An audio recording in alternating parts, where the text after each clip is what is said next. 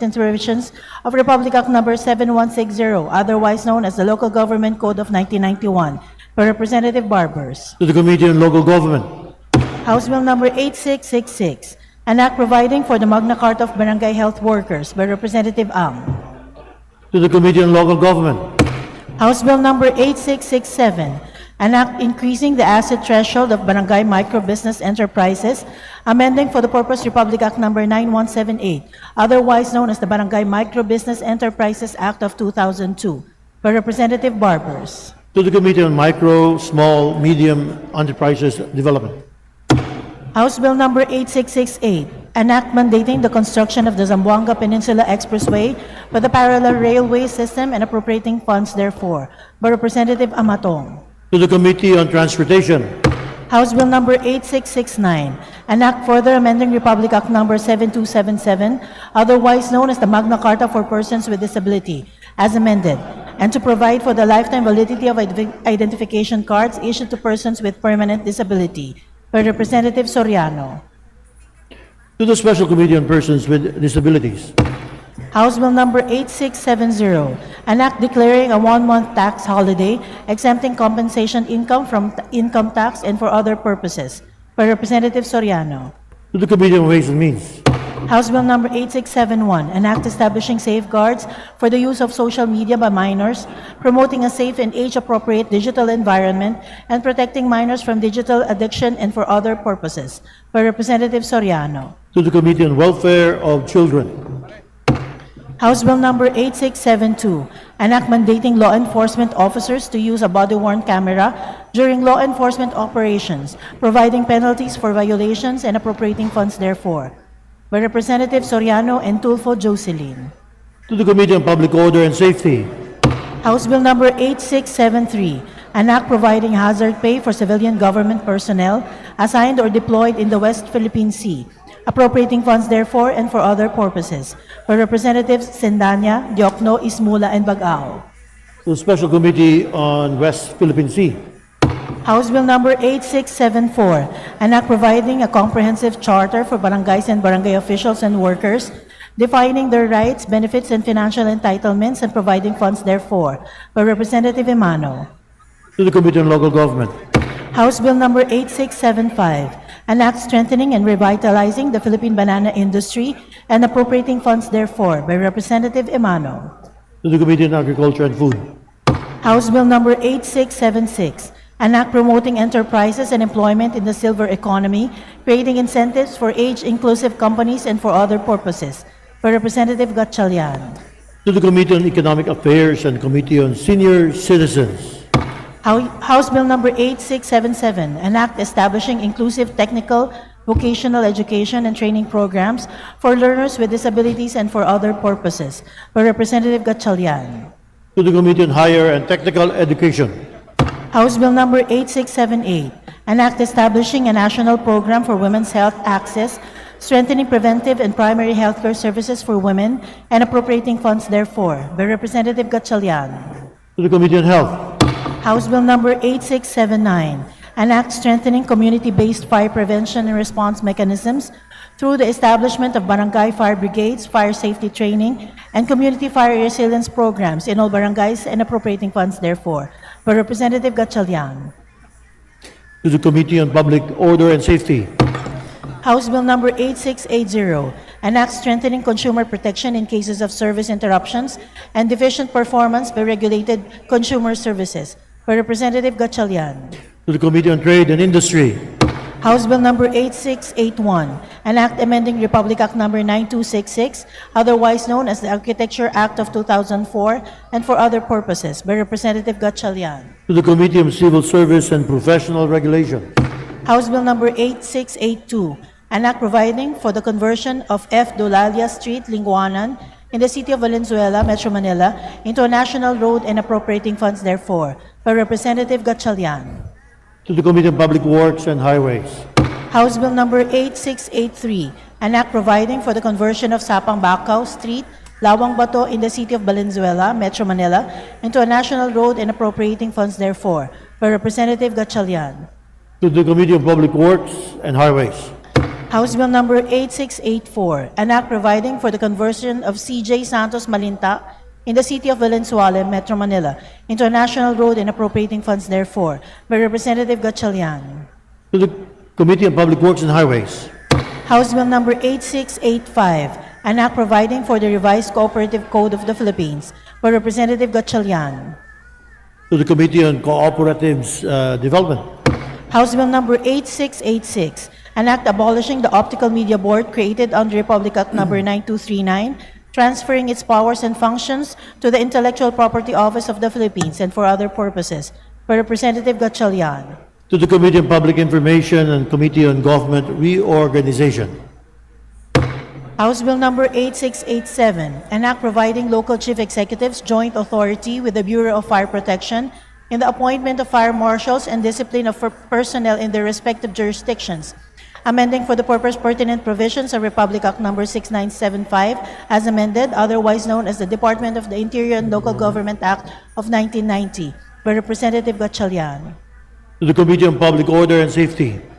House Bill number 8688, an act mandating the formulation and institutionalization of a comprehensive infrastructure development master plan, establishing the Master Plan for Infrastructure and National Development Council and appropriating funds therefore, by Representative Gatchalian. To the Committee on Public Works and Highways. House Bill number 8689, an act mandating the proper management, bundling, and removal of dangling and non-operational overhead utility wires and cables and prescribing penalties therefore, by Representative Gatchalian. To the Committee on Public Works and Highways. House Bill number 8690, an act defining defensive driving and providing for the protection of motor vehicle drivers involved in a road accident with sufficient proof of their defensive driving, by Representative Gatchalian. To the Committee on Transportation. House Bill number 8691, an act strengthening the people's right to information, by Representative Gatchalian. To the Committee on Public Information. House Bill number 8692, an act to establish the Magna Carta for Barangays, by Representative Gatchalian. To the Committee on Local Government. House Bill number 8693, an act providing for protection of the remittances of overseas Filipino workers, by Representative Gatchalian. To the Committee on Overseas Workers Affairs. House Bill number 8694, an act granting menstrual leave to female employees, providing benefits therefore and other purposes, by Representative Gatchalian. To the Committee on Labor, Employment, and Committee on Civil Service and Professional Regulations. House Bill number 8695, an act prohibiting the use of mobile devices and other electronic gadgets during class hours from kindergarten to senior high school in all public and private education institutions, by Representative Gatchalian. To the Committee on Basic Education and Culture. House Bill number 8696, an act declaring July 16 of every year a special non-working holiday in the municipality of Alabat, province of Quezon, in celebration of its annual town fiesta, by Representative Tan Keith Maika. To the Committee on Local Government. House Bill number 8697, an act increasing the service incentive leave of employees, amending for the purpose of Article 95 of Presidential Decree number 442, as amended, otherwise known as the Labor Code of the Philippines, by Representative Tan Keith Maika. To the Committee on Labor and Employment. House Bill number 8698, an act converting the satellite office of the Maritime Industry Authority, located in the municipality of Guian, province of Eastern Samar, into a regular extension office and appropriating funds therefore, by Representatives Gonzales, Christopher Sheen, and Libanan. To the Committee on Transportation. House Bill number 8701, an act mandating higher education institutions to digitalize processing systems of academic records and to provide copies thereof free of charge to fresh graduates who are applying for employment, by Representative Marcos. To the Committee on Higher and Technical Education. House Bill number 8703, an act providing for the Magna Carta of Barangay Health Workers, by Representative Ako. To the Committee on Local Government. House Bill number 8704, an act regulating the access of minors to social media platforms, requiring the age verification and parental consent mechanisms, providing safeguards for children online and for other purposes, by Representative Emano. To the Committee on Welfare of Children. House Bill number 8705, an act strengthening Article 148 of Executive Order number 209, otherwise known as the Family Code of the Philippines, by clarifying the rules on co-ownership, defining contribution, providing evidentiary guidelines, and for other purposes. By Representative Emano. To the Committee on Population and Family Relations. House Bill number 8706, an act prohibiting the collection of reconnection fees for disconnected accounts of public utility services, including electricity, water, telecommunications, and internet services, and providing penalties for violations thereof. For Representatives Romualdez Ferdinand Martin, Romualdez Yedna Marie, Romualdez Andrew Julian, and Asidre. To the Committee on Trade and Industry. House Bill number 8707, an act establishing the Philippine Critical Information Infrastructure Protection Framework, mandating cybersecurity standards for vital industries, providing cyber defense grants for small and medium enterprises, and appropriating funds therefor. By Representatives Tulfo Jocelyn and Tulfo Ralph Wendell. To the Committee on Information and Communications Technology. House Bill number 8708, an act further amending Batas Pambansa Bilang 22, otherwise known as the Bouncing Checks Law, to strengthen the proof of notice of dishonor, simplify its service, and for other purposes. By Representatives Tulfo Jocelyn and Tulfo Ralph Wendell. Committee on Banks and Financial Intermediaries. House Bill number 8709, an act enhancing the prosecution of online investment fraud and voice phishing, defining prima facie evidence for digital fraud, amending for the purpose Republic Act number 10175 and for other purposes. For Representatives Tulfo Jocelyn and Tulfo Ralph Wendell. To the Committee on Information, Communications Technology. House Bill number 8710, an act strengthening the implementation of Animal Welfare Act through the establishment of public veterinary clinics in every city and municipality and the development of animal shelter facilities and services at the local level and for other purposes. By Representative Lazatin. To the Committee on Agriculture and Food. House Bill number 8711, an act mandating the use of solar energy in all government infrastructure buildings and offices in the Philippines and appropriating funds therefor. By Representative Chua. To the Committee on Energy. House Bill number 8712, an act granting the Bohol 2 Electric Cooperative, Inc. a franchise to construct, install, establish, operate, own, manage, and maintain distribution systems for the conveyance of electric power to the end users in the municipality of Valencia, Garcia Hernandez, Yagna, Duero, Guindiluman, Anda, Candiday, Mabini, Alicia, Ubay, President Carlos P. Garcia, Pilar, Sierra Bullones, San Miguel, Dagohoy, Danao, Trinidad, Bienunido, Talibon, Getafe, and Buenavista, all in the province of Bohol. For Representatives Dagook and De Jesus. To the Committee on Legislative Franchises. Majority Leader. Majority Leader. Mr. Speaker, I move that we suspend the reference of business. Session suspended.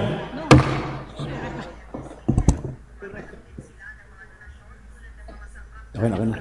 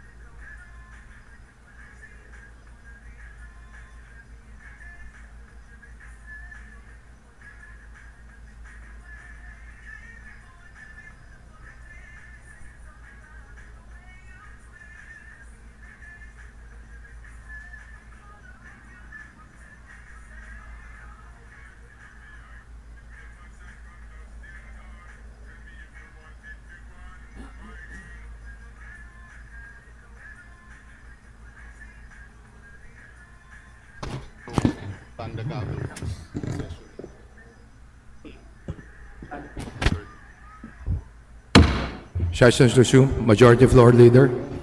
Ladies and gentlemen, the Speaker of the House, Faustina Bojidi, will now address the body.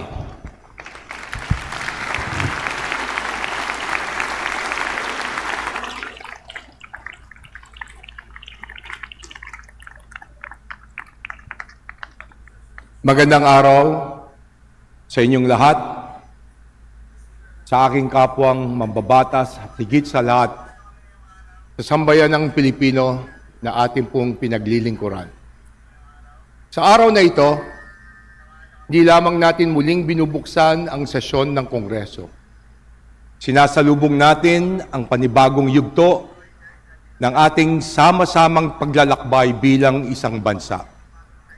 Hindi ito simpleng pagpapatuloy ng ating tungkulin. Ito ay pagpapatibay ng ating tunay na layunin at paninindigan. Dito sa ating institusyon, nagsumikap po tayong ipagpatuloy ang ating gawain. Our committees continued to function with focus and discipline, ensuring the governance remains steady, responsive, and accountable. Bago pa man mag-session break, mayroon na tayong 62 House Bills na naisalang sa ikalawang pagbasa na direktang tumutugon sa pangangailangan ng ating mga kababayan. Kabila dito ang ilan sa mga mahalagang panukala na magpapabuti sa ating bayan. Ngayong linggong ito, tatalakayin natin ang National Land Use Act upang magkaroon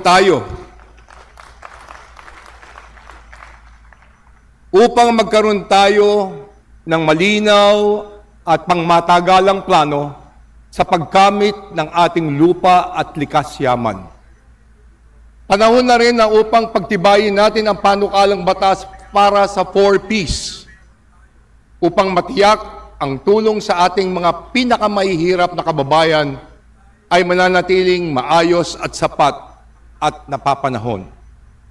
Para tugunan ang krisis sa dulot ng tensyon ng Middle East, agad nating binuo ang LEAD o Legislative Energy Action and Development Joint Committee na hindi lamang isang istruktura ng koordinasyon, kundi isang mas sistematiko at mas epektibong mga hakbang para makapagpasa ng mga batas na sasagot sa ating mga pinagdadaraanan.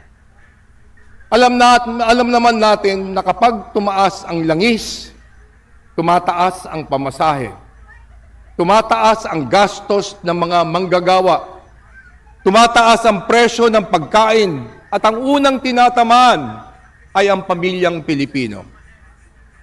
Sa ilalim ng LEAD, pinag-isa natin ang mga pangunahing sektor: enerhiya, agrikultura, pagkain, transportasyon, paggawa, ekonomiya, ICT, at kalakalan. Hindi ito magkakahiwalay na hakbang. Ito ang pagsulong ng isang matibay na plano, isang malinaw na direksyon upang may sakatuparan natin ang layunin natin para sa isang ekonomiyang gumagana at nagbibigay ginhawa sa araw-araw ng buhay ng Pilipino. Ito ang serbisyong kailangan natin ngayon, hindi panandalian, kundi pangmatagalan. Bukod sa LEAD Joint Committee, nanatili pong aktibo ang iba pang mga committee, tulad ng Committee on Justice na tumutok sa impeachment hearings. We also strengthened our role in the region through our active participation in IPA engagement, demonstrating that the Philippines remains both responsive at home and relevant abroad. To our colleagues who step forward to take the lead in these key House activities, Deputy Speaker Rachel Arenas, House Justice Committee Chairperson Jean K. Luistro, and House Ways and Means Chairperson Miro Kimbo, kasama ang mga chairperson ng 13 committees na bumubuo ng LEAD Joint Committee Maraming salamat po sa inyo. Thank you for your leadership, your diligence, your steadfast commitment to duty. Ito po ang diwa ng ating paglilingkod.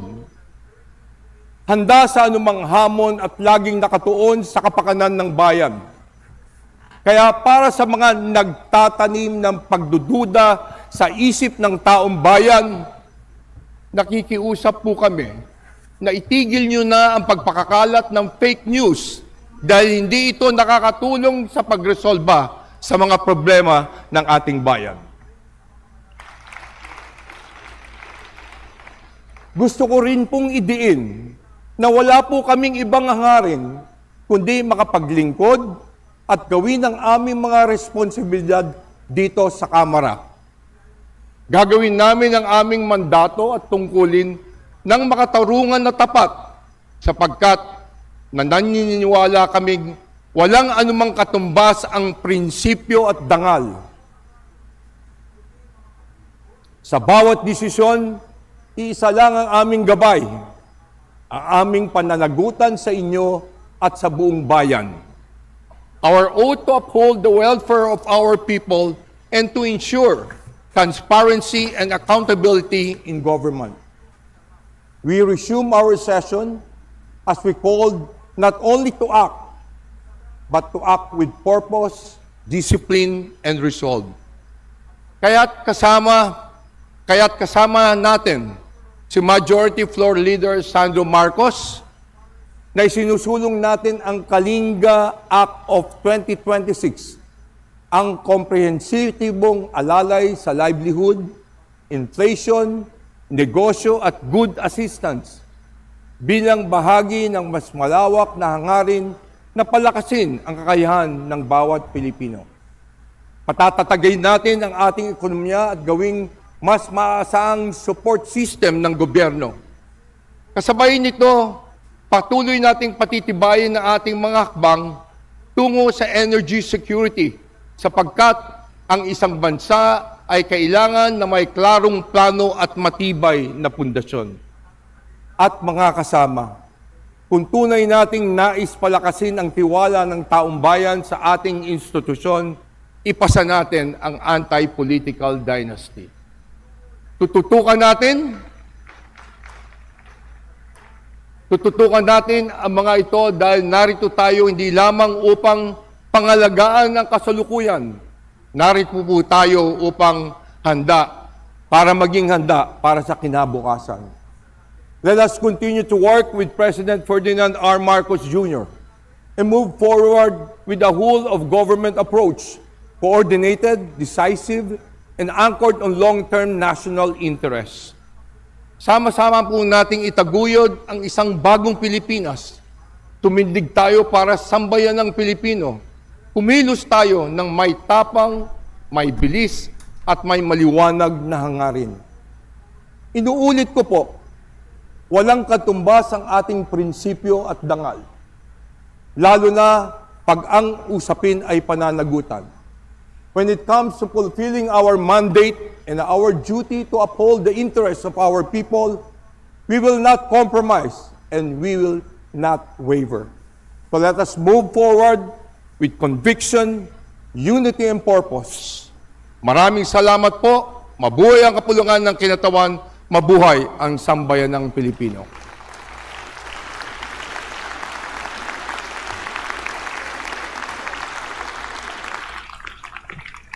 Majority Floor Leader. Mr. Speaker, I move to suspend session for a few minutes. Session suspended.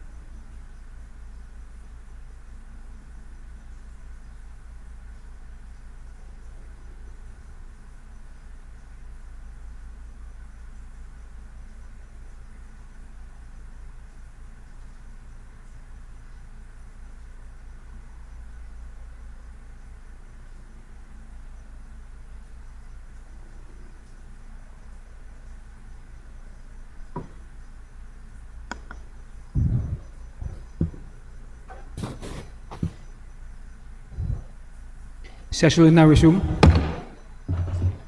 Majority Leader.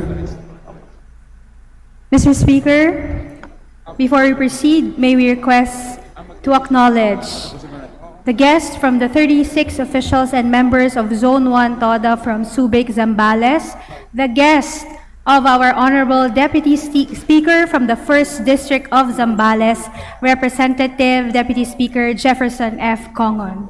They are the following: the President, Fernando Batingan, Vice President Rolando Morales, the Secretary, Cecilia Rocio, Treasurer Camila Apostol, Auditor Roberto Bagares, PRO Jimmy Paule, Board of Trustees members Eduardo Estrada, Ronaldo Daco, Miguel Beltran, Federico Lacap, Renato Faundo, Armando de Guzman, Gian Favor, Rene Cultura, Muammar Jalaluddin, Ryan Christian Farce, Juanilio Dioyan, Raymond Rovero, Jefferson Togadi, Ryan de la Cruz, Renato Baliwag, Alfredo Arcangel Jr., Renato Labio, Arnold Reyes, Rafael Pichay, Eduardo Pichay Jr., Edwin Huico, Robert Guevara, Martha Labe, Dario Mingito, Jose Jeronimo Jr., Eduardo Villanueva, Romeo Diaño, Frankie Beltran, Joel Calimbas, and Ronnie Salboza. To my guest from the Zone 1 TODA, Subic, Zambales, welcome to the House of the People. Majority Leader. Mr. Speaker, we also wish to recognize the guests of the representative from the 3rd District of Cotabato, Honorable Maria Alana Samantha T. Santos. They are from the Department of Education, Region 12, SDS Romelito G. Flores, Norman S. Valeroso, and Karen May Barato.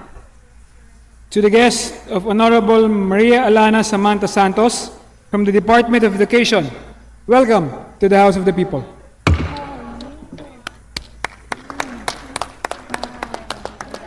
Majority Leader. Mr. Speaker, we would like to recognize the guests of Gabriela Women's Party List, Representative Sara Jane Ilago, divorce advocates from the Divorce for the Philippines Now International, Ms. Cecil Hueco, Danilo Parino, Mikael Gamboa, Analiza David, Sara Abelia, Fresca Antonio, Robelen Sonco, Emily Dilag, Teresita Sierra, Evelyn Costales, Rowena Tacorda, Winston Ibanez, Mary Rose Rosas, Gwen Montaño, Nia Gilogo, Julian Stefani Malong, Andrea Kristen Azarcon, Carl Joseph Alcones, Alfonso Tuliao, Marife Lagrosa, Juvi Giltendes, Ruth San Pedro, Franz Robert Aquino, Joanna Rulian, John Michael Layson, Rick Gabriel Calaguas, Imelda Di Macali, Angeline Vinarao, Yiha Adike, John Mark Tolentino, Ruth Nicolas, Melanie Barameda, Shaina Derecho, Jerry Chris Mayuga, Wendy May Balangay, Jasmine Elcanto, Cedric Bulfa, Amalin Gayon, Jerome Ontal, Dustin James Cristobal, Justine Dianon, Dohira Cafe, Cyrene Sausa, Emmanuel Ison, Akia Nicole Sanan, and Angeline Vinarao. To the guest of the Honorable Sara Jane Ilago of Gabriela Women's Party List from the Advocates of Divorce for the Philippine Now International, welcome to the House of the People.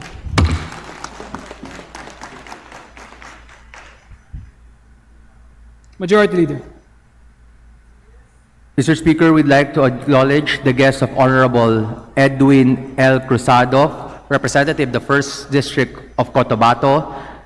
They are the delegates and organizers of the Youth Policy Builders Lab, namely Attorney Earl Gwen Padayaw, Isley Nicole Ricato D, Patrick Emmanuel Malig, Gabriel Victor Martinez, RJ Emmanuel Hardinian, and Shane Rivera. To the guest of Honorable Edwin L. Cruzado of the representative, 1st District of Cotabato, welcome to the House of the People. Majority Leader. Mr. Speaker, I move that we resume the reference of business. Is there any objection? Hearing none, motion approved.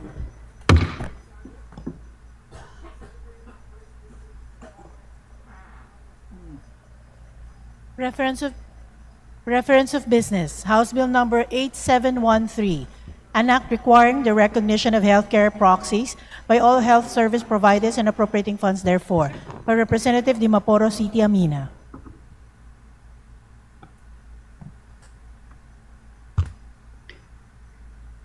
To the Committee on Health.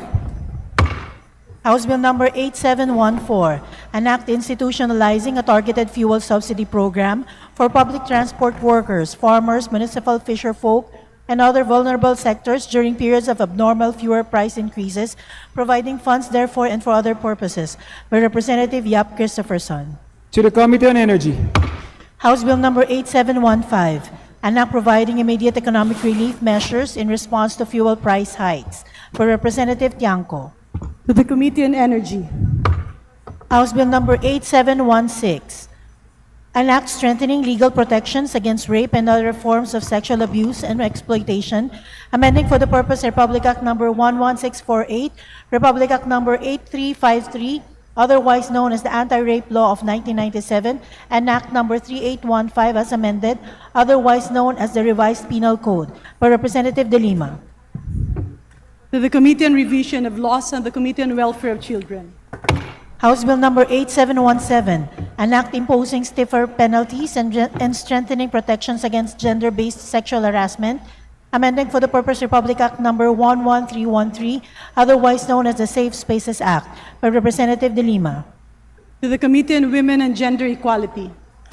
House Bill number 8718, an act upholding and promoting campus journalism and campus press freedom, repealing for the purpose Republic Act number 7079, entitled an act providing for the development and promotion of campus journalism and for other purposes, penalizing violations against campus press freedom and for other purposes, by Representative De Lima. To the Committee on Higher and Technical Education.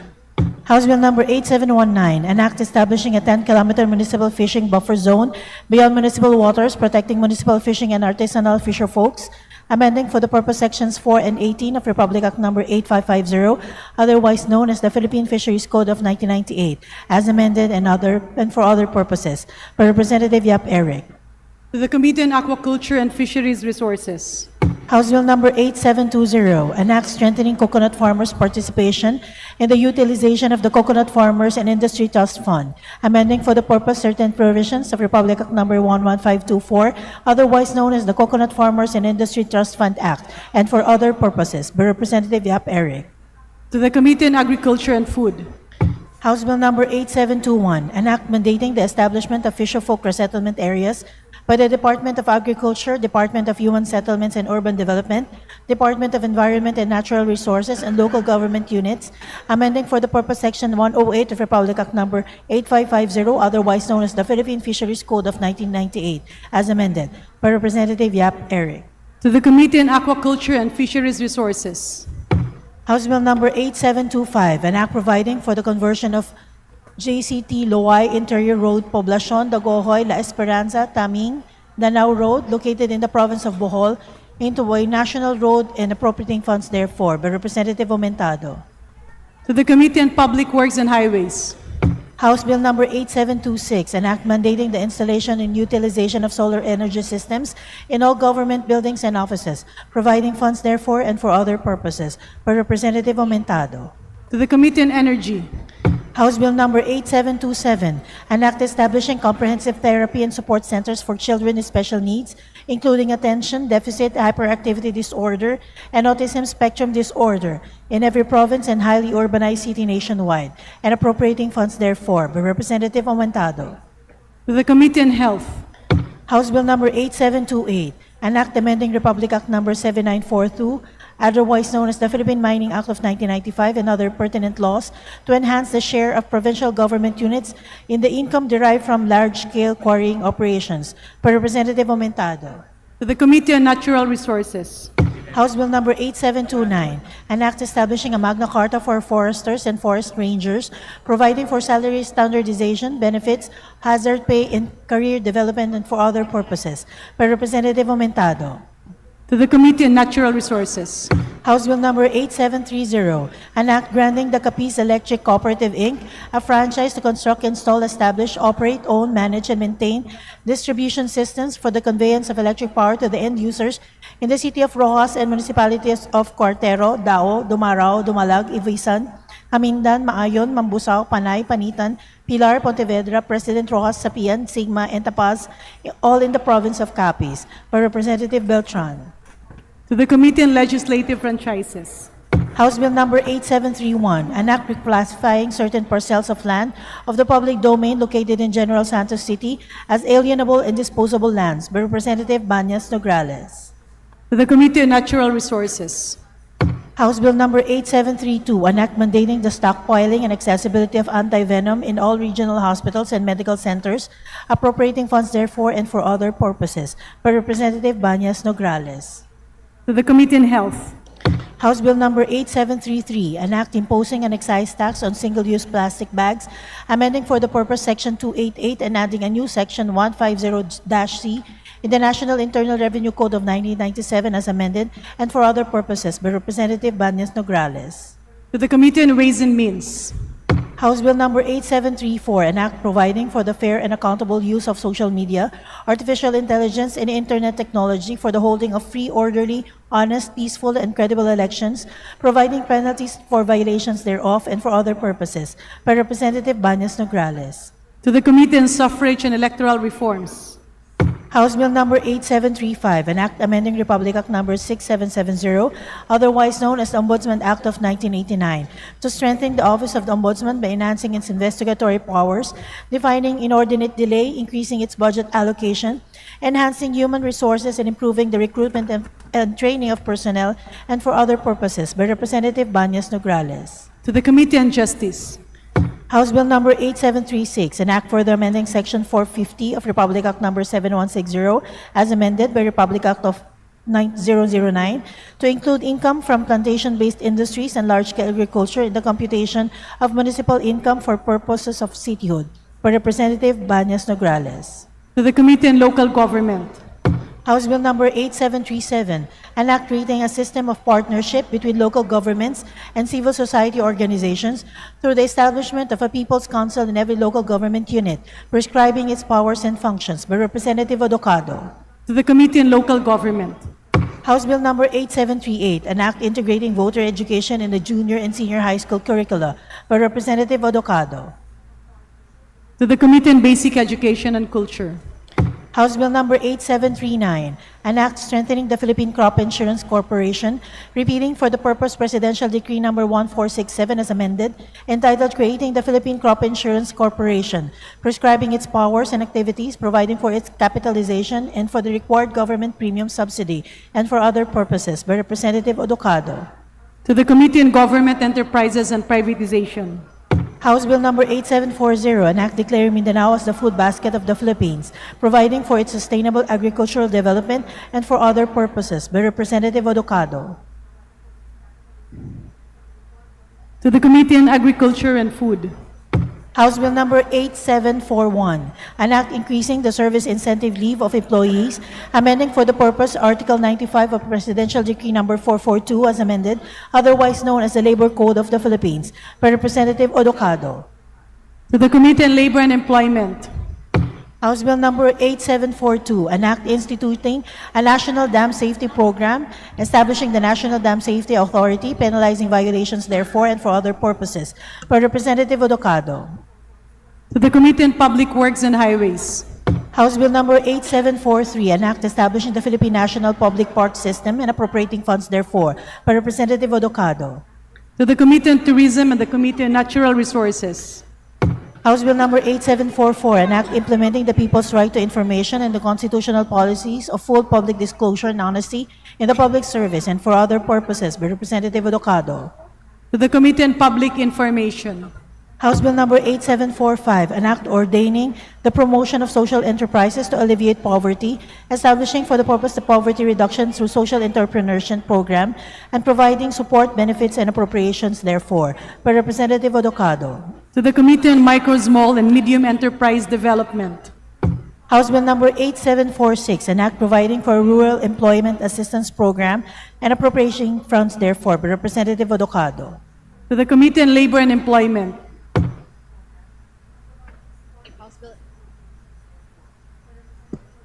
House Bill 8747, an act establishing a ban on the importation of solid waste, providing penalties and for other purposes, by Representative Odocado. To the Committee on Ecology. House Bill 8748, an act providing for a Magna Carta for dignified commuting, creating the National Office of Commuter Affairs, appropriating funds therefore and for other purposes, by Representative Odocado. To the Committee on Transportation. House Bill 8749, an act providing for the Magna Carta of young farmers, by Representative Odocado. To the Committee on Agriculture and Food. House Bill 8750, an act establishing job placement offices in public high schools to provide career services to the youth, appropriating funds therefore and for other purposes, by Representative Odocado. To the Committee on Basic Education and Culture. House Bill 8751, an act granting benefits and incentives to overseas Filipino workers investing in business in the Philippines, by Representative Odocado. To the Committee on Overseas Workers Affairs. House Bill 8752, an act defining and penalizing road rage, providing administrative sanctions and for other purposes, by Representative Olivares. To the Committee on Transportation. House Bill 8753, an act strengthening national defense against espionage, cyber espionage, and unauthorized foreign intelligence activities, protecting classified government information and critical information infrastructure, establishing a national framework for counter-espionage and cyber intelligence defense, prescribing penalties for violations and for other purposes, by Representative Olivares. To the Committee on Revision of Laws and the Committee on National Defense and Security. House Bill 8754, an act mandating the formulation and institutionalization of a comprehensive infrastructure development master plan, establishing the Master Plan for Infrastructure and National Development Council and appropriating funds therefore, by Representative Olivares. To the Committee on Public Works and Highways.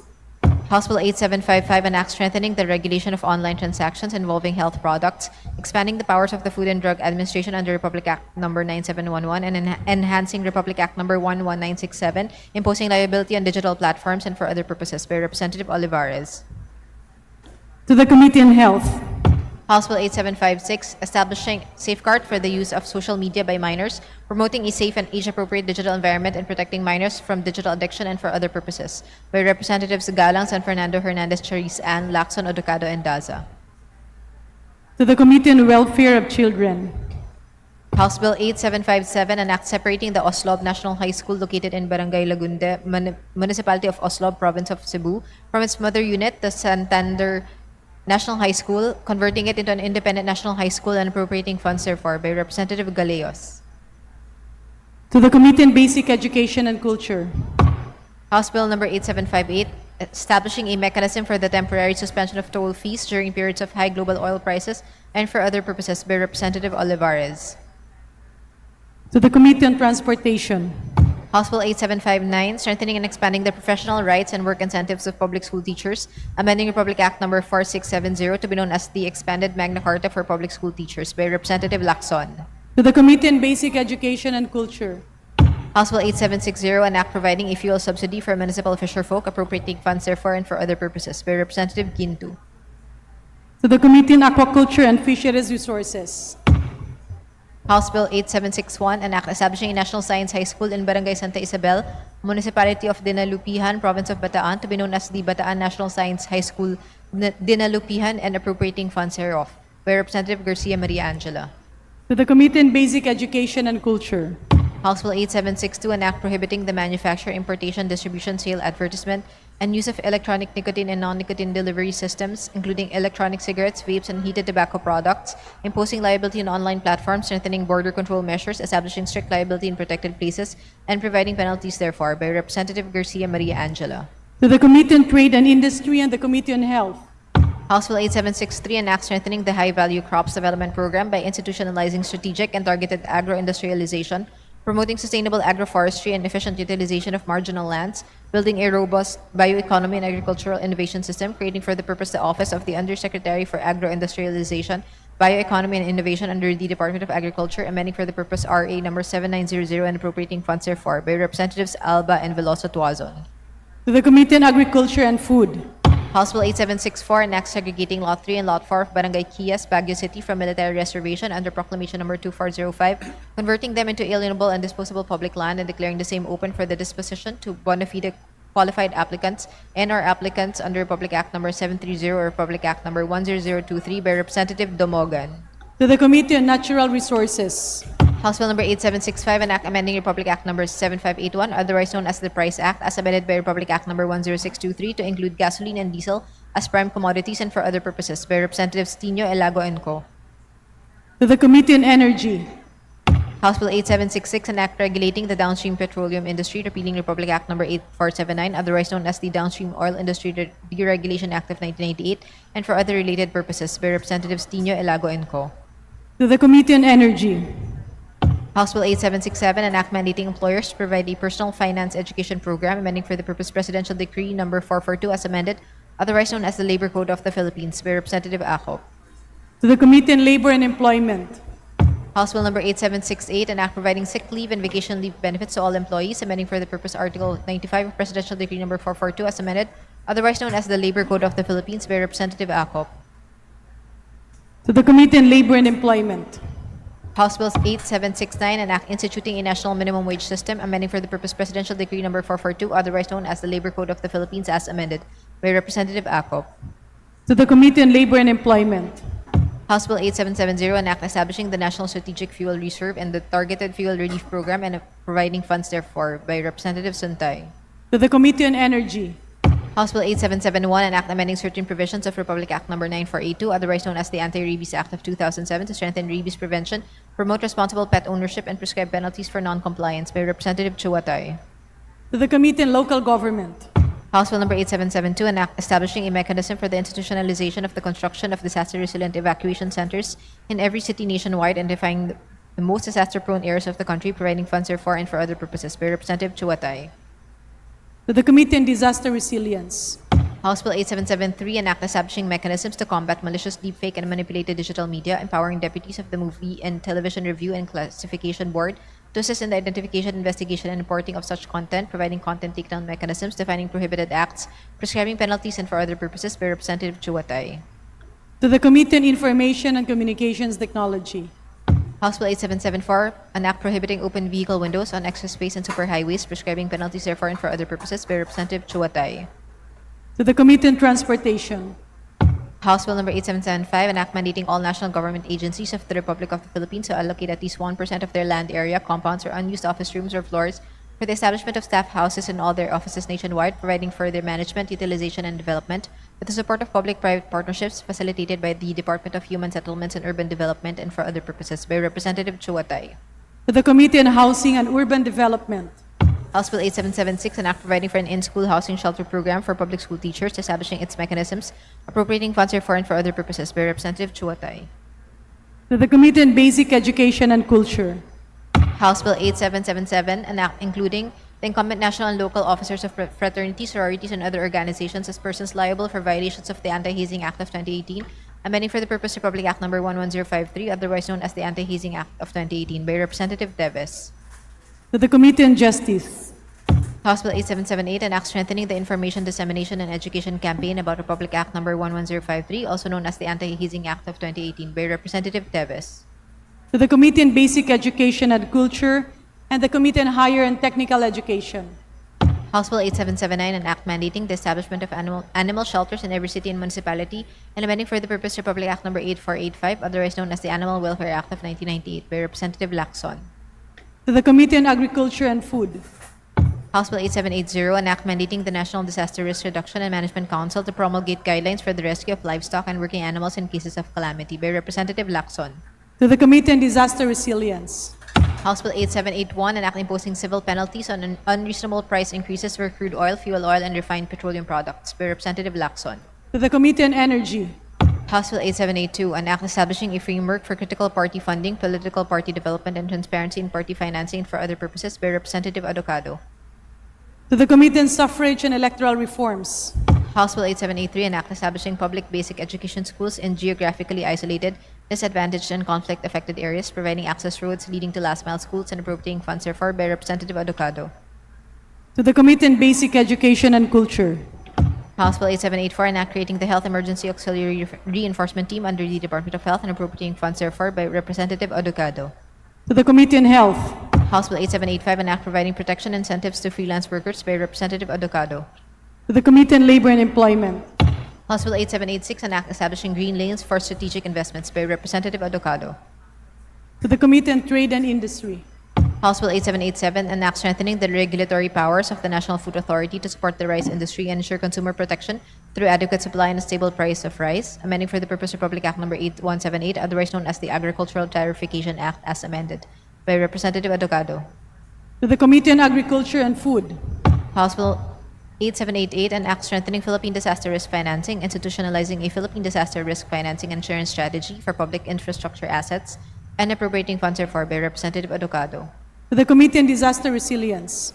House Bill 87810, an act strengthening the regulation of campaign finance, updating campaign expenditure limits, enhancing disclosure requirements, and for other purposes by Representative Adocado. To the Committee on Suffrage and Electoral Reforms. House Bill 8790, to ensure that the party list system is reserved for the marginalized and underrepresented, amending Republic Act No. 7941 or the Party List System Act by Representative Adocado. To the Committee on Suffrage and Electoral Reforms. House Bill No. 8791, an act providing comprehensive support and benefits for children with critical illnesses and for other purposes by Representative Adocado. To the Committee on Health. House Bill 8792, an act amending the Omnibus Election Code by inserting a new section after Article 9, Section 68 to clarify the status of natural-born Filipino citizens with dual citizenship and for other purposes by Representative To Adocado. the Committee on Suffrage and Electoral Reforms. House Bill 8793, an act providing priority employment opportunities for barangay officials who have completed their terms of office in local government units and national government agencies subject to civil service eligibility and for other purposes by Representative Adocado. To the Committee on Civil Service and Professional Regulation. House Bill 8794, an act mandating the adoption of a digital by default rule in the delivery of government services, providing penalties for non-compliance and for other purposes by Representative Adocado. To the Committee on Information and Communications Technology. House Bill 8795, an act establishing a universal financial account system for all Filipinos, creating the Universal Financial Account Authority and providing funds and mechanisms for implementation by Representative Adocado. To the Committee on Banks and Financial Intermediaries. House Bill 8796, an act establishing an efficient small claim system through digitalization and AI-assisted case management, creating the enabling framework and for other purposes by Representative Adocado. To the Committee on Justice. House Bill 8797, an act abolishing the Optical Media Board, repeating for the purpose Republic Act No. 9239, otherwise known as the Optical Media Act of 2003, and transferring its powers and functions to the Intellectual Property Office of the Philippines and for other purposes by Representative Plato. To the Committee on Public Information and the Committee on Government Reorganization. House Bill 8798, an act creating the Bureau of Agriculture Cooperative under the Department of Agriculture, appropriating funds therefore and for other purposes by Representative Plato.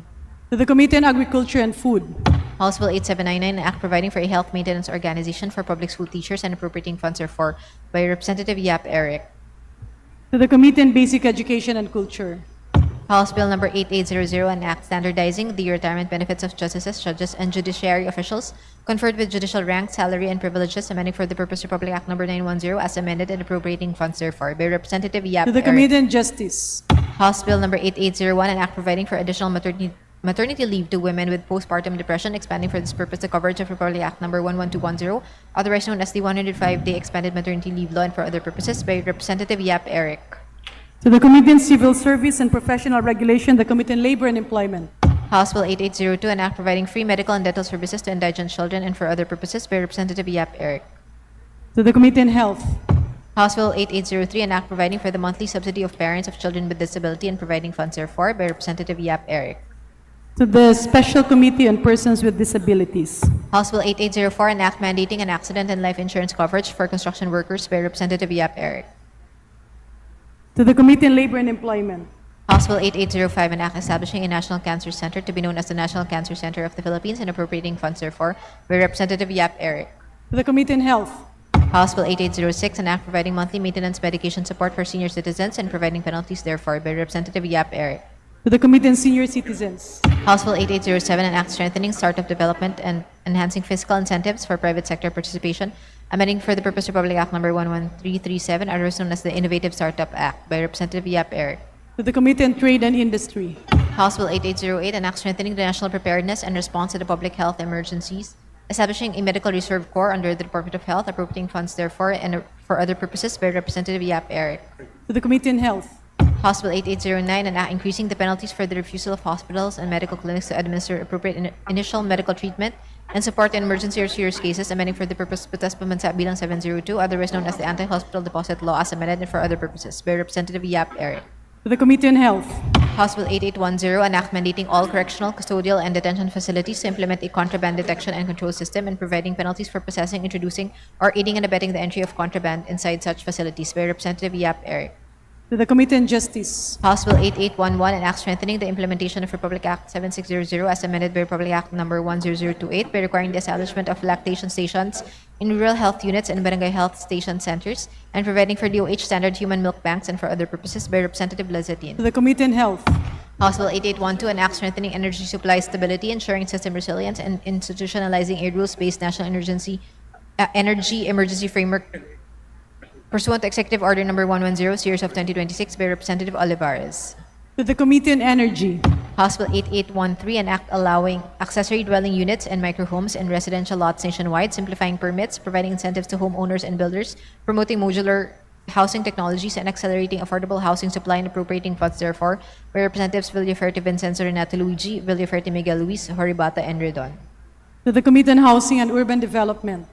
House Bill 8814, an act establishing a comprehensive framework for the development, promotion, and protection of the Philippine ube industry, declaring ube as a national priority crop, creating the Philippine Ube Industry Council, providing for quality standards and geographic indication for protection, appropriating funds therefore and for other purposes. By Representatives Villaferte Vincenzo Renato Luigi, To the Villaferte Committee Miguel on Luis, Horibata, Agriculture Redon. and Food. House Bill 8815, an act institutionalizing a national economic resilience framework, creating the National Economic Resilience Council and the Bayanihan Economic Stabilization Fund, and providing mechanisms for national emergency response and protection for other purposes, by Representative Benitez Javier To the Miguel. Committee on Economic Affairs. House Bill 8816, an act granting a temporary 30-day grace period for the payment of residential electric bills of lifeline consumers, low-income households, and micro, small, and medium enterprises during a declared national energy emergency, prohibiting disconnection during the grace period, prohibiting the imposition of interest, penalties, and other charges thereon and for other purposes, by Representative Degamo. To the Committee on Energy. House Bill 8817, an act penalizing the malicious and deliberate dissemination of false information that undermines public order and national security, strengthening regulations on fake news through digital platforms and for other purposes, by Representative Ataide. To the Committee on Public Information and the Committee on Information and Communications Technology.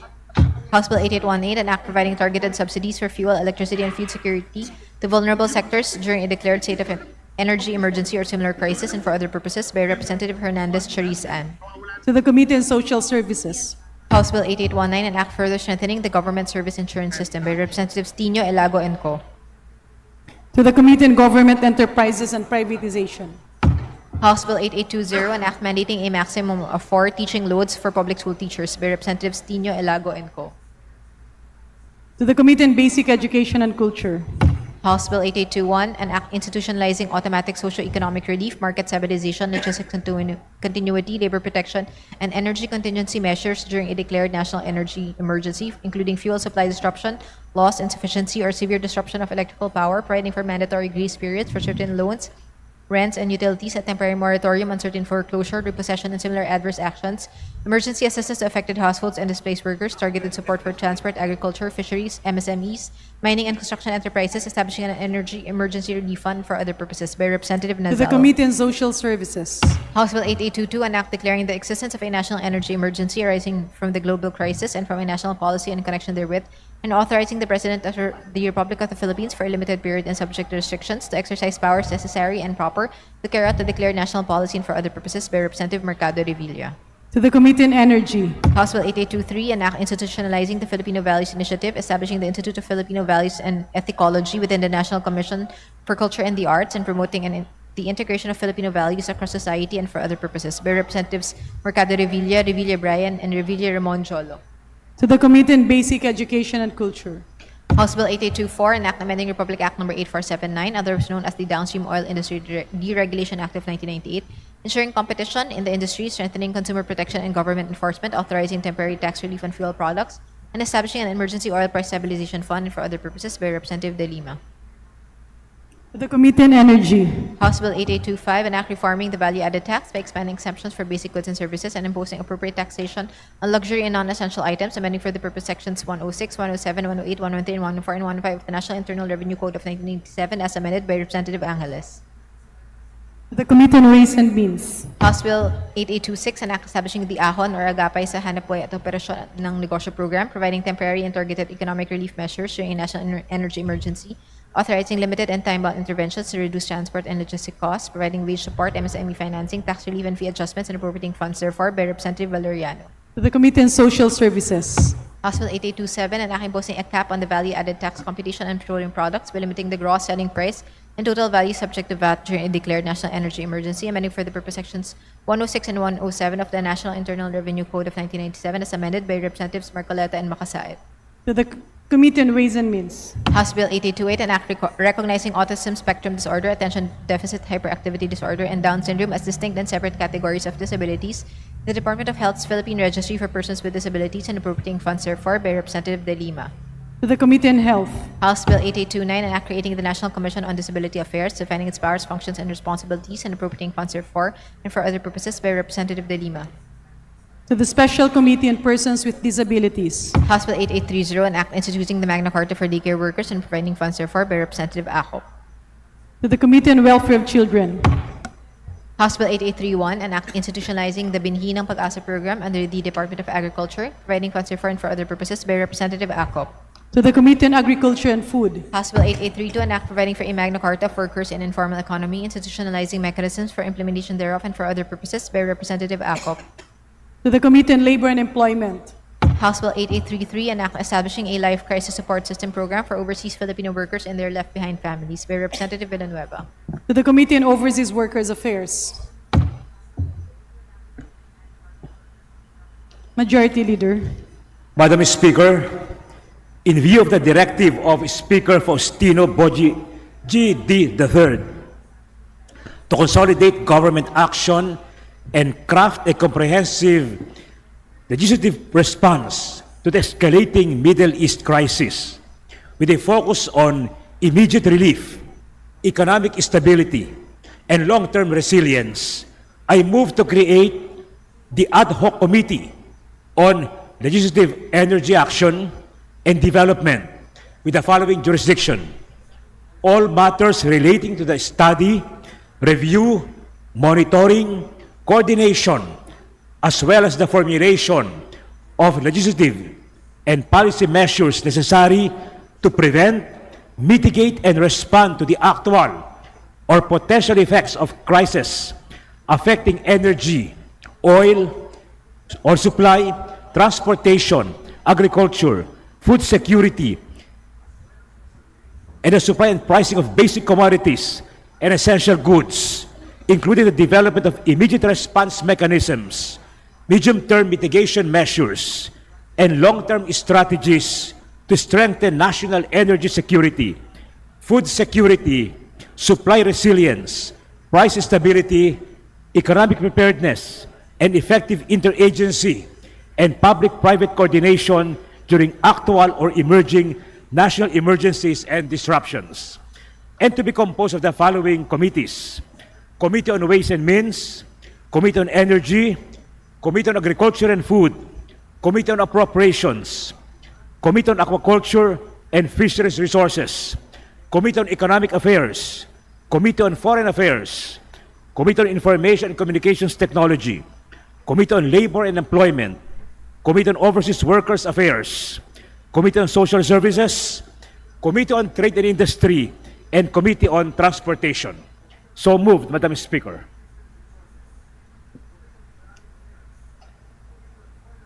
Is there any objection? The chair hears none. The motion is approved. Majority Leader. Madam Speaker, in view of the creation of the Ad Hoc Committee on Legislative Energy Action and Development, I move to elect the chairperson of the Committee on Ways and Means as chairperson of the said Ad Hoc Committee, and the chairpersons of the following committees as co-chairpersons thereof: Committee on Energy, Committee on Agriculture and Food, Committee on Appropriations, Committee on Aquaculture and Fisheries Resources, Committee on Economic Affairs, Committee on Foreign Affairs, Committee on Information and Communications Technology, Committee on Labor and Employment, Committee on Overseas Workers Affairs, Committee on Social Services, Committee on Trade and Industry, and Committee on Transportation. Is there any objection? The chair hears none. The motion is approved. Majority Leader. Madam Speaker, I move to suspend session for a few minutes. Session suspended.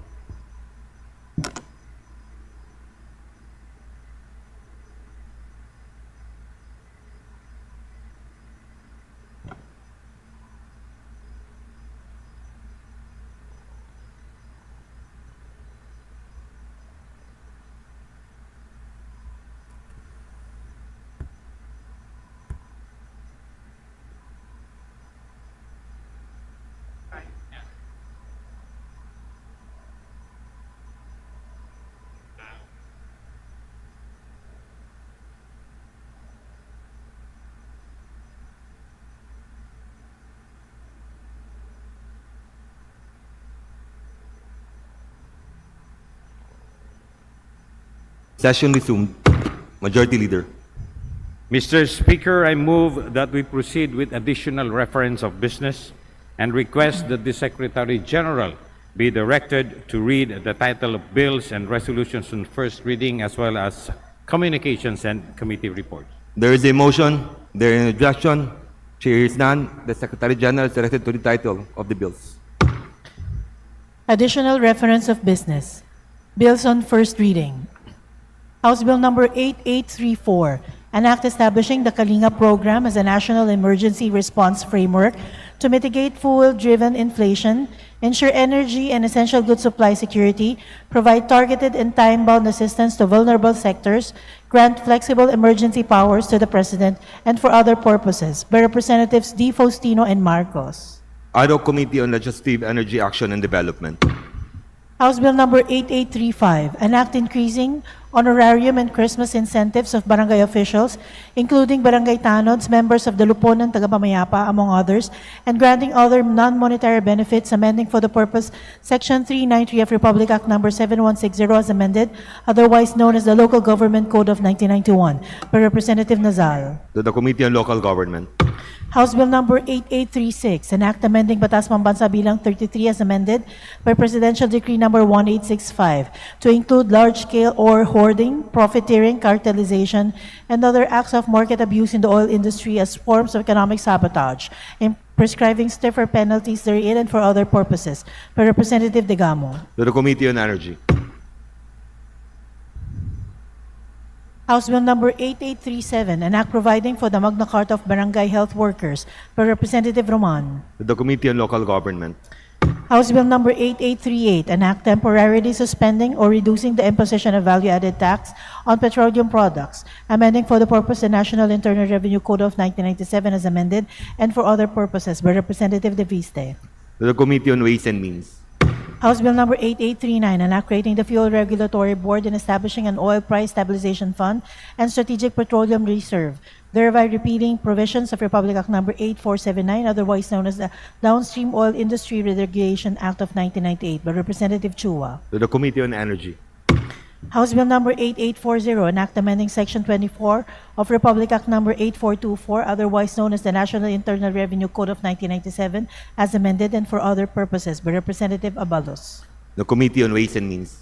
House Bill number 8841, an act promoting active mobility by establishing and integrating a safe pathways network of bicycle lanes, carefree days, walkways, and slow streets, and providing funds thereof, by Representatives Sendanya, Diokno, Ismula, and Bagao. To the Committee on Transportation and Committee on Sustainable Development Goals. House Bill number 8842, an act amending Republic Act number 10586, otherwise known as the Anti-Drunk and Drug Driving Act of 2013, by Representatives Sendanya, Diokno, Ismula, and Bagao. To the Committee on Transportation. House Bill number 8843, an act providing for educational assistance to children and dependents on farmers and fisher folks, providing funds therefore, by Representative Suntay. To the Committee on Agriculture and Food and the Committee on Aquaculture and Fisheries Resources. House Bill number 8844, an act expanding the coverage of Telecommuting Act and providing incentives for telecommuting employees, amending for the purpose Republic Act Number 111565, otherwise known as the Telecommuting Act, and for other purposes by Representative Suntay. The Committee on Labor and Employment.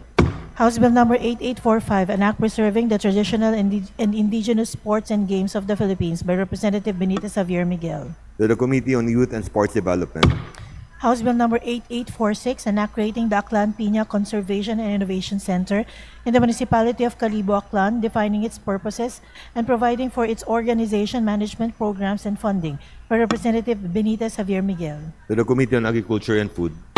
House Bill Number 8847, an act declaring the Verde Island Passage in the provinces of Batangas, Marinduque, Occidental Mindoro, Oriental Mindoro, and Romblon, a protected area with a category of protected seascape under the National Integrated Protected Area System, to be referred as the Verde Island Passage Protected Seascape, providing for its management and appropriating funds therefore by Representative Benitez Javier Miguel. To the Committee on Natural Resources. House Bill Number 8848, an act establishing the Seal of Good Cultural Governance for local government units, providing incentives therefore and for other purposes by Representative Benitez Javier Miguel. To the Committee on Local Government. House Bill Number 8849, an act mandating the establishment of fisher-folk resettlement areas by the Department of Agriculture, Department of Human Settlements and Urban Development, Department of Environment and Natural Resources, and local government units, amending for the purpose Section 108 of Republic Act Number 8550, otherwise known as the Philippine Fisheries Codes of 1998, as amended by Republic Act Number 10654, by Representative Benitez Javier Miguel. To the Committee on Agriculture and Fisheries Resources. House Bill Number 8850, an act establishing multidisciplinary research centers regarding women's health and disease prevention and conducting a research program on hormone disruption for other purposes, for Representative Benitez Javier Miguel. The Committee on Health. House Bill Number 8851, an act promoting the adoption of digital payments for financial transactions of the government and all merchants, by Representative Benitez Javier Miguel. To the Committee on Banks and Financial Intermediaries.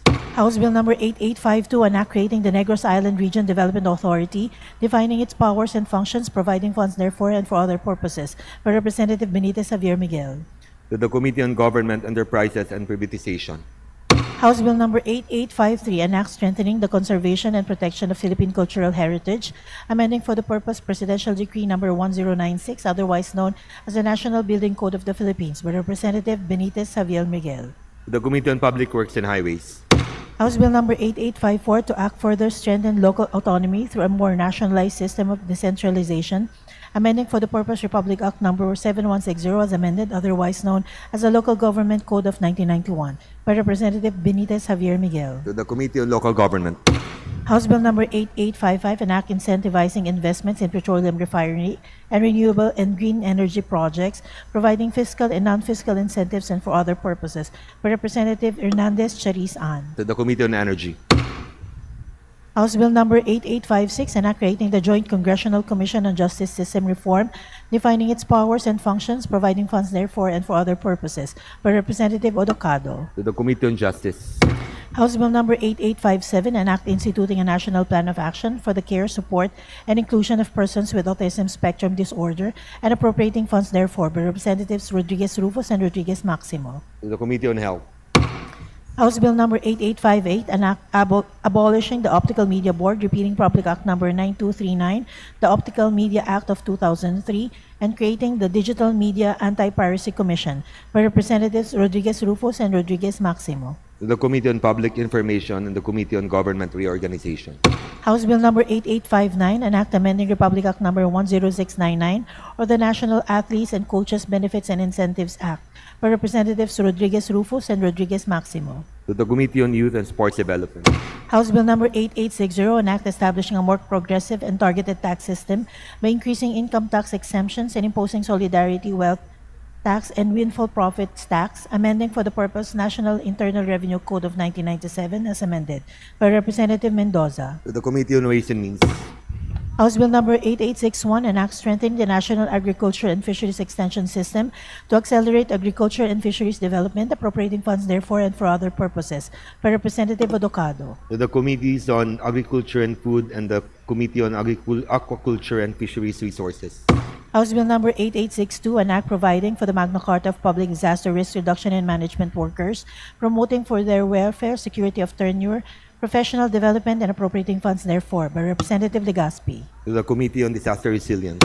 House Bill number 8863, an act amending Article 336 of Act number 3815, otherwise known as the Revised Penal Code, as amended, increasing the penalties for acts of lasciviousness by Representatives Tan, Keith, Micah, and Montes.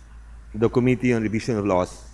House Bill number 8864, an act regulating the registration, licensing, and utilization of electric two-wheeled and three-wheeled vehicles on major thoroughfares and expressways, amending for the purpose Republic Act number 4136, Republic Act number 11697, and Republic Act number 2000 and for other purposes by Representative Poe. Committee on Transportation. House Bill number 8865, an act providing for a national energy policy and framework for the establishment of an energy subsidy program by Representative Ako. To the Committee on Energy. House Bill number 8866, an act upgrading the minimum salaries of public school teachers to salary grade 15, teaching personnel in higher education to salary grade 16, and of non-teaching personnel to 16,000 pesos by Representative Ako. To the Committee on Appropriation. House Bill number 8867, an act creating the Environmental Health Administration as attached agency of the Department of Health, defining its powers and functions, appropriating funds therefore and for other purposes by Representative Ako. To the Committee on Health. House Bill number 8868, an act mandating calorie labeling in restaurants and food establishments to promote healthier and informed food choices and providing penalties for violation thereof by Representative Espina. The Committee on Health. House Bill number 8870, an act imposing a temporary price ceiling of 70 pesos per liter on diesel fuel for a period of 6 months during a global oil crisis, providing funds therefore and for other purposes by Representative Erice. To the Committee on Energy. House Bill number 8871, an act penalizing the malicious publication of false news against a person by Representative Villanueva. To the Committee on Public Information and the Committee on Information and Communication Technology. House Bill number 8872, an act protecting the right of people to freely and safely propagate their religion, guaranteed under Section 5, Article 3 of the 1987 Constitution, by Representative Villanueva. To the Committee on Human Rights. House Bill number 8873, an act establishing a School of Medicine in the Bohol Island State University in the city of Tagbilaran, Province of Bohol, and appropriating funds therefore by Representative Yap Arthur. To the Committee on Higher and Technical Education. House Bill number 8874, an act establishing a regular campus of the Bohol Island State University in the municipality of Dawis, Province of Bohol, and appropriating funds therefore by Representative Yap Arthur. To the Committee on Higher and Technical Education. House Bill number 8875, an act creating Bohol Island State University Tourism and Sports Institute in the municipality of Balilihan, Province of Bohol, and appropriating funds therefore by Representative Yap Arthur. To the Committee on Higher and Technical Education. House Bill number 8877, an act granting Philippine citizenship to Kyung Hee Lee, also known as Grace Lee, by Representative Padienos. The Committee on Justice. House Bill number 8878, an act establishing a science high school in Mambalacat City, Pampanga, to be known as the Mambalacat City Science High School and appropriating funds therefore, by Representative Lazatin. To the Committee on Basic Education and Culture. Resolutions. House Resolution number 894, a resolution respectfully appealing to the Honorable Chairperson and the members of the Committee on Justice to expedite the resolution of the impeachment case against Vice President Sara Duterte, even during recess, to enable the House to concentrate on urgent matters arising from the Middle East crisis, including but not limited to the rising prices of fuel and other petroleum products, increased food prices and other basic commodities, higher transportation costs, retrenchment, and wage disparities, by Representative Tiangco. The Committee on Justice. House Resolution number 899, resolution directing the Committee on Indigenous Cultural Communities and Indigenous Peoples to conduct an inquiry in aid of legislation on the National Commission on Indigenous Peoples mandate to conduct effective and genuine consultation with Indigenous peoples before revising the 2012 Free, Prior, and Informed Consent Guidelines by Representatives Ismola, Diokno, Sendanya, and Bagao. The Committee on Rules. House Resolution number 900, resolution directing the Committees on Women and Gender Equality, Information and Communications Technology, Welfare of Children, and Public Order and Safety to conduct an inquiry in aid of legislation into the continuing proliferation of online sexual abuse or exploitation of children and child sexual abuse or exploitation materials, and into digital sexual exploitation and other forms of technology-facilitated gender-based violence affecting women and girls, with the end view of strengthening legal, institutional, and technological safeguards against such acts, by Representatives Matibag, Lagman, and Zamora Isabel Maria. The Committee on Rules.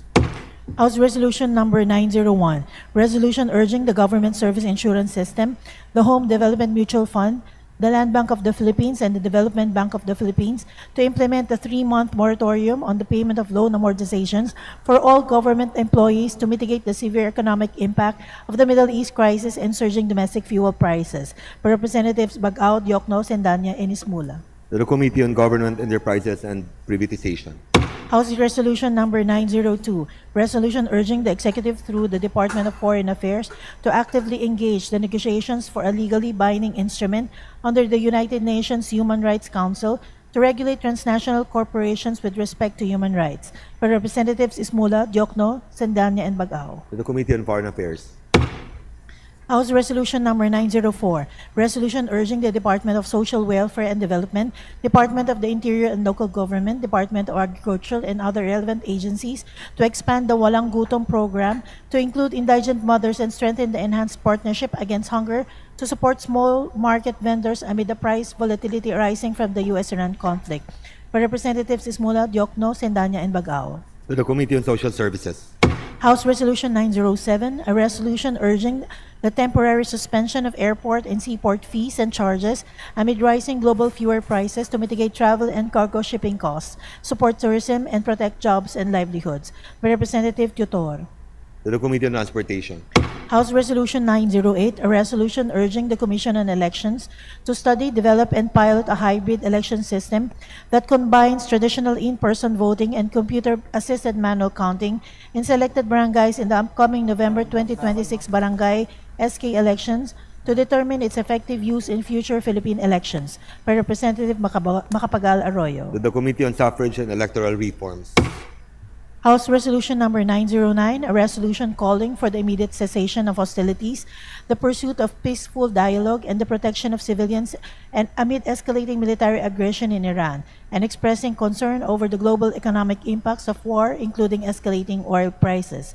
By Representatives Co, Tino, Elago, Balindong, Emano, Hernandez Ferdinand, Defensor, Libanan, Erice, Oreta, Galang, Violago, Cruz, Agatha, Plato, Gonzales, Alisa, Micaela, Angeles, Marquez, Miraflores, Sagarbaria, Degamo, Daza, Mercado, Labad-Labad, Amatong, Bangkoro, Ofarasim, Dimaporo, City Amina, Lagbas, Uy de Carlo, Lagdameo, Jose Manuel, Dayang Hirang, Lumayag, Tuwan, Sakaluran, Swansing, Bella Vanessa, Alano, Adyong, Mangudadato, Odocado, Montes, Chan, Jan, Franz Norito, Pasilito, Garbin, Dagook, Nazal, Ridon, San Fernando, De Lima, Legazpi, Nisay, and Bautista Johan Monich.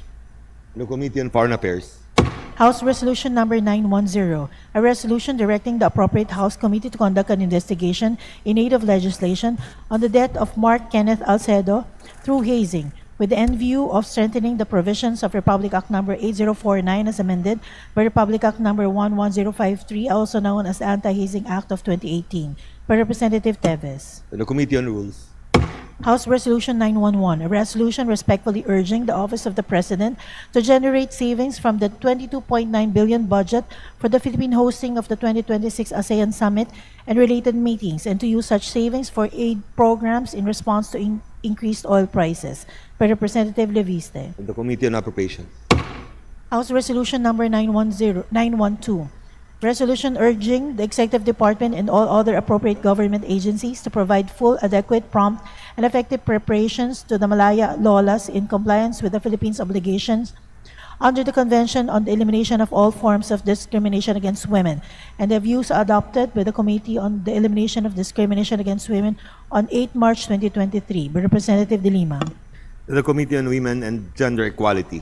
House Resolution Number 913, resolution urging the Department of the Interior and Local Government, the Department of Transportation, and the Land Transportation Franchising and Regulatory Board to study, strengthen, and expand the implementation of the Public Transport Service Contracting Program as a measure to mitigate the impact of rising fuel costs and ensure sustainable public transportation operations. By Representative De Lima. The Committee on Transportation.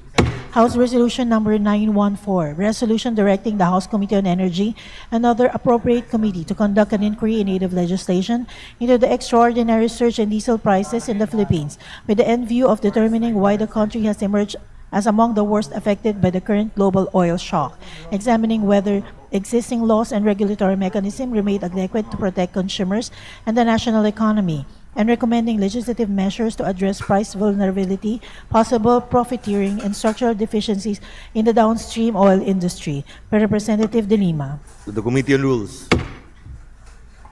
House Resolution Number 915, resolution urging President Ferdinand Bongbong R. Marcos Jr., the Department of Transportation, and the Land Transportation Franchising and Regulatory Board to assess and address the impacts of rising fuel prices on public transport drivers, operators, and workers, and subject to a balancing with the interest of the riding public to implement the necessary and reasonable fare hike. By Representative De Lima. The Committee on Transportation. House Resolution Number 916, resolution commending and congratulating Police Cadet Van Marie Editha Gondaya Cagasan of Baybay City, Leyte for graduating as ranked number 1 of the Philippine National Police Academy Silang Paglaom Class of 2026 and for exemplifying extraordinary academic excellence, personal courage, and unwavering devotion to family and country. By Representative Kari. The Committee on Public Order and Safety. House Resolution Number 917, a resolution calling for the immediate escalation and cessation of hostilities in the Middle East, including among Iran, Israel, and the United States, emphasizing the protection of Philippine national interests and expressing grave concern over the adverse impacts of the conflict on the Filipino people and the national economy. By Representative Hernandez Chariz Ann. To the Committee on Foreign Affairs. House Resolution Number 918, a resolution urging the immediate implementation of emergency relief measures, including fuel vouchers, subsidies, and targeted assistance for vulnerable sectors adversely affected by the energy emergency and rising fuel prices, and directing relevant government agencies to ensure timely and efficient delivery thereof. By Representative Hernandez Chariz Ann. To the Committee on Energy. House Resolution Number 919, a resolution urging the Department of Energy, the National Grid Corporation of the Philippines, the Energy Regulatory Commission, and other concerned agencies to intensify support for renewable energy sources, including solar and geothermal energy, as an immediate response to the current energy emergency in the Philippines and rising fuel prices globally. By Representative Hernandez Chariz Ann. To the Committee on Energy. House Resolution Number 920, resolution directing the House of Representatives through the Committee on Basic Education and Culture to conduct an inquiry in aid of legislation into the working conditions and safety of public school teachers assigned in base schools and other schools in geographically challenging areas, with end view of institutionalizing the grant of transportation allowance, hazard pay, special hardship allowance, life and accident insurance coverage, and adequate safety protection to all public school teachers and personnel assigned in such areas. By Representatives Tino, Elago, and Co. The Committee on Rules. House Resolution 921, resolution urging the House of Representatives to conduct an investigation in aid of legislation into the non-utilization of the Legal Defense Fund to protect public school teachers and education support personnel against legal cases in the performance of their official functions and duties. By Representatives Tino, Elago, and Co. The Committee on Rules. House Resolution Number 922, resolution directing the House of Representatives to call for the abrogation of the landing party agreement between the Department of Information and Communications Technology, the Basis Conversion and Development Authority, and EDGE, and to scrap the plan to build the national broadband network using the Luzon bypass infrastructure in light of the issues on national sovereignty and threats to the data privacy and security of the Filipino people. By Representatives Tino, Elago, and Co. The Committee on Information and Communication Technology.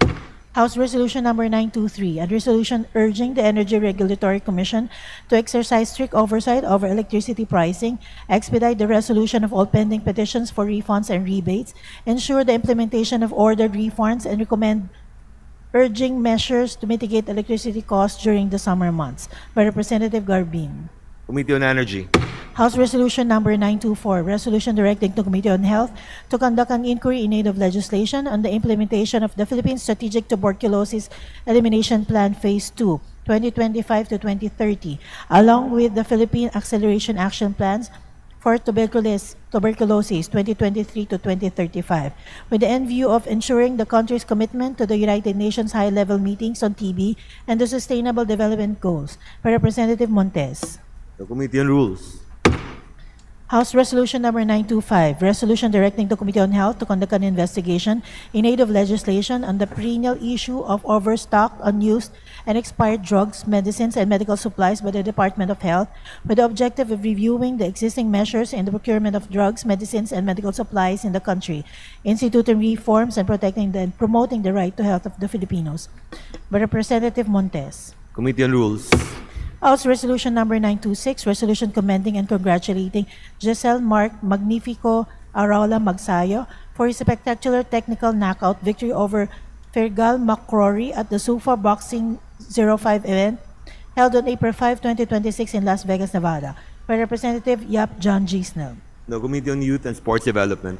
House Resolution Number 927, resolution directing the House Committee on Natural Resources to conduct an investigation in aid of legislation into the reported environmental, health, and socioeconomic impacts of mining operations in the municipality of Aroroy, Masbate, with the end view of strengthening regulatory oversight, ensuring corporate accountability, and safeguarding the welfare of affected families. By Representative De Lima. Committee on Rules. House Resolution Number 928, a resolution urging the Energy Regulatory Commission to expedite the resolution and implementation of pending power rebates and refunds, and urging the national government to consider temporary reductions in the value-added tax on electricity and import tariffs on bunker fuel used for power generation in order to mitigate the impact of rising energy costs in Filipino consumers. By Representative Tutor. Committee on Energy. House Resolution Number 929, resolution congratulating Police Lieutenant Trixia Ray Libiran Ahose, a constituent of the 5th Legislative District of Bulacan, for her exemplary academic performance and for graduating as top 9 of the Philippine National Police Academy Silang Paglaom Class of 2026. By Representative Cruz Agata. The Committee on Public Order and Safety. House Resolution Number 930, resolution commending and congratulating the Pinoy Pop P-Pop Girl Group Beanie for making history as the first Filipino pop group to perform at the Coachella Valley Music and Arts Festival 2026 and recognizing their contribution to the global promotion of Filipino talent and culture. By Representative Benitez Javier Miguel. To the Special Committee on Creative Industries.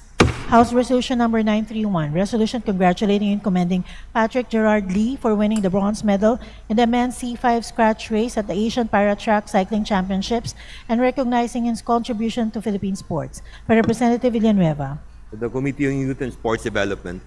House Resolution Number 932, a resolution urging the Energy Regulatory Commission to order the temporary suspension of electricity disconnections for households with unpaid bills during the national state of energy emergency and encouraging public utilities to provide flexible or installment payment arrangements for affected consumers. By Representative Hernandez Chariz Ann. Committee on Energy.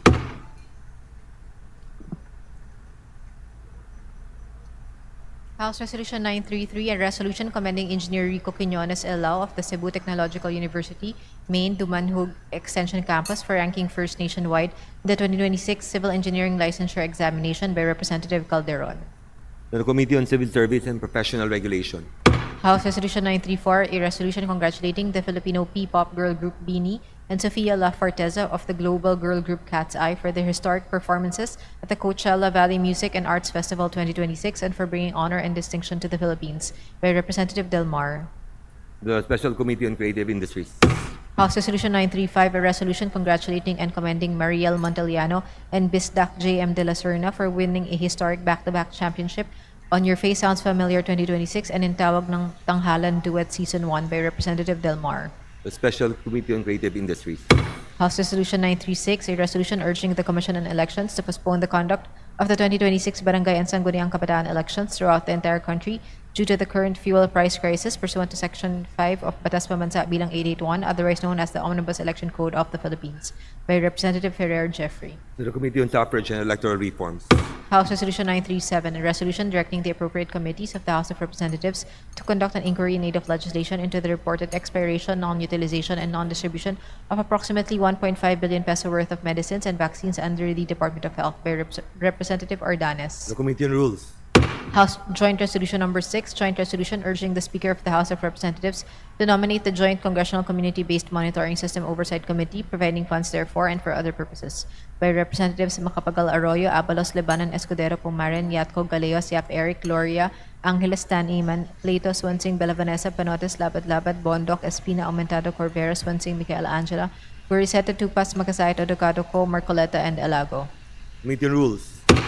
Messages from the Senate. Message dated March 18, 2026, informing the House of Representatives that on March 17, 2026, the Senate designated Senators Pam Aquino, Winty Gatchalian, and Joel Villanueva as members of the Conference Committee to reconcile the disagreeing provisions of Senate Bill number 1937, titled An Act Institutionalizing Support for Public Basic Education Schools in Geographically Isolated and Disadvantaged Areas and Appropriating Funds Therefore, and House Bill number 4745, An Act Institutionalizing the Public Basic Education Schools in Geographically Isolated and Disadvantaged and Conflict-Affected Areas, providing access roads leading to last-mile schools and appropriating funds therefore. Committee on Rules. Message dated March 18, 2026, informing the House of Representatives that on March 17, 2026, the Senate designated Senators Pia Cayetano, Winty Gatchalian, and Joel Villanueva as members of the Conference Committee to reconcile the disagreeing provisions of Senate Bill 1982, titled An Act Authorizing the President to Suspend or Reduce Excise Tax on Petroleum Products, amending for the purpose Section 148 of the National Internal Revenue Code of 1997 as amended, and House Bill number 8418, an act authorizing the President of the Philippines to suspend or reduce the excise taxes on petroleum products during national or global economic emergencies, amending for the purpose the National Internal Revenue Code of 1997 as amended. Committee on Rules. Message dated March 18, 2026, informing the House of Representatives that on March 17, 2026, the Senate designated Senators Pam Aquino, Winty Gatchalian, and Joel Villanueva as members of the Conference Committee to reconcile the disagreeing provisions of Senate Bill number 1899 and House Bill number 5939, an act allowing the Department of Education the flexibility to determine the pedagogical approaches to be implemented in the basic education curriculum, amending for the purpose Section 5 of Republic Act number 10533, or the Enhanced Basic Education Act of 2013. Committee on Rules. Message dated March 18, 2026, informing the House of Representatives that on March 17, 2026, the Senate approved the Conference Committee report on the disagreeing provisions of Senate Bill number 1823 and House Bill number 8220, titled An Act Resetting the First Regular Elections in the Bangsamoro Autonomous Region and Muslim Mindanao, amending for the purpose Section 13, Article 16 of Republic Act number 11054 as amended, otherwise known as the Organic Law for the Bangsamoro Autonomous Region and Muslim Mindanao. Committee on Rules. Message dated April 16, 2026, informing the House of Representatives that on March 18, 2026, the Senate adopted House Concurrent Resolution number 12 as an amendment to Senate Concurrent Resolution number 8, titled Concurrent Resolution Adopting National Education and Workforce Development Plan 2026 to 2035 and recommendations of the Second Congressional Commission on Education as the 10-year policy framework of the national government. Committee on Rules. Communications. Letters dated March 13, 16, 17, 19, 25, 30, and 31, 2026 of Joseph B. Salud, Bank Officer 6, Office of the General Counsel and Legal Services, Bangko Sentral ng Pilipinas, transmitting to the House of Representatives duly certified copies of several BSP issuances. Committee on Banks and Financial Intermediaries. Letter dated March 30, 2026 of Honorable Ralph G. Recto, Acting Executive Secretary, Office of the President, transmitting to the House of Representatives a certified true copy of the Petroleum Service Contract number 89 between the Republic of the Philippines and Texcal Energy Mahato Inc. pursuant to Section 2, Article 12 of the Constitution. Committee on Energy. Letter dated March 30, 2026 of Honorable Ralph G. Recto, Acting Executive Secretary, Office of the President, transmitting to the House of Representatives a certified true copy of the Petroleum Service Contract number 90 between the Republic of the Philippines and Matahio Energy Philippines Limited pursuant to Section 2, Article 12 of the Constitution. Committee on Energy. Letters dated March 25, 2026 of the Honorable Ralph G. Recto, Acting Executive Secretary, Office of the President, Malacanang, transmitting to original copies each of the following Republic Acts which were signed by President Ferdinand Romualdez Marcos Jr. RA number 12316, titled Authorizing the President to Suspend or Reduce Excise Tax on Petroleum Products, amending Section 148 of the National Internal Revenue Code of 1997 as amended, and RA number 12317, resetting the first regular elections in the Bangsamoro Autonomous Region and Muslim Mindanao. To the archives. Report dated March 24, 2026 of Honorable Attorney Chelo E. Velicari Garofil, Secretary General, House of Representatives, on copies of the following enrolled bills which were returned to the Senate on even date and to be transmitted to the Office of the President for His Excellency's consideration and signature pursuant to Section 18H, Rule 6 of the Provisional Rules of the House of Representatives.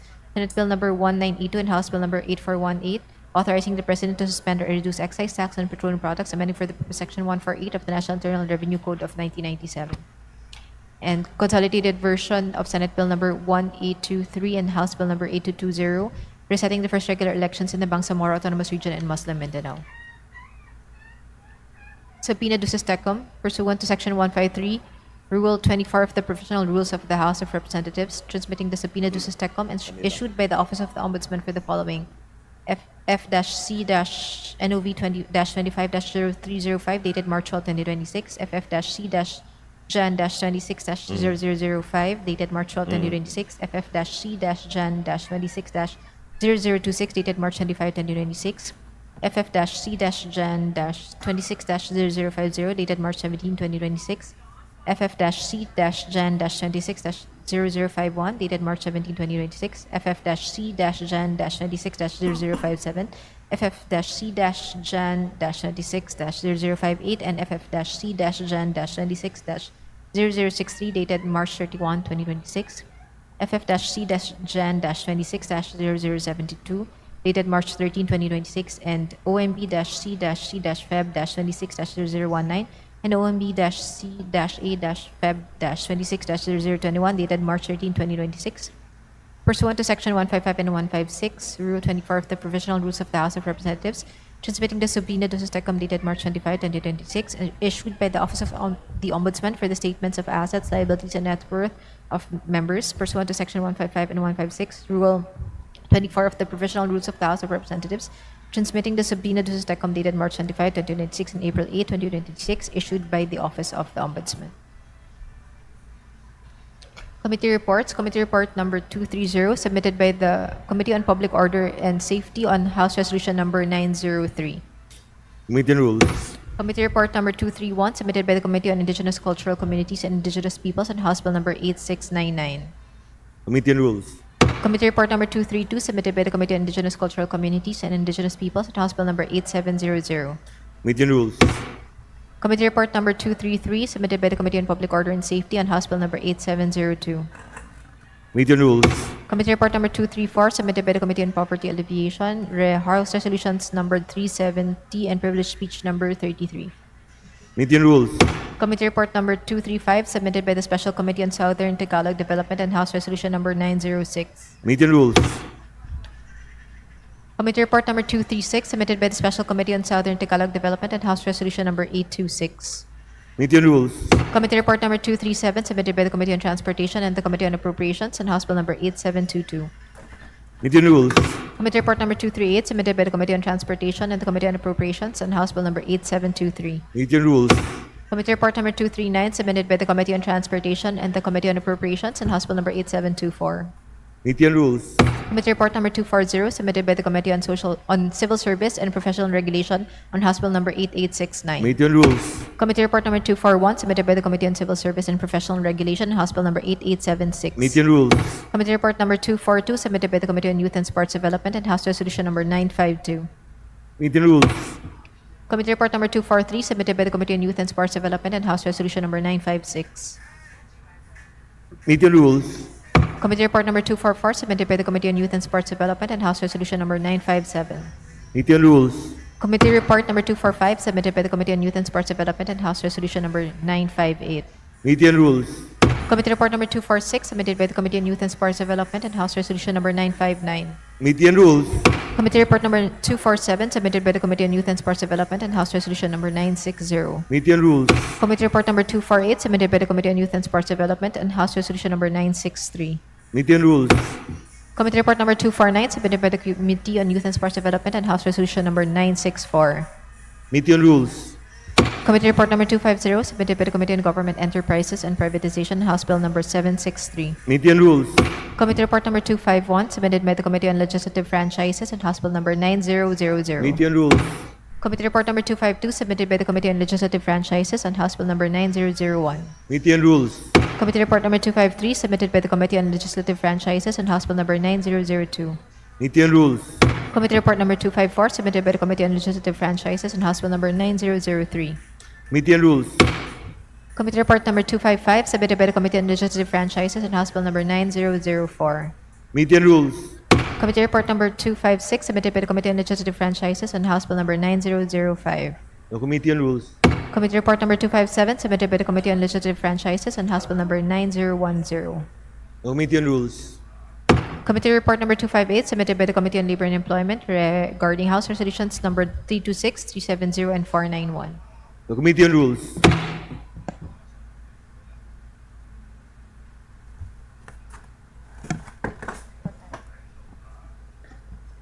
Additional reference of business. Resolutions.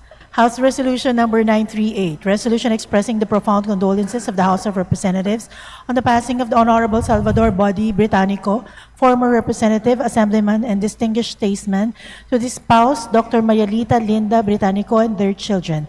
By Representative Baronda. Committee on Rules. House Resolution Number 939, resolution urging the Department of Foreign Affairs to invite the United Nations Special Rapporteur on the promotion and protection of human rights and fundamental freedoms while countering terrorism in aid of legislation in light of reported abuse and misuse of counterterrorism and terrorism financing laws. By Representative De Lima. Committee on Foreign Affairs. House Resolution Number 940, a resolution expressing the deepest condolences of and heartfelt sympathy of the House of Representatives on the demise of award-winning Filipina actress Sue M. Prado and honoring her life, artistic legacy, and extraordinary contributions to the Philippine independent cinema. By Representative Olivares. Committee on Rules. House Resolution Number 941, a resolution expressing the deepest sympathy and sincere condolences of the House of Representatives on the passing of Ms. Lucille Jean Olasman Jershovich. By Representative Olivares. Committee on Rules. House Resolution Number 942, resolution commending and congratulating Linda P. Johnson for being sworn as the first Filipina mayor of Cerritos, California, USA. By Representative Olivares. Committee on Rules. House Resolution Number 943, resolution commending and congratulating Filipino boxer Pedro Taduran for his successful defense of his IBF minimum weight world title against Mexican contender Gustavo Perez. By Representative Olivares. The Committee on Games and Amusement. House Resolution Number 944, a resolution expressing the profound sympathy and sincere condolences of the House of Representatives on the demise of Sister Eva Fidela Maamo, Ramon Magsaysay awardee, and honoring her life of selfless service to the Filipino people. By Representative Olivares. Committee on Rules. House Resolution Number 945, resolution urging the Philippine Sports Commission to adopt and implement an expedited disbursement mechanism for national sports associations to ensure the timely release of approved funds for athletes participating in international competitions and related activities. By Representative Gomez. The Committee on Youth and Sports Development. House Resolution Number 946, a resolution directing the Committee on Energy of the House of Representatives to conduct an inquiry in aid of legislation on the rules and regulations issued by the Department of Energy and the Energy Regulatory Commission governing rooftop solar power and net metering with the end in view of ensuring affordable, accessible, and sustainable energy for consumers. By Representative Yap Arthur. Committee on Rules. House Resolution Number 947, resolution expressing the profound sympathy and sincere condolences of the House of Representatives on the demise of Congressman Leopoldo Encinas San Benaventura of the 2nd District Province of Camarines Sur during the 10th Congress. By Representative Olivares. Committee on Rules. House Resolution Number 948, resolution commending and congratulating Dr. Erwin Ken Angcual Parachaso for his historic feat of obtaining the highest score in the March 2026 Physician Licensure Examination. By Representative Yap Eric. The Committee on Civil Service and Professional Regulation. House Resolution Number 949, a resolution expressing profound sympathy and sincere condolences on the passing of former Assemblyman and veteran statesman Salvador Body Británico and honoring his invaluable contributions to Philippine governance, law, and education. By Representative Ang. Committee on Rules. House Resolution Number 950, resolution urging the House Committee on Housing and Urban Development to conduct an investigation in aid of legislation into the reported unauthorized sale, transfer, and disposition of NHA-awarded housing units in violation of Section 14 of Republic Act Number 7279, otherwise known as the Urban Development and Housing Act of 1992, and requesting the National Housing Authority to strengthen enforcement and report on such cases. By Representative Poe. Committee on Rules. House Resolution Number 951, resolution commending and congratulating Sofia La Forteza, a Filipino performer and leader of the global girl group Cat's Eye, for her historic performance at the Coachella Valley Music and Arts Festival 2026, and for exemplifying Filipino excellence in the global music industry. By Representative Benitez Javier Miguel. The Special Committee on Creative Industries. House Resolution Number 953, resolution congratulating the Department of Transportation, headed by Acting Secretary Giovanni Zay Lopez, and the Right-of-Way and Site Acquisition, headed by Assistant Secretary Irish Calaguas, for the accelerated right-of-way acquisition of the Clark-Malolos Corridor for North-South Commuter Railway Extension Project and Metro Manila Subway Project. By Representative Lazatin. Committee on Transportation. House Resolution Number 954, resolution directing all national government agencies, attached offices and bureaus, and local government units to impose a moratorium on all demolition and eviction of residential structures amid the state of national emergency. By Representatives Elago, Co, and Tino. The Committee on Housing and Urban Development. House Resolution Number 955, a resolution respectfully urging the Office of the President to investigate reports of discrimination and corruption in Bawat Barangay Makikinabang, Bawat Bayan Makikinabang, and other aid programs, and to ensure the transparent, equitable, and efficient release of funds to local government units. By Representative Leviste. Committee on Local Government. House Resolution Number 961, resolution directing the appropriate committees of the House of Representatives to conduct an immediate, thorough, and impartial inquiry in aid of legislation into the circumstances surrounding the April 19, 2026 armed encounter in Barangay Salamanca, Taboso, Negros Occidental, which resulted in the deaths of 19 individuals, with the end in view of determining accountability, assessing compliance with rules of engagement, addressing the impact on affected communities, and recommending legislative measures to strengthen the protection of civilians and uphold human rights in the conduct of internal security operations. By Representative De Lima. Committee on Rules. House Resolution Number 962, a resolution directing the House Committee on Human Rights to urgently conduct an investigation in aid of legislation on the massacre of unarmed civilians allegedly perpetrated by the 79th Infantry Battalion of the Armed Forces of the Philippines in Toboso, Negros Occidental, which constitutes a violation of human rights and international humanitarian law. By Representatives Co, Tino, and Alago. Committee on Rules. House Resolution Number 965, resolution directing the appropriate committee of the House of Representatives to conduct an inquiry in aid of legislation into the pass-through charges imposed on electricity consumers, with the end in view of ensuring transparency, accountability, and the rationalization of such charges. By Representative Yap Arthur. Committee on Rules. House Resolution Number 966, resolution urging the Committee on Housing and Urban Development to conduct an investigation in aid of legislation into the reported demolition, forcible displacement, and or threats of displacement in particular areas in Los Baños, Laguna. By Representatives Elago, Co, and Tino. Committee on Rules.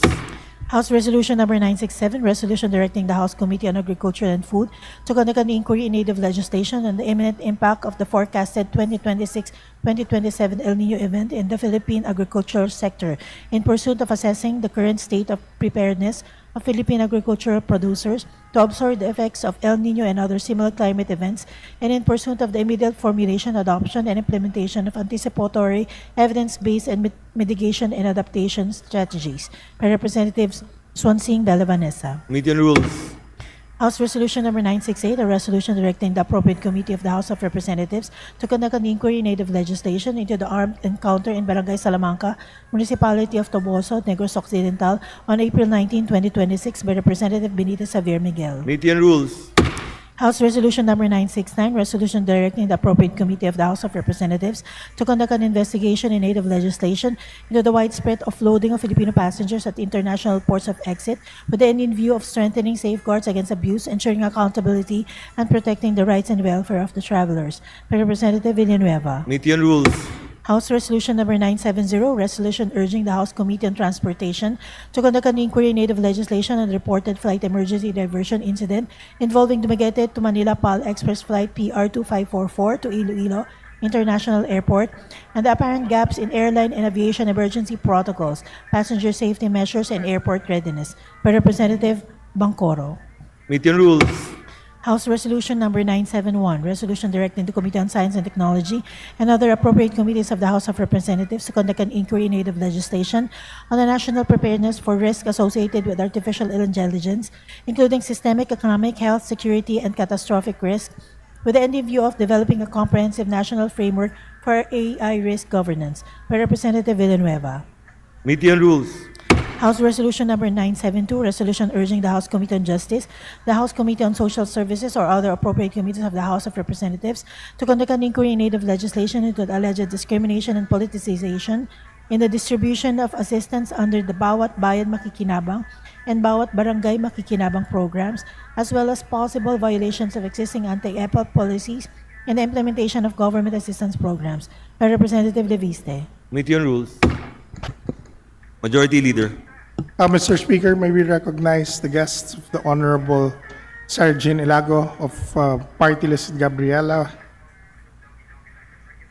They are the workers from the Kowloon House West Chapter, Glow Rain KMU in the plenary, namely Reginald San Martin, Tori John Ancheta, Jessa Montesa, Weller Rose Tejada, Sami Bacolor, Remitivo Lapore, Marlen Lazaro, Victoria Mirando, Francis Licuanan, John Michael Carlos, and Bernard Di Maunahan, Mr. To Speaker. the guest of Representative Sara El Lago, representatives and workers from Kowloon House West Chapter, welcome to the House of Representatives. Majority Leader. Mr. Speaker, pursuant to our rules, today being a Monday, I move to open the privilege hour. There is a motion to open the privilege hour. There is an objection. Here is none. Motion is carried. Majority Leader. Mr. Speaker, I move to recognize the gentleman from Party List APEC, the Honorable Sergio C. Dagook, to avail of the privilege hour. There is an objection.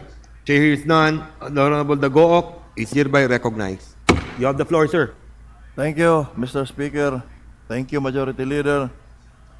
Mr. Speaker, distinguished colleagues, magandang gabi po sa ating lahat. As representative in the power sector, I rise today on a matter of collective privilege. For the past few months, we have seen the same cycle of unpredictable generation cost spike, spiraling fuel pass-through cost, the charge upon charge, and the inevitable shock when Filipino families receive their monthly electric bills. Mr. Speaker, in a heavily regulated industry such as the energy sector, we have the unique ability to give technical explanations for every movement in the prices of electricity. But beyond this, there is a more painful reality. For the ordinary Filipino, the cost of power is no longer justifiable, no matter how true and sophisticated the explanation is.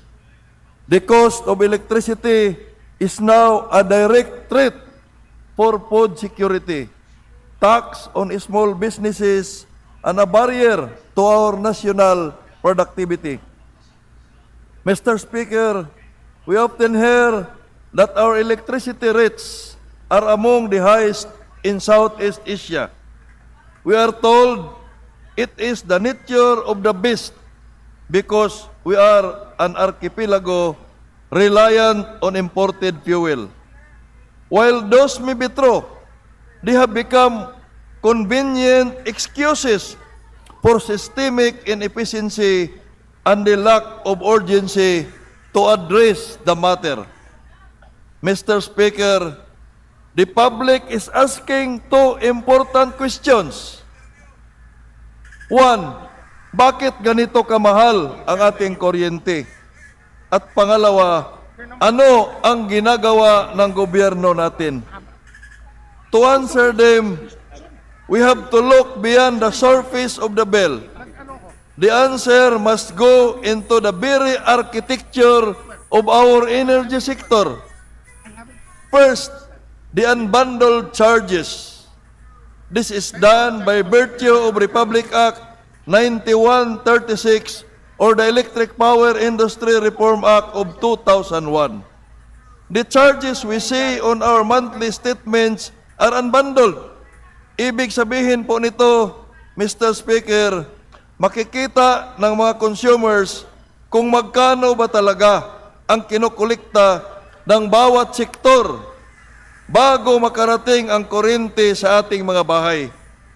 The final amount on our monthly bill is a collection of generation, transmission, and distribution topped with several universal charges and variety of taxes.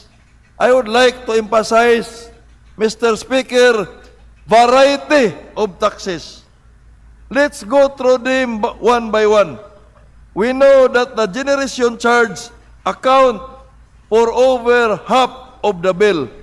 Mahigit po sa kalahati ng ating binabayaran ay pumupunta po sa planta. Currently, the regulatory landscape allow an automatic fuel cost pass-through mechanism in our power supply agreement. This means that when the price of coal or gas spikes in the global market, the risk is shifted entirely to the consumer. Why is the Filipino household the final shock absorber for global market volatility? We must review this contract to ensure that risk is shared, not just passed on.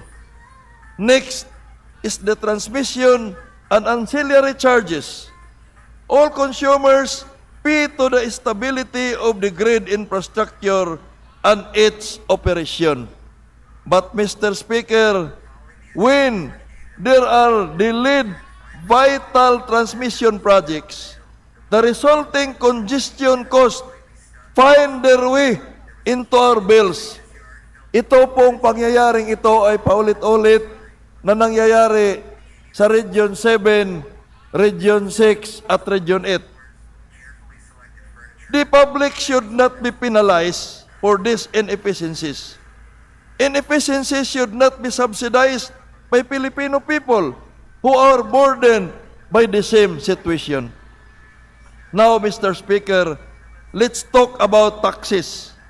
The electric power industry is among those industries with multiple charges and taxes levied on the consumers. Initially, Home EPIRA was enacted in 2001. The sale of power generation is value-added tax zero. Wala po sanang tax, Mr. Speaker, yung generation charge sa original version ng EPIRA. That's Section 6 of EPIRA. At the same time, this was a substantial relief to our consumers. Bumababa na sana ang ating generation charge kung hindi nagbago yung probisyon ng EPIRA na wala siyang buhis. Kasi sa sinasabi ko, mahigit sa kalahati ng ating binabayaran ay generation charge. However, Mr. Speaker, with the passage of the expanded value-added tax law, Republic Act 9337 allows VAT to be imposed on entire electricity supply chain, including generation, distribution, and transmission. We are one of the few nations that imposes a 12% VAT across the entire energy chain. We tax the fuel, we tax the generation, we tax the transmission, we tax the distribution. Worse, VAT is also levied on systems loss on electricity. Hindi mo na nga nagamit dahil losses, may VAT pa. Not even consumed by the public. It is not even consumed by every Filipino who paid for it. We are essentially taxing the Filipino for electricity that was wasted or never even reached their home. We held multiple discussions with the concerned government agencies to address this. Pangatlong termino ko na po dito, dalawang termino ko, paulit-ulit kong pinail ang resolusyon at House Bill para mapag-usapan. Pero hindi po nakakita ng sikat ng araw ang mga panukalang batas na yon, na napaka-importante naman sana. Pero tuwing may crisis at lumulubo ang binabayaran natin sa kuryente, saka lang pinag-usapan. Pag bumaba na, hindi na naman pinag-usapan. Mr. Speaker, the way out is straightforward and within the control of our government through the industry regulator.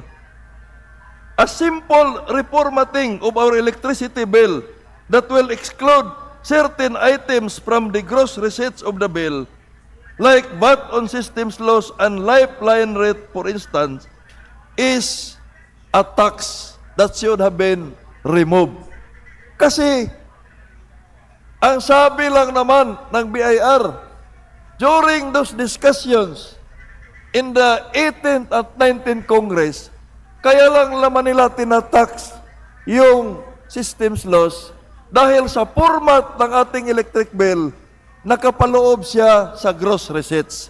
At dahil ang probisyon ng ating National Internal Revenue Code ay lahat ng gross receipts items ay taxable, kaya nagkaroon ng VAT, pati yung kuryente na hindi natin ginagamit. Kaya, the simple reformatting, ilabas sa gross receipts yung mga bagay na yan, ay mawala na sana yung tax. Even yung lifeline na binabayad natin doon sa mga benefits sa lifeline customer, senior citizen, ang nagbabayad niyan ay yung mga hindi availer. Pero yung kanilang bayad, sila na nga ang sumalo sa sana punduhan ng gobyerno yung mga benefits na yan, tinatax pa sila doon sa kanilang dinodonate para magkaroon ng discount ang senior citizen at yung mga lifeline customers. A simple reformatting, I would emphasize and reiterate, this is only a simple reformatting of our electric bill format. Removing the imposition of VAT on these charges will bring immediate relief of our consumers without the need of legislation. Yet, we haven't heard any actions from the concerned offices who can bring about the solution. How can we explain this to the public, Mr. Speaker? In fact, Mr. Speaker, we also have an almost 50 years old law. 50 years old law, Batas Pambansa bilang 36. Napakatagal na po.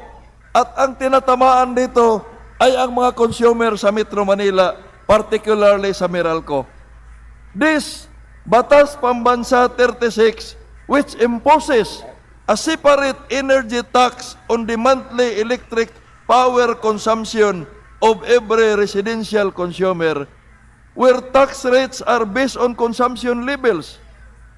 Ibig sabihin, habang tumataas yung konsumo mo, tumataas yung tax rate. At ito ay kinukulikta dito sa Meralco. Sa amin sa probinsya, wala pong kinukulikta na ganito. Itong batas, na to ay uulitin ko, 50 years old na po. Halimbawa, yung 650 kilowatt-hour to 1,000 kilowatt-hour dito sa Meralco, mayroon po yung 10 centavos per kilowatt-hour na buhis. Yung 1,000 to 1,500, mayroong 35 pesos or 20 centavos per kilowatt-hour na buhis. Yung over 1,500 kilowatt-hour, mayroong 135 pesos or 35 centavos per kilowatt-hour in excess of 1,500. Mr. Speaker, this representation has consistently pointed to the fact that these charges are not set in stone. They are just result of policy choices made by this very Congress. But laws can be reformed. If they are no longer serving the people, it is then our duty in Congress to change them. Mr. Speaker, this means that we must actively work towards streamlining these charges in our electricity bill. We must remove the fat of this pass-through cost and ensure that every centavo demanded from our constituents is for a service actually rendered and a kilowatt-hour actually consumed. Hindi po yung petty losses, pinagbabayad tayo at tinatax pa. Mr. Speaker, let me turn to the national revenue, to the National Renewable Energy Agenda. Ito po yung sinusubukan ng Department of Energy na pabilisin. Maganda po yung renewable energy. But I tell you, even if we open speak of the green energy transition as the ultimate solution to high power rates, in reality, Mr. Speaker, for the Filipino consumer. This transition will arrive as a new line item on our electric bill. Bago na namang singil. Every renewable energy na i-put up sa ating bansa, binabayaran po, advance pa yung ating bayad.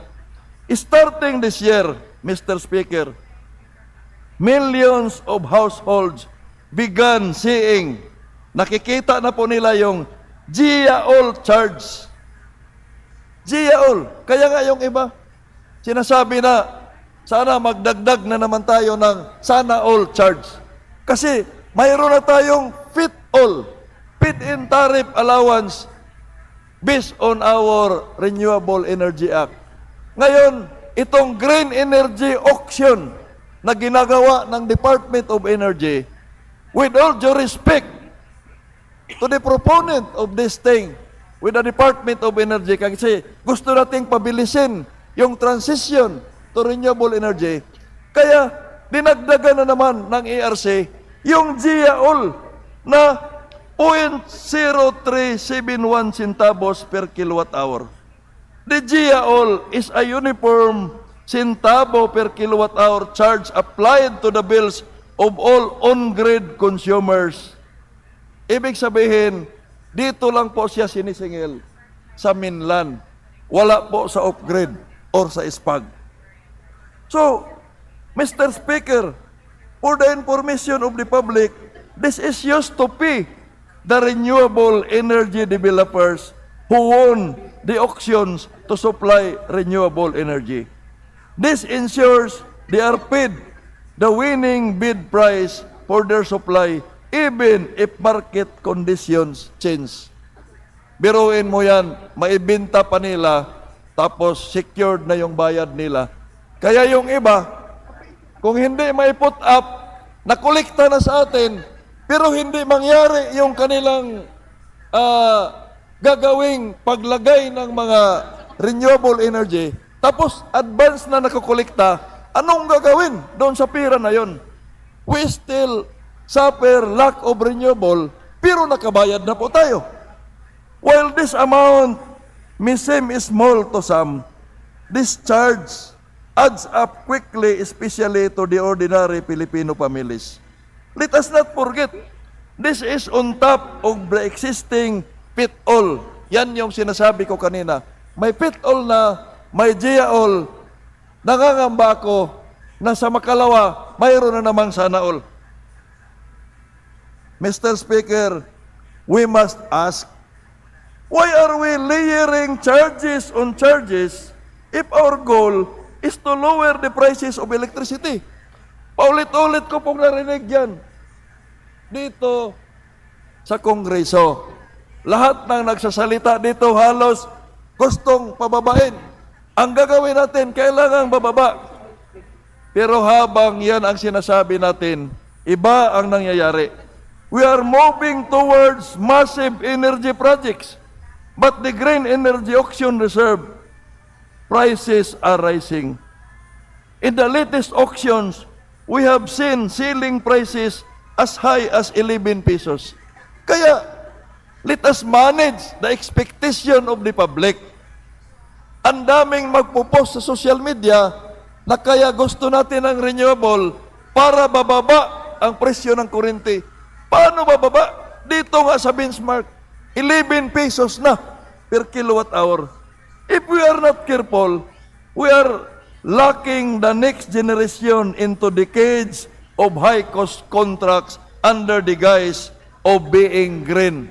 Yung mga apo ko, yung mga apo ninyo, at yung mga anak ng mga apo natin ay magbabayad hanggang sa kanilang generation sa mga ganitong programa ng ating pamahalaan.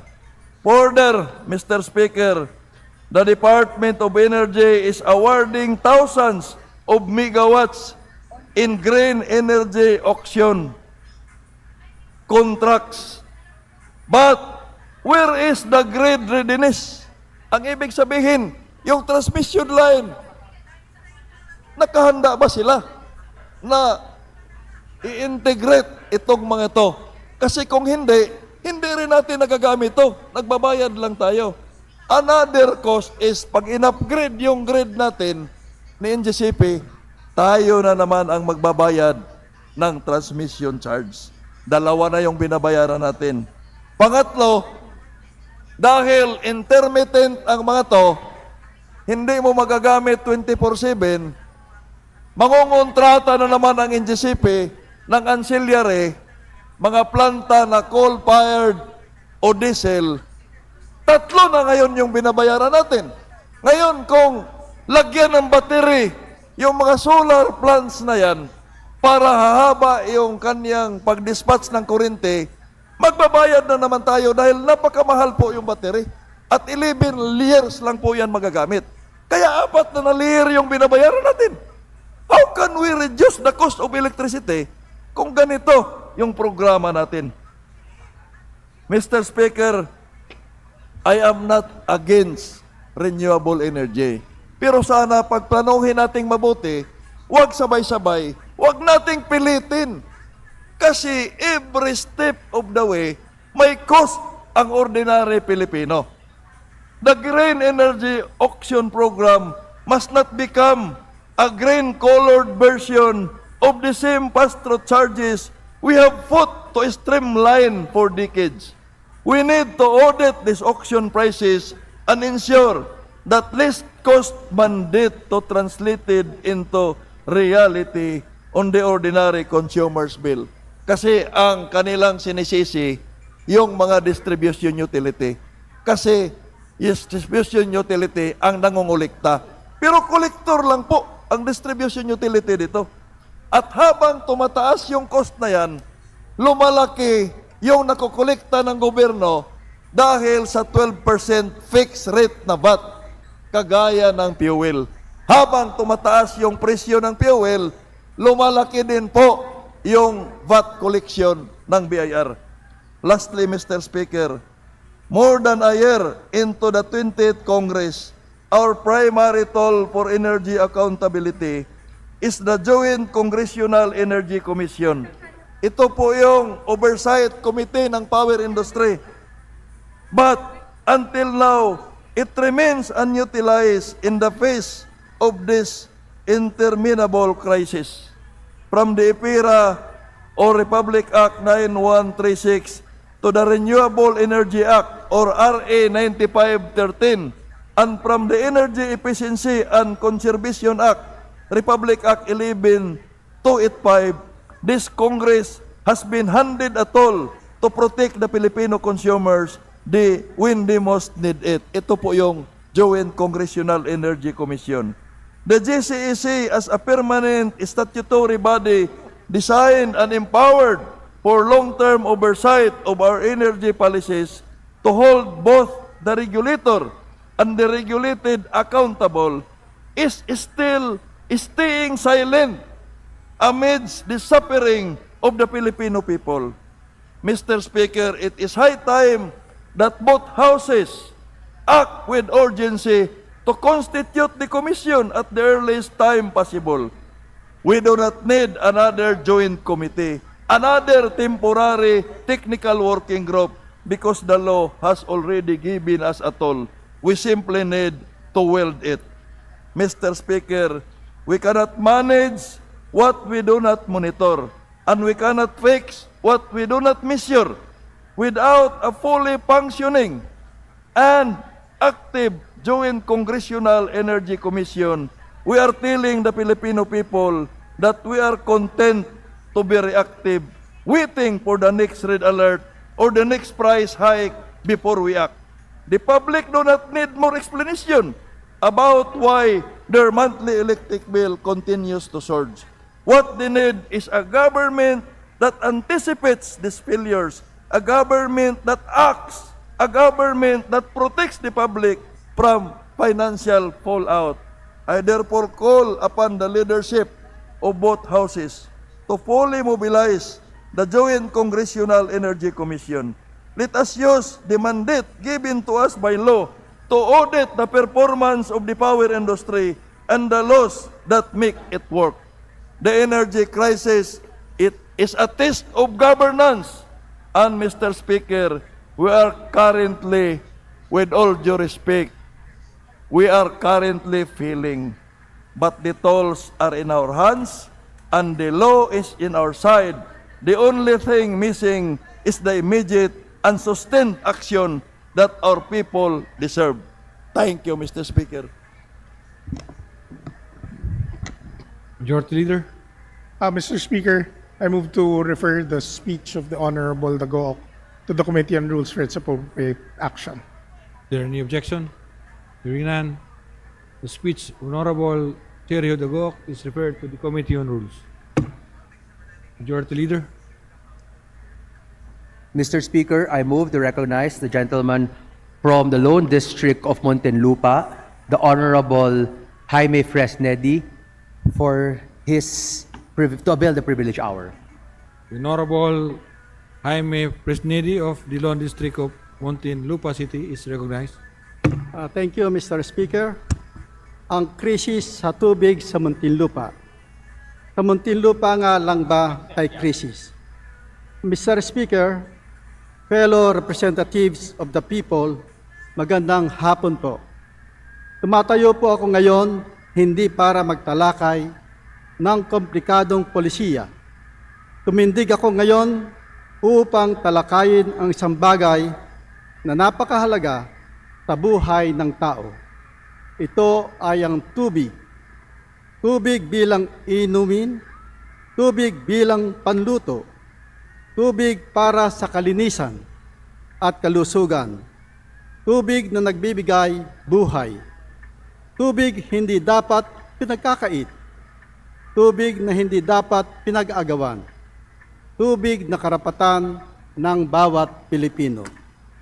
Sa amin sa Muntinlupa, taon-taon na lang, lalo na pagdating ng tag-init, pare-pareho ang reklamo.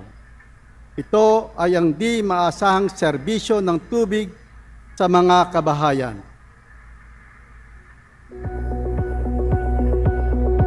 Kahit nung mga nakarang taon, lagi talagang nawawala ng tubig. Pero nung nagkaroon ng malakas na hangin, yung amihan, naging mas very frequent and almost every day na walang tubig. Kami ay nag-iimbak ng tubig, kaya nga nakaka-istorbo ng tulog. Like ako, pag sinabing madaling araw magkakaroon ng tubig, ako gigising ako maaga para talaga to see to it na 4 o'clock mag-iipon ako ng tubig doon sa aming bathroom. Pero hindi dapat kami ang pupuno nung obligasyon ng Maynilad pagka nagsa-stop ang kanilang operation. Wala po silang advisory na kahit sa website na pinadadala sa text, wala po. May panahong may abiso, pero marami ring panahon na nawawala, na walang abiso. Kaya magugulat ka bakit pagbukas ng gripo mo ay walang tubig. Mahalaga tubig. Ang sinasabi nga ng ibang mga kababayan namin, mawala na kuryente o ng tubig. Kung talagang magkakaroon ng water interruption ng Maynilad, 2 days before ng interruption, magkaroon na ng advisory.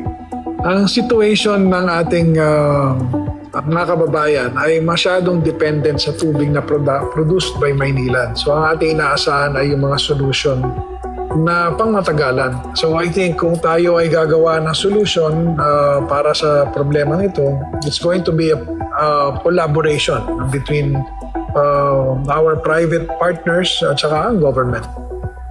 Ultimately, yan ang inaasahan ng taong bayan at sana yan ang ma-deliver natin.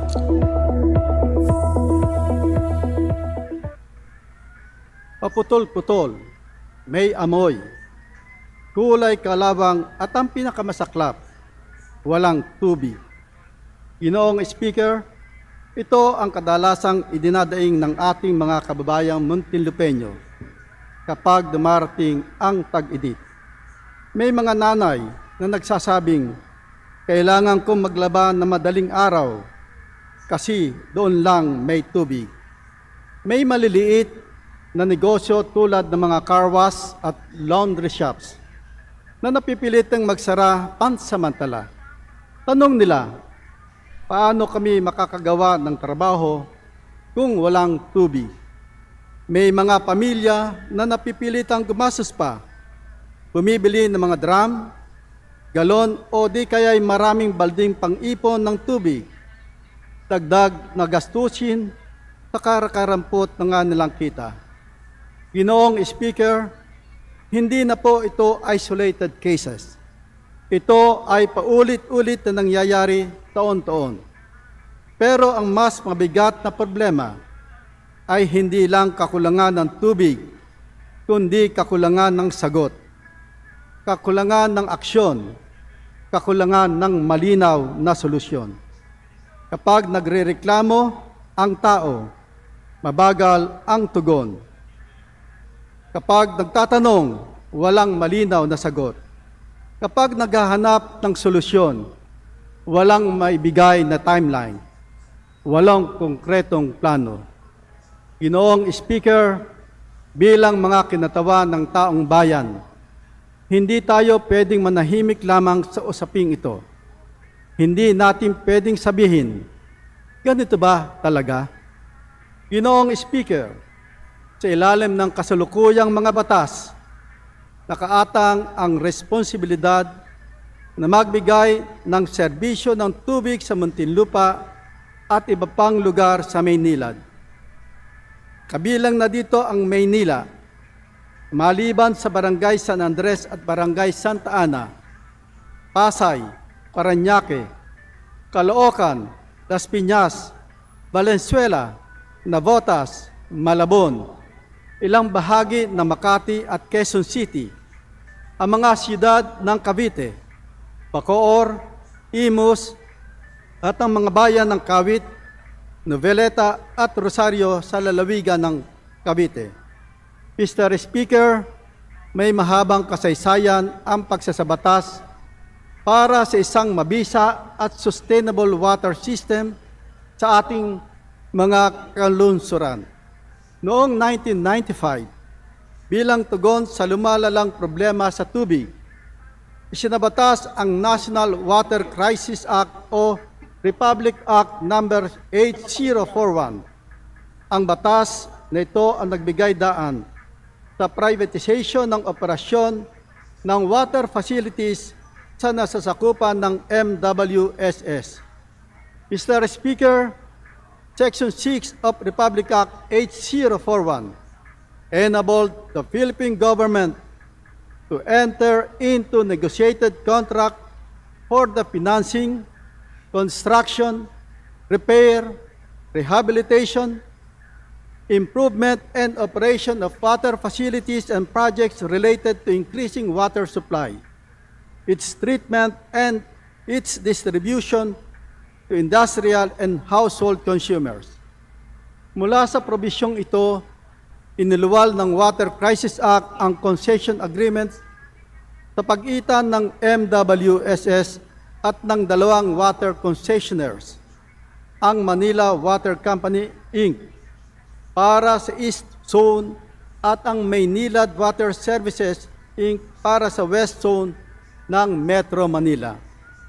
Mr. Speaker, aside from the concession agreement, Republic Act No. 11600 likewise grants Maynilad a franchise to establish, operate, and maintain a waterworks system and sewerage and sanitation services in the West Zone area of Metro Manila and the province of Cavite. Mr. Speaker, Section 1 of said law provides that Maynilad is granted a franchise, and I quote, to establish, operate, and maintain for commercial purposes and in the public interest a waterworks system to ensure an uninterrupted and adequate supply and distribution of potable water for domestic, commercial, and other purposes, and for the establishment and maintenance of sewerage system and sanitation services in West Zone service area of Metro Manila and the province of Cavite, under a concession from the Metro Manila Waterworks and Sewerage End of quote. Ginoong Speaker, pagman naipaubaya na ng MWSS sa mga concessionaires ang responsibilidad sa paghatid ng sapat na supply ng mainom na tubig sa Kalakhang, Maynila at mga karatik na lugar. Hindi ibig sabihin nito na absueldo na ang MWSS sa usaping ito. According to Article 12, Paragraph 12.1 of the Concession Agreement, the MWSS, through the Regulatory Office, is mandated, among others, to monitor and enforce standards of service to customers and any agreed improvements in these standards. It is likewise tasked to conduct inquiries on matters relating to water supply, sewerage, and sanitation services. Ang tanong, Ginoong Speaker, nagagampanan ba ito ng MWSS? Kung susumahin ang MWSS bilang regulatory body, ay tungkuling protektahan ang mga consumer mula sa di makatarungang singil at mababang kalidad na serbisyo.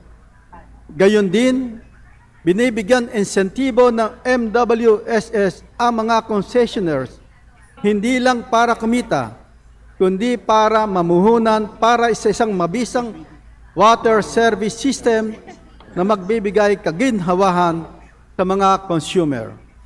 Mr. Speaker, the realities on the ground would lead one to surmise that the responsibilities of Maynilad and MWSS remain to be on paper only. Otherwise, Muntinlupa and other areas being serviced by Maynilad will not be experiencing what we are going through right now. Sa kasamaang palad, Ginoong Speaker, the expectations does not meet reality. Ginoong Speaker, malinaw na may krisis sa tubig sa Muntinlupa. Ang tanong, Ginoong Speaker, sa Muntinlupa ngang lang ba merong krisis? Hindi ba nararanasan ng ibang lungsod ang aming dinaranas sa Muntinlupa? It is ironic that Muntinlupa, which is very close to Laguna Lake, where most of the water that Maynilad supplies its customers in the area come from, suffer from poor water services. Ginoong Speaker, mga kapwa ko kinatawan, ang daming mga katanungan ang kailangan masagot tungkol sa issue na ito. I am imploring the House of Representatives through its appropriate committees to inquire in aid of legislation on the issue of Maynilad's water services, not only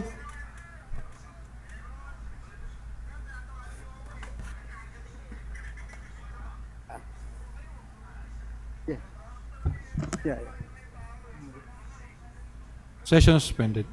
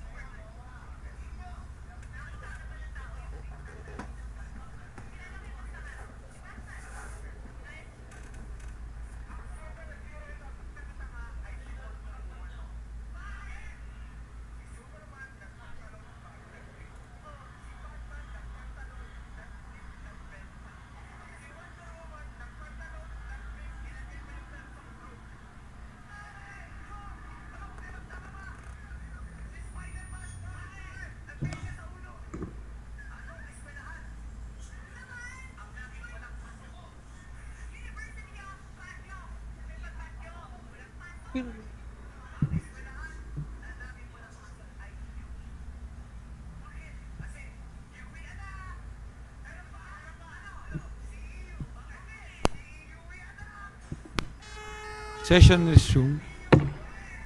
Honorable Presneri, please continue. Mr. Speaker, according to Article 12, Paragraph 12.1 of the Concession Agreement, the MWSS, through the Regulatory Office, is mandated, among others, to monitor and enforce standards of service to customers and any agreed improvements in these standards. It is likewise tasked to conduct inquiries on matters relating to water supply, sewerage, and sanitation services. Ang tanong, Ginoong Speaker, nagagampanan ba ito ng MWSS? Kung susumahin ang MWSS bilang regulatory body, ay tungkuling protektahan ang mga consumer mula sa di makatarungang singil at mababang kalidad na serbisyo. Gayon din, binibigyang insentibo ng MWSS ang mga concessionaires, hindi lang para kumita, kundi para mamuhunan para sa isang mabisang water service system na magbibigay kaginhawahan sa mga consumer. Mr. Speaker, the realities on the ground would lead one to surmise that the responsibilities of Maynilad and MWSS remain to be on paper only. Otherwise, Muntinlupa and other areas being serviced by Maynilad will not be experiencing what we are going through right now. Sa kasamaang palad, Ginoong Speaker, the expectations does not meet reality. Ginoong Speaker, malinaw na may krisis sa tubig sa Muntinlupa. Ang tanong, Ginoong Speaker, sa Muntinlupa nga lang ba, hindi rin ba nararanasan ng ibang lungsod ang aming dinaranas sa Muntinlupa? It is ironic that Muntinlupa, which is very close to Laguna Lake where most of the water that Maynilad supplies its customers in the area come from, suffer from poor water services. Ginoong Speaker, mga kapwa ko kinatawan, ang daming mga katanungan ang kailangan masagot tungkol sa issue na ito. I am imploring the House of Representatives through its appropriate committees to inquire in aid of legislation on the issue of Maynilad's water services not only in Muntinlupa City but in its entire concession area. Panahon na, Ginoong Speaker, nagpagtuunan natin ng pansin ito upang malaman kung ano ba talaga ang problema. Kailangan nating gawin ito upang tayo ay makapaglatag ng tamang solusyon o mga solusyon. Mr. Speaker, ang tubig ay hindi luho. Ito ay pangunahing pangangailangan ng bawat tao. Ito ay karapatan. Ito ay buhay. At kung ang mamamayan ay paulit-ulit na nawawala ng tubig at paulit-ulit walang malinaw na sagot, klarong-klaro na may mali. Since the Water Crisis Act's passage in 1995, we have remained in a water crisis. Panahon na para ayusin ito. At higit sa lahat, panahon na para masigurong ang bawat Pilipino ay may aasahang tubig. Hindi bukas, hindi sa susunod na taon, kundi ngayon. The time to act, Mr. Speaker, should have been yesterday. Maraming salamat po at magandang gabi.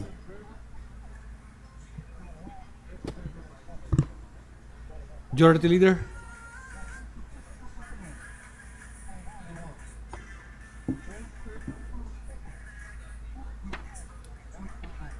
Mr. Speaker, we refer the sponsorship, privilege speech of Representative Jaime Fresnedi to the Committee on Rules. Is there any objection? Hearing none, the speech of Honorable Jaime Fresnedi is referred to the Committee on Rules. Thank you, Mr. Majority Leader. Mr. Speaker, I move to recognize the gentleman from the party list Tingog, the Honorable Representative Jude A. Asidre, to avail of the privileged hour. The gentleman from the Tingog party list, Honorable Jude Asedre, is recognized. Mr. Speaker, distinguished colleagues, ladies and gentlemen, I rise tonight to speak about something very basic to democracy, yet very urgent in our time: disagreement. In a democracy, disagreement is normal. It is expected. It is even necessary. We come from different communities. We carry different experiences. We represent different sectors and regions, different hopes and beliefs. We bring to public life the voices of people who do not always see the world in the same way. That is the work of representation. That is the life of democracy. A democracy where everyone agrees all the time is a democracy that has stopped listening. A democracy where questions are treated with betrayal becomes weaker. A democracy where criticism is answered with insult loses the chance to grow. So the problem before us is not disagreement. The real question is this: can we disagree better? Can we disagree without destroying one another? Can we criticize ideas without attacking people? Can we challenge policies without humiliating persons? Can we defend our side without spreading lies about others? Can we speak firmly and still speak with decency? Can we be loyal to our principles and still be faithful to the truth? Mr. Speaker, this question has become more urgent because of what we see every day outside Congress, in our communities, and most especially on social media. Social media has become one of the largest public squares of our generation. It is where the people learn the news. It is where issues are explained, debated, and often distorted. It is where public anger gathers speed. It is where reputations can be built, broken, or buried in a matter of hours. The internet moves fast, but real people are still behind every moment. Behind every post, there is a person. Behind every comment, there is a conscience. Behind every viral issue, there is a life that can be wounded. Behind every edited clip, every screenshot, every accusation, every insult, every fabricated story, there may be a family forced to suffer the consequences. And that is why we must ask ourselves, what kind of public square are we building? Today, too much of social media rewards the worst in us. Negativity spreads faster than nuance.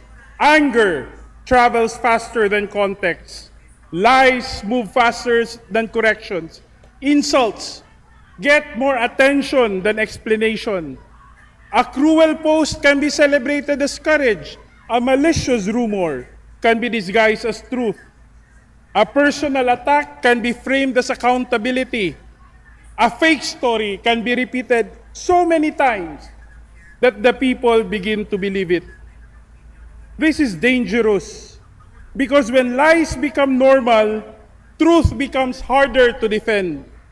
When hatred becomes entertainment, dignity becomes easier to forget. When negativity becomes the language of politics, democracy becomes smaller. And when people are reduced to enemies, we lose the ability to listen. Mr. Speaker, peace agreement itself can help democracy. It can challenge bad ideas. It can improve policies. It can expose weakness in arguments. It can push leaders to do better. It can remind government that power must always be questioned. Every meaningful movement in history improved because people were willing to disagree even with their own side. Progress does not come from everyone agreeing. It comes from people pushing their own side to do better. It comes when ideas are challenged, better policies emerge, and extremes are softened. But disagreement becomes harmful when it is fueled by hatred. Disagreement becomes dangerous when it is built on lies. Disagreement becomes destructive when it forgets the person. That is where we are today. We do not simply disagree on issues. We often attack identities. We do not simply question arguments. We often question motives. We do not simply challenge positions. We often destroy reputations. We do not simply debate. We often dehumanize. And when this becomes the daily rhythm of social media, our people become exhausted. They begin to think public life is only noise. They begin to believe politics is only fighting. They begin to lose trust not only in their leaders, but in one another. This is why we must ask again, can we disagree better? To disagree better means we critique ideas, not people. It means we ask questions before we accuse. It means we listen before we label. It means we verify before we share. It means we correct falsehoods without becoming cruel. It means we hold people accountable without turning their pain into content. It means we remember that the person across from us is still something worth understanding. We spend so much time asking, to whom do we owe our political loyalty, that sometimes we forget to ask, what kind of person are we? That question matters because a person is more than a vote.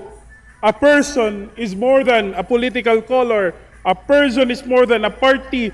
A person is more than a headline. A person is more than the worst things said about them online. We talk about politics like it's the biggest difference between people. But in truth, much of our common life depends on simpler and deeper things. Do we listen? Do we show respect? Do we try to understand? Do we show up for our neighbors? Do we keep our word? Do we tell the truth even when a lie benefits our side? This is where democracy is tested. Not only in elections, not only in Congress, not only in courts, democracy is also tested in the comment section, in the group chat, in the post we share at midnight, in the rumor we repeat, and in the insult we choose to write or refuse to write. It is tested in whether we can still see the human being behind the screen. Mr. Speaker, we must also be honest about the role of social media platforms. These platforms are not passive spaces. They shape what people see. They decide what rises and what disappears. They influence what receives attention, what becomes viral, and what becomes part of public conversation. And too often, the systems reward outrage. They reward anger.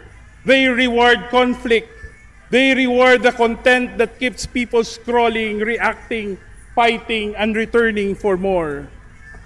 We cannot allow platforms to profit from hate while society pays the price. We cannot allow algorithms to amplify lies while truth struggles to catch up. We cannot allow coordinated attacks, fake accounts, deep fakes, malicious edits, harassment, and disinformation networks to poison democratic conversation. We cannot accept a digital culture where cruelty is treated as strategy and falsehood is treated as content. Social media companies, Mr. Speaker, must be held accountable. They must act faster against fake news scams, coordinated harassment, and digital abuse. They must be more transparent about how harmful content spreads. They must provide better tools for users to report lies, threats, impersonation, and manipulation.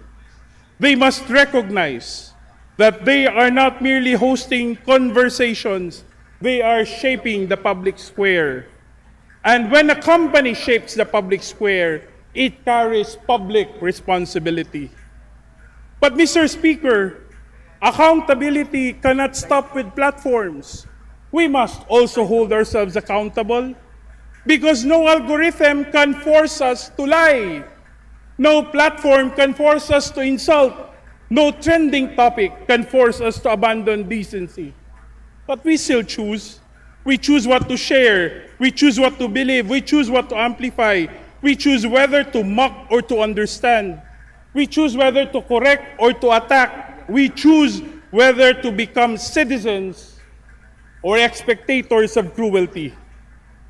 Every time we share without checking, we help lies travel. Every time we laugh at humiliation, we help hatred grow. Every time we attack the person instead of the idea, we weaken democracy. Every time we stay silent before a lie because it benefits our side, we damage the truth. Every time we treat fake news as harmless because it serves our political interest, we make our country more vulnerable. And that is the hardest part. It is easy to demand accountability from others. It is harder to admit our own participation in the culture we now criticize. But if we want a better public space, a better public square, we must begin with ourselves. We must ask ourselves, do my words help build a better public conversation? Do my posts help others understand the issue more clearly? Do the things I share add truth or do they add confusion? Do my reactions protect the dignity of another person? Do have I the courage to correct my own side when my own side spreads lies? Do I choose respect even when anger is easier? Do I choose truth even when truth is inconvenient? These questions go to the heart of citizenship. They remind us that democracy is shaped by daily choices, not just by elections and laws. They remind us that conscience must guide even the smallest word we post, share, and repeat. And they remind us that leadership begins wherever we have influence, even in a comment, a message, or a conversation. Mr. Speaker, we need to also recover the value of internal disagreement. When people feel they cannot question their own side, doubts go underground and conversations disappear. Silence does not create unity. It creates pressure. A party, a movement, a community, or a country becomes stronger when people can speak honestly within it. When disagreement is allowed within groups, it reduces the need to fight across them. When allies can correct allies, we grow. When friends can challenge friends, we mature. When leaders can listen to criticism without anger, institutions become stronger. Loyalty should never require blindness. Unity should never require silence. Support should never require surrendering the truth. The strongest movements are not those where everyone claps at every decision. The strongest movements are those where people can speak, listen, correct, and improve together. That is disagreeing better. Mr. Speaker, outside these walls, our partisan differences are also being watched and copied. The way we treat people who belong to another political camp shapes the way our communities talk, argue, and live together. When politics becomes a license to insult, the damage reaches beyond elections. It enters families, workplaces, schools, churches, barangays, and friendships. If we show that partisan politics is only about insult, then we teach our people to insult. If we show that political debate is only about humiliation, then we teach our people to humiliate. If we show that winning an argument matters more than telling the truth, then we teach our people to distrust everything. If we show that loyalty to our side requires hatred of the other side, then we make democracy smaller, angrier, and weaker. But if we show that strong disagreement can live with respect, then we give our people a better example. We show them that political loyalty can still be guided by conscience. We show them that conviction can still be disciplined by truth. We show them that criticism can still carry dignity. We show them that people can support different leaders, different parties, and different causes, yet still belong to one country. Because outside Congress, democracy is lived in ordinary places. It is lived at the dining table. It is lived in the group chat. It is lived in the barangay meeting. It is lived in the office pantry, the classroom, the market, the terminal, and the comment section. And in all these places, the question remains, can we disagree better? We can be firm without being cruel. We can be passionate without being personal. We can expose lies without becoming hateful. We can demand accountability without enjoying humiliation. We can defend our principles without destroying another person's dignity. This is the higher standard democracy asks from us. And this is the higher standard that our people deserve. Mr. Speaker, social media can be a platform for anything we want it to be. It can be a platform for fake news or a platform for truth. It can be a platform for hatred or a platform for understanding. It can be a platform for attacks or a platform for accountability. It can be a platform for division or a platform for dialogue. It can be a place where we tear one another down or a place where we help democracy grow up. The choice is ours. But choices require discipline. Truth requires discipline. This decency requires discipline. Democracy requires discipline. Mr. Speaker, I propose a national framework for better political discourse. First, truth as a minimum standard of public debate. Every political actor, whether in government, opposition, media, civil society, or private citizenship, must return to a basic rule. Criticize hard, but do not lie. Disagree strongly, but do not fabricate. Expose wrongdoing, but do not invent it. Question leaders, but do not spread stories you know are false. Demand accountability, but do not treat rumors as evidence. A democracy cannot survive when citizens lose concern for whether something is true. Truth must be the floor of every public conversation. It must be the minimum requirement before any accusation, argument, campaign, post, or public statement is made. Second, civic or education and political literacy. We must teach our people, especially young Filipinos, how democracy works, how institutions function, how laws are made, how public funds are used, how evidence is assessed, and how citizens can hold power accountable responsibly. This is not just about partisan education. This is not just propaganda. It is basic democratic literacy. How to verify claims, how to read public documents, how to distinguish criticism from harassment, how to debate policy, identify manipulation, participate without spreading hate, and how to demand accountability without destroying human dignity. Third, standards of conduct for public officials and political actors. Those of us in public life must be the first to raise the standard. We cannot ask our citizens to reject this information if we benefit from it. We cannot ask young people to be respectful if we reward cruelty from our own supporters. We cannot call for unity while feeding division. We cannot demand respect while practicing contempt. Our political parties, public officials, campaign teams, consultants, and supporters must be reminded that winning at the cost of truth weakens the very democracy we seek to lead. Leadership is not only about winning arguments, it is about setting the tone. Fourth, responsible campaigning and public communication. Our campaign culture must mature. Campaign should compete on records, platforms, programs, and competence. They should not rely on lies, fear, intimidation, dehumanization, or personal destruction. The Commission on Elections should continue strengthening rules of campaign conduct, political advertising, spending transparency, and coordinated manipulation, whether online or offline. Citizens should know who is paying for political messages. Citizens should know when they are being persuaded. Citizens should know when a campaign is hiding behind anonymous attacks.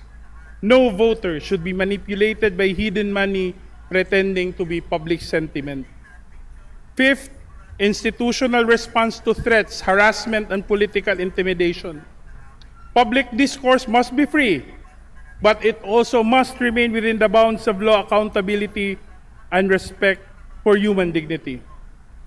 The Philippine government must respond to age threats, harassments, intimidation, impersonation, doxing, coordinated attacks, and political violence within the bounds of due process and constitutional rights.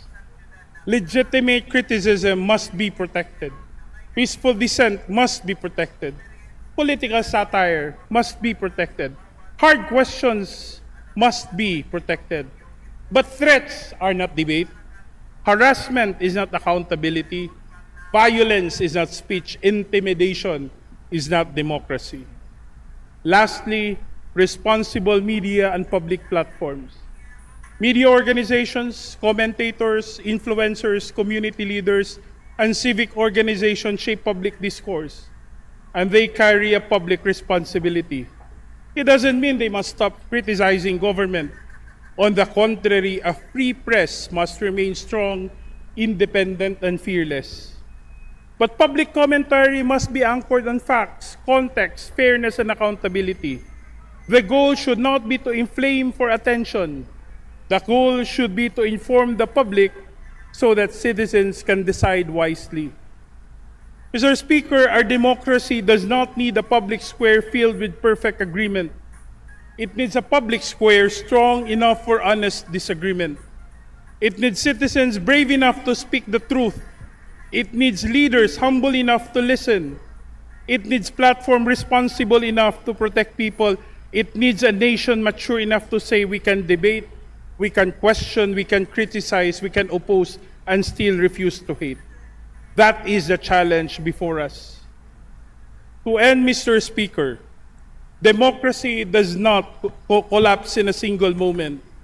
It erodes slowly.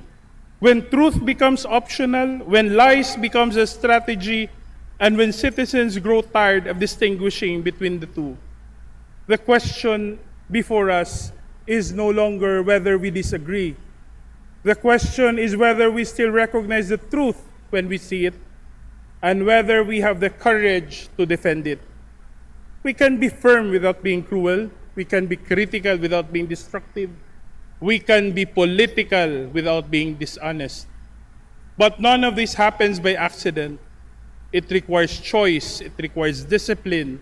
It requires courage. If we fail to choose truth, then others would choose falsehood for us. If we fail to raise the standard will continue to fall. Truth, Mr. Speaker, is not a strategy, it is a duty. Decency is not a weakness, it is strength. And disagreement, when done right, is not a threat to democracy, it is the proof that democracy is alive. The challenge is not to eliminate disagreement. The challenge is to deserve it. Let us rise to that standard. Let us disagree better. Thank you, Mr. Speaker. Majority Leader. Mr. Speaker, I move to recognize the gentleman from the 1st District of Lanao del Sur, Representative Zia Alonto Adyong, for his interpellation. There an objection? Okay, here's none. The Honorable Sir Knight Zia Adyong is hereby recognized.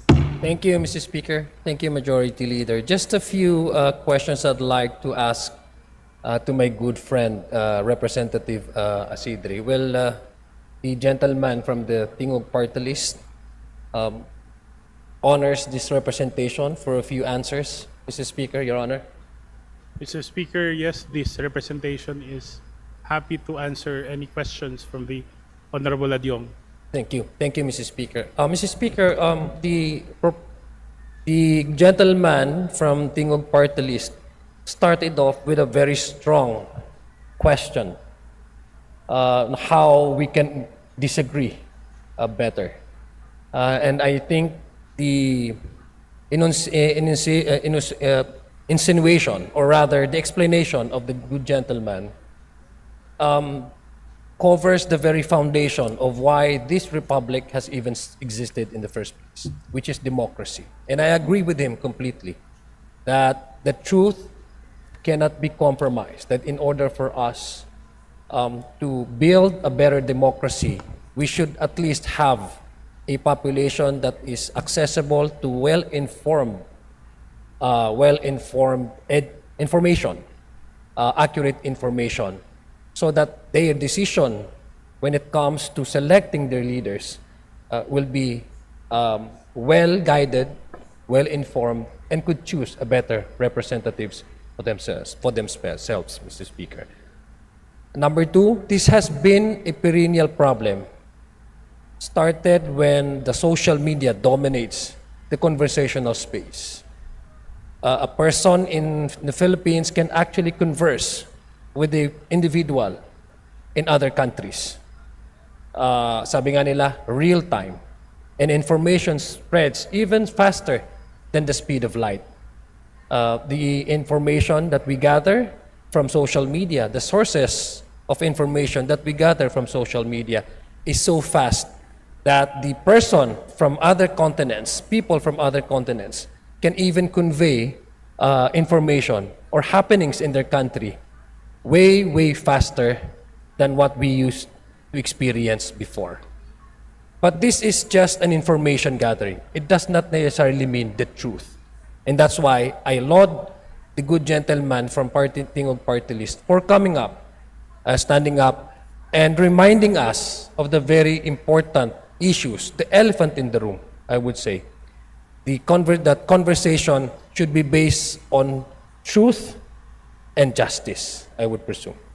Now, my question, Mr. Speaker, is that since this has been a perennial problem, what prompted, Mr. Speaker, the good gentleman, from standing up this time, from reminding this House of something that we should also look into as not only as a personal concern or group concern, but as well as a national security issue? Because I remember, Mr. Speaker, postings on Facebook recently have made as a subject for an investigation of the National Bureau of Investigation, even subject for a review of our security agency.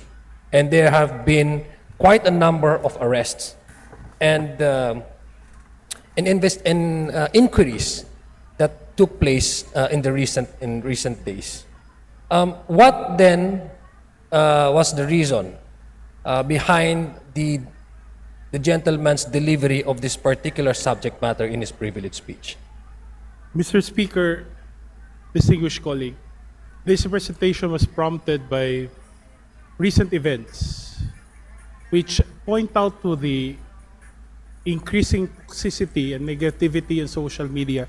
We know this has been there for the longest time, but in recent weeks and months, we've seen the extent of the damage that such irresponsible criticisms on social media, even fake news and all this harmful content can do so to destabilize not only our democratic system or democratic life, but even the very foundations upon which the Filipino society is founded upon.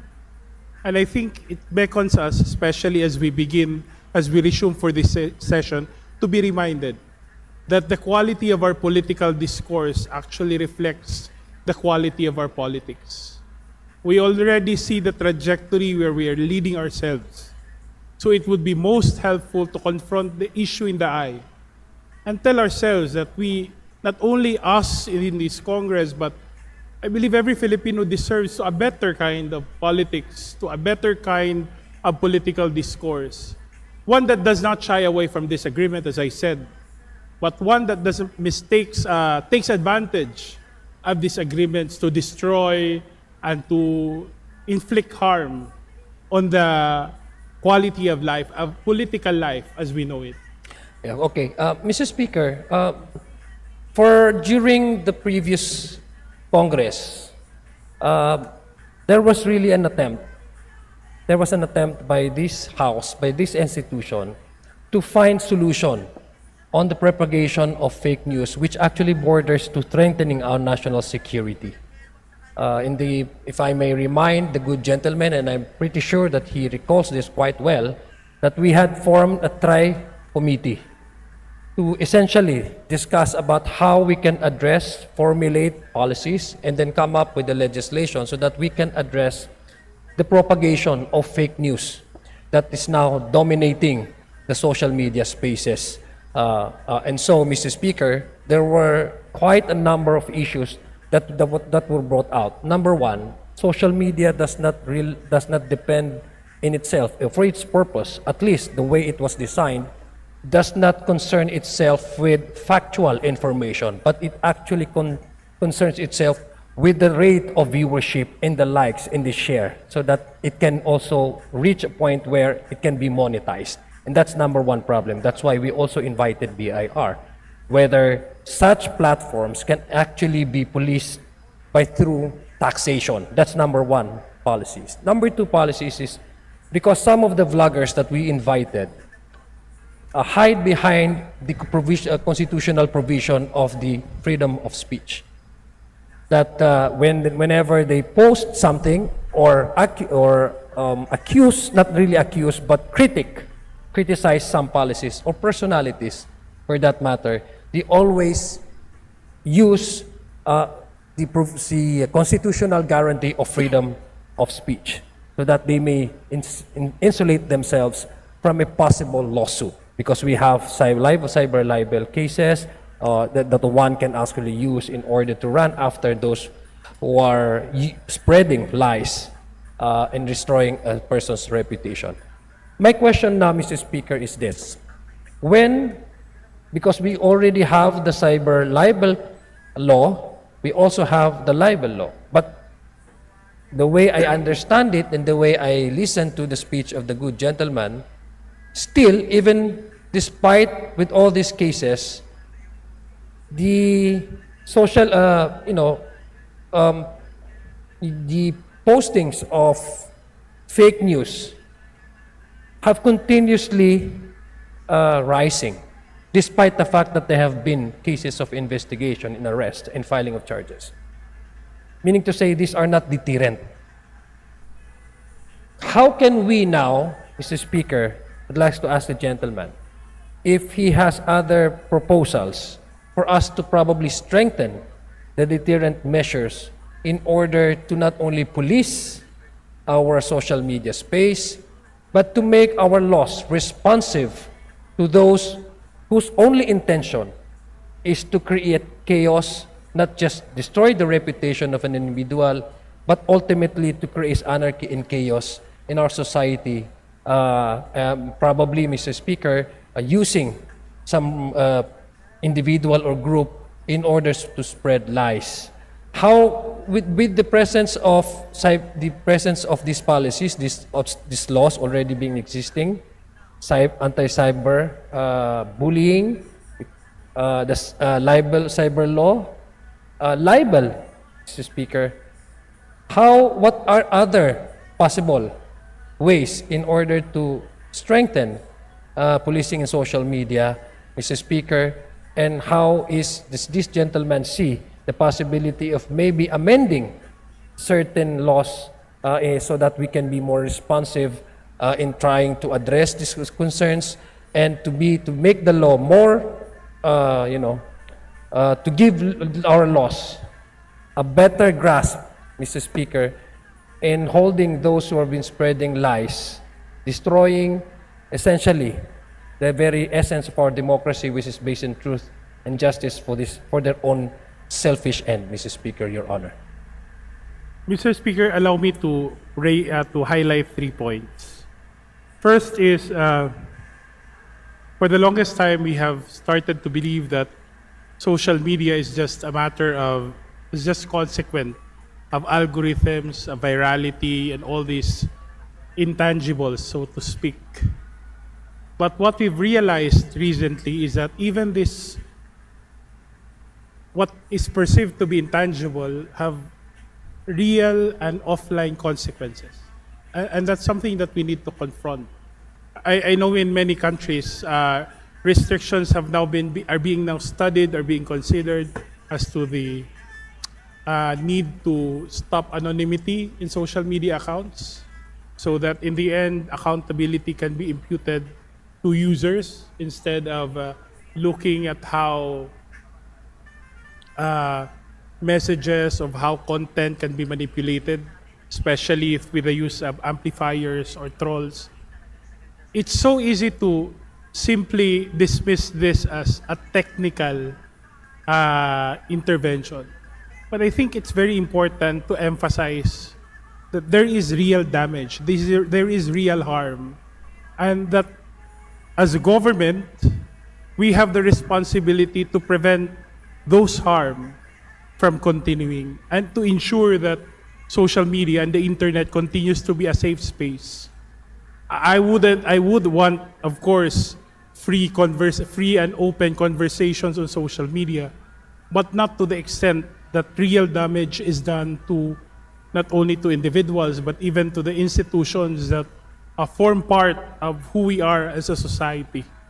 Second point, Mr. Speaker, is that there has to be a realization that social media is not simply about the users, but about the platforms as well.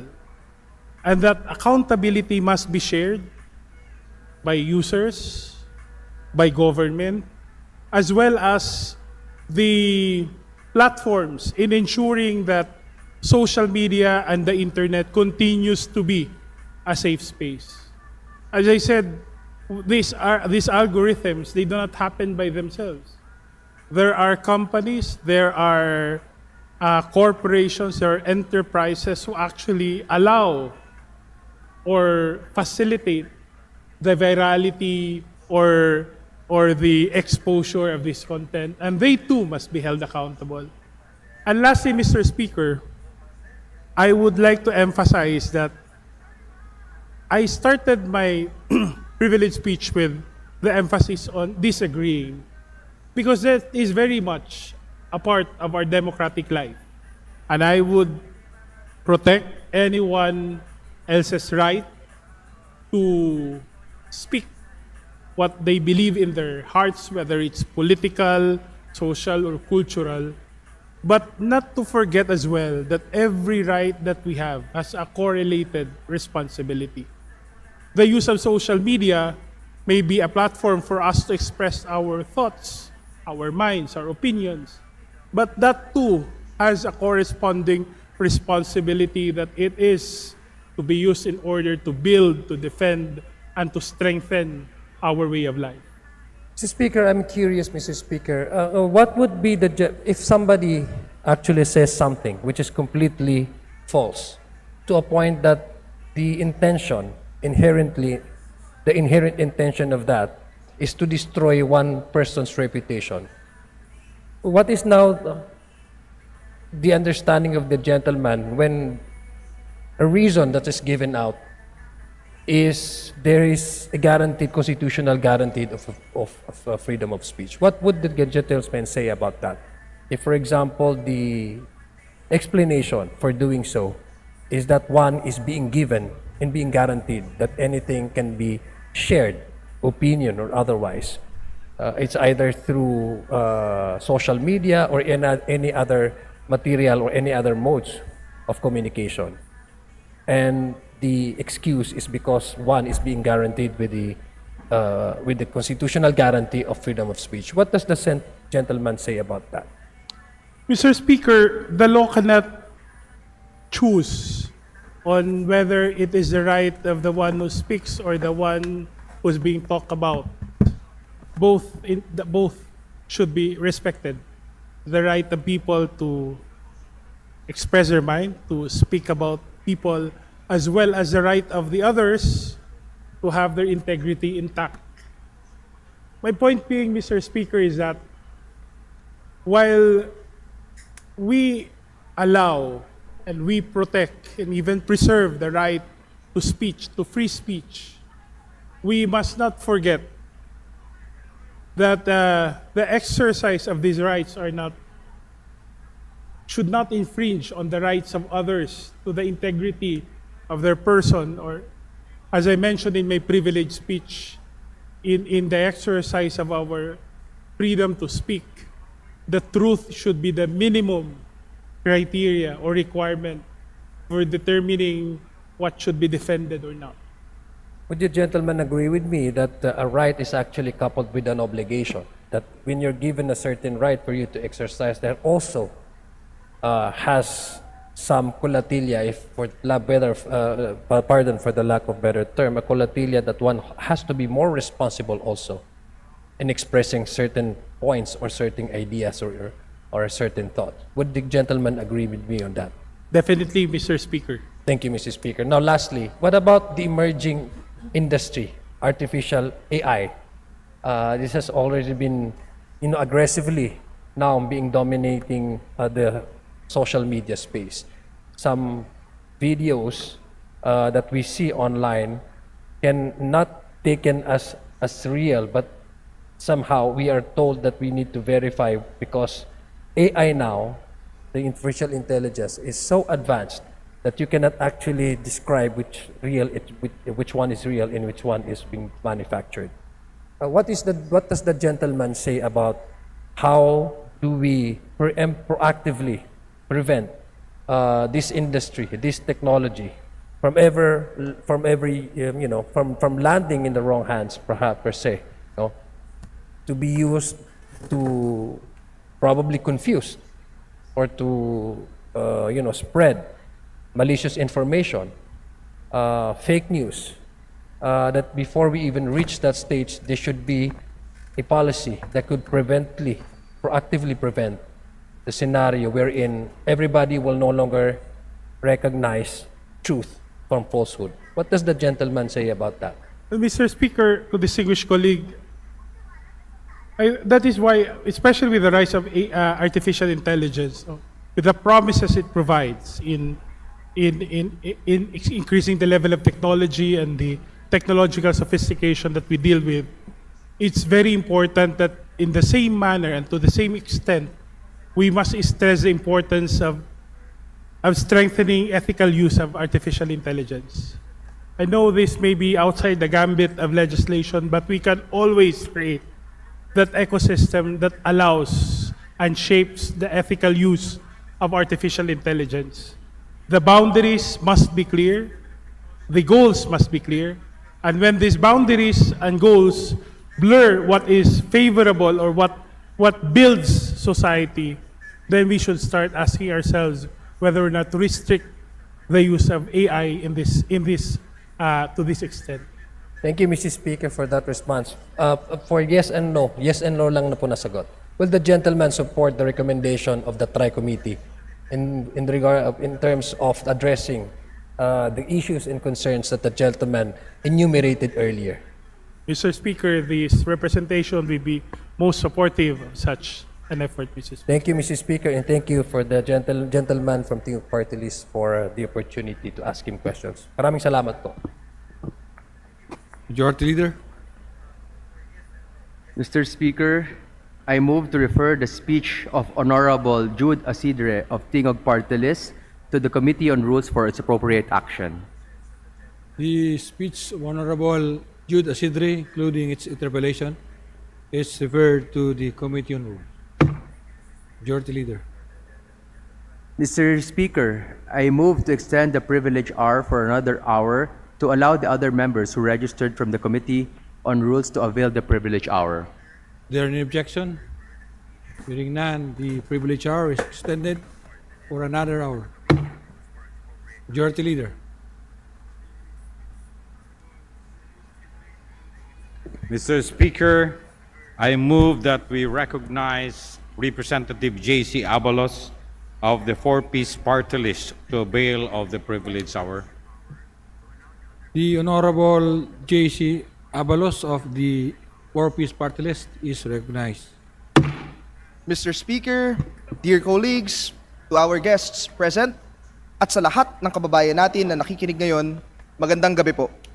Nitong mga nakarang araw, Mr. Speaker, sa kabila ng sari-saring issue tulad ng krisis na epekto ng gera sa Middle East, mga usapin ng accountability at transparency sa ating pamahalaan at iba pang mga usapin, may isang issue ukol sa bayarin sa kuryente na nagdulot ng tensyon at hindi magagandang pananalita laban sa mga pinaka-vulnerable at pinakamahirap na sektor ng ating lipunan, kabilang na dito ang mga benepisyaryo ng 4Ps. Mr. Speaker, ang tinutukoy ko po ay ang usapin tungkol sa Lifeline Subsidy Program. And I stand here today with the hope of informing our countrymen about the Lifeline Subsidy and the misconceptions circulating online. Mr. Speaker, when people see their bills rising, when they work hard and feel that they are carrying more than their fair share, that frustration deserves to be heard, not dismissed. Ngunit, dapat din po nating linawin, Mr. Speaker, hindi ang mahihirap ang dahilan ng mataas na singil sa kuryente.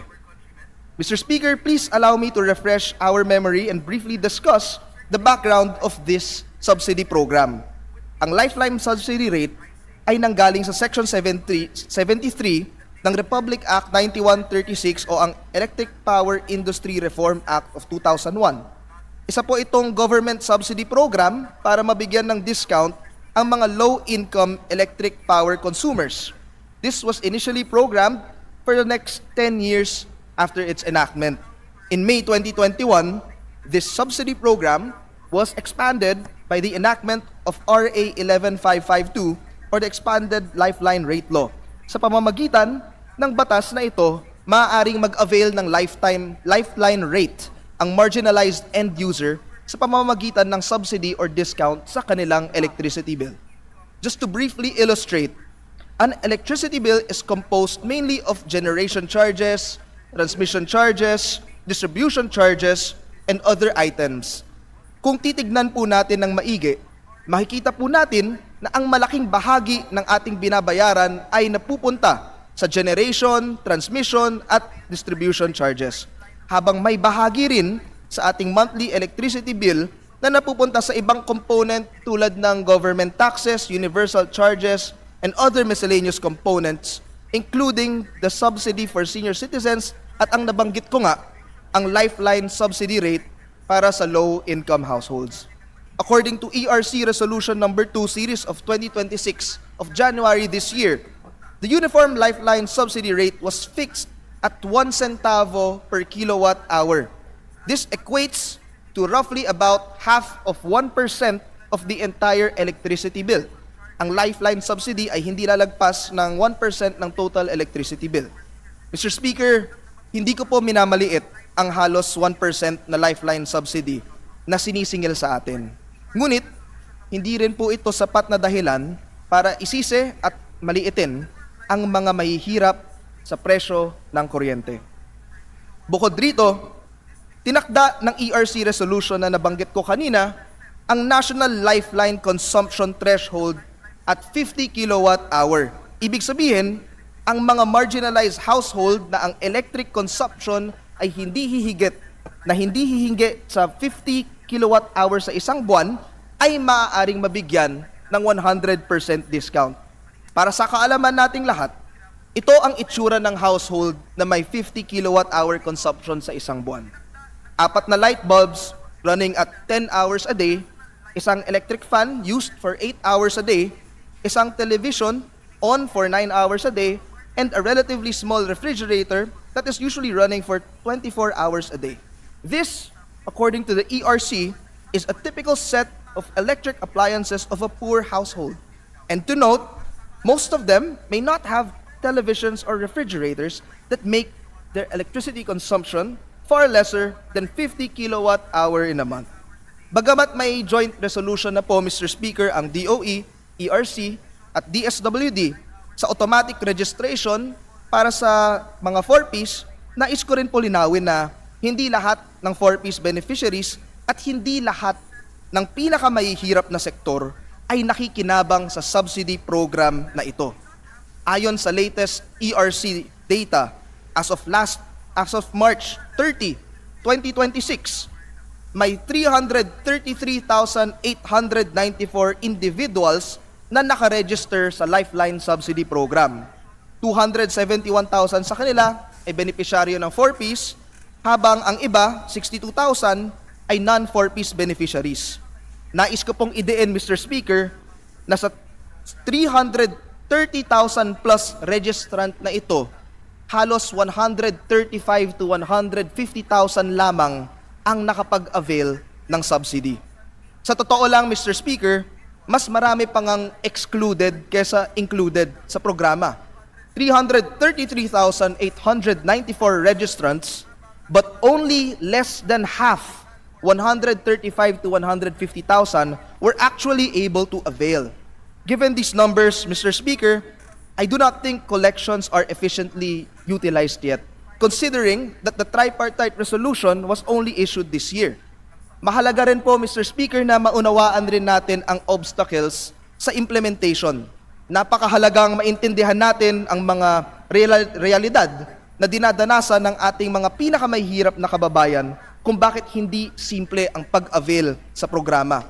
Isa sa mga realidad na ito ay karamihan o halos lahat sa kanila ay tenants or renters, at ang electric service account ay nakapangalan sa may-ari ng kung saan sila nakatira.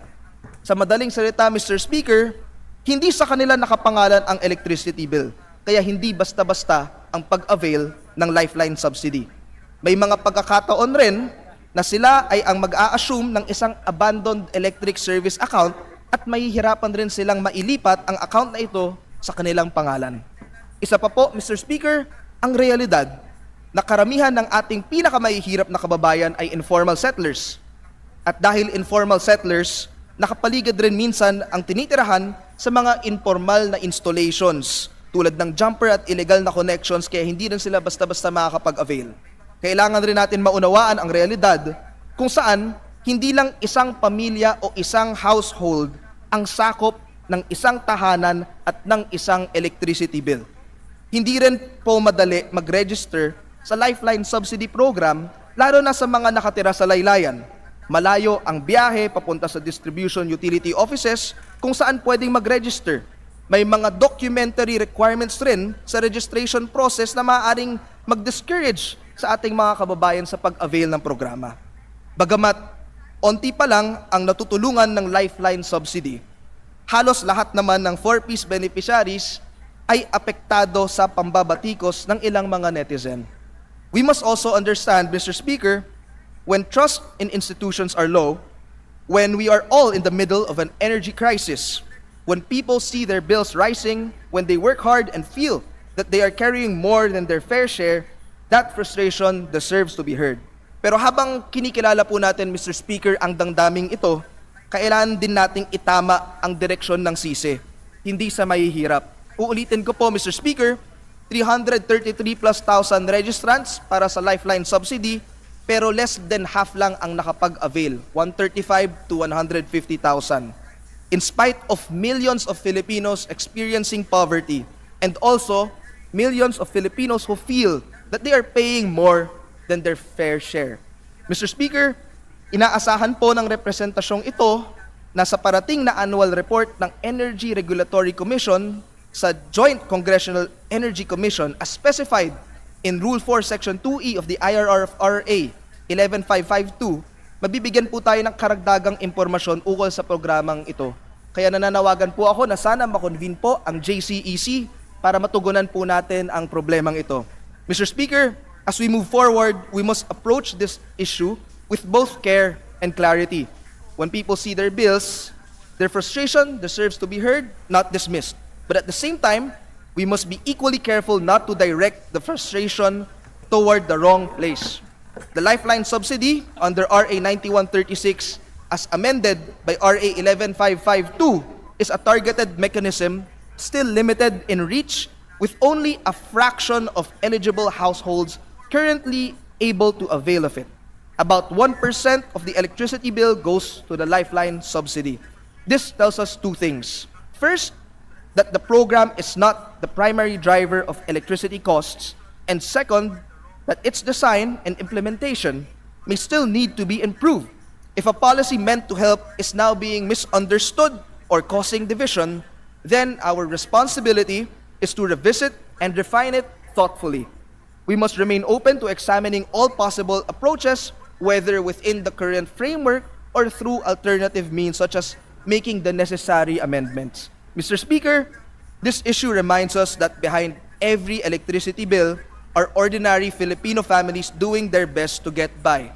When costs rise, people naturally look for answers, and that frustration is real.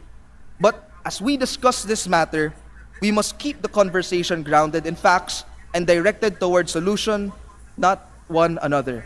At malinaw po sa datos, ang lifeline subsidy ay maliit na bahagi lamang ng kabubuoang singil sa kuryente at limitado pa ang naaabot nito dahil sa mga hamon sa implementasyon.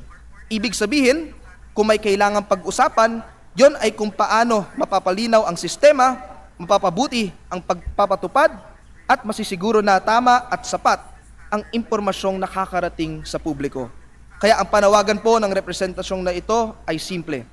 Pag-aralin natin ng maigi ang programa, ayusin natin kung saan may kakulangan, at manatiling bukas sa mga posibleng paraan upang mas maging epektibo at patas ang ating mga pulisiya sa enerhiya.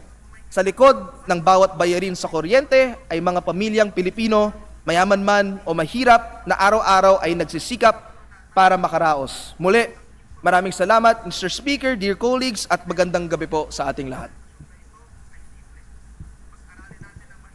Majority Leader. Mr. Speaker, I move that we refer the speech of the Honorable J.C. Abalos to the Committee on Rules for its proper disposition. Is there any objection? Hearing none, the speech of Honorable J.C. Abalos is referred to the Committee on Rules. Majority Leader. Mr. Speaker, I move that we recognize the Honorable Sara Jane I. Elago of Gabriela Party List to avail of the privileged hour. Honorable Sara Jane Ilago of the Gabriela Party List, recognized.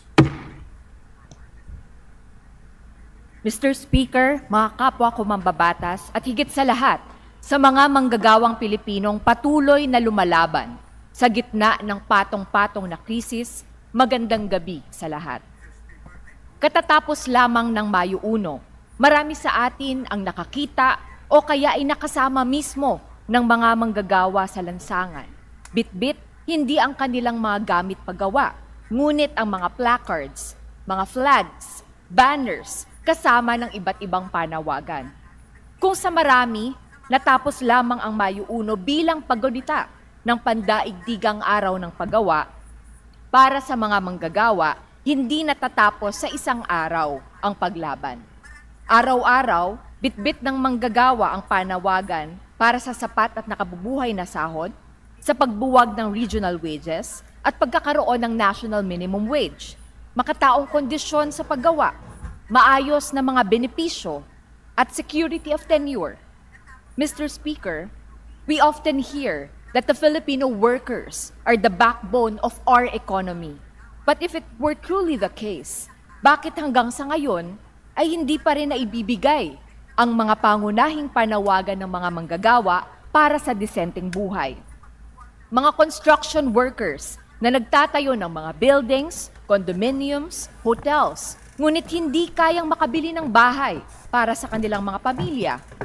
Mga health workers na sa haba ng working hours ay halos nakatira na sa mga ospital, ngunit kapag nagkasakit naman sila ay hindi kayang tustusan ang sariling bills sa ospital. Mga manggagawa sa mga restaurants, ngunit hirap na hirap pagkasyahin ang sahod para makabili ng sapat at masustansyang pagkain ng kanilang mga pamilya. Sa katunayan, Mr. Speaker, nandirito ang mga manggagawa ng Kowloon House mula sa Genuine Labor Organization of Workers in Hotel, Restaurants, and Allied Industries, Kilusang Mayo 1 o Glow Rain KMU, na matagumpay sa kanilang 6 na araw na welga para sa pagpapatupad ng wage order compliance at staggered payments ng kanilang service charge na dapat maibalik sa kanila. Sa kabila ng napakatamis na tagumpay na dulot ng sama-samang pagkilos ng mga manggagawa, mapait na balita naman ang naipaulat na 70 manggagawa ang nawalan ng trabaho dulot ng biglaang pagsasara ng ibang bahagi ng negosyo ng Colon House matapos ang naging labor dispute at pinirmahan na agreement sa pagitan ng management at union. Ayon sa umiiral na batas paggawa, Ginoong Speaker, ipinagbabawal ang anumang uri ng retaliatory action laban sa mga manggagawa na nagsasagawa ng kanilang lehitimong pag-oorganisa at kolektibong pagkilos para sa kanilang mga karapatan at kapakanan. Kaya ngayong araw, naghain tayo ng House Resolution number 974 upang imbestigahan at layunin nito na mapalakas ang kasalukuyang mga batas sa pagtataguyod ng karapatan ng mga manggagawa, kasama na ang security of tenure, collective bargaining, at proteksyon mula sa unjust dismissal. Tunay nga na hindi naman kulang sa sipag at tiyaga ang mga manggagawang Pilipino. Kulang sila sa pagkamit ng mga karapatan na matagal na dapat itinataguyod at naisa sa katuparan ng ating pamahalaan.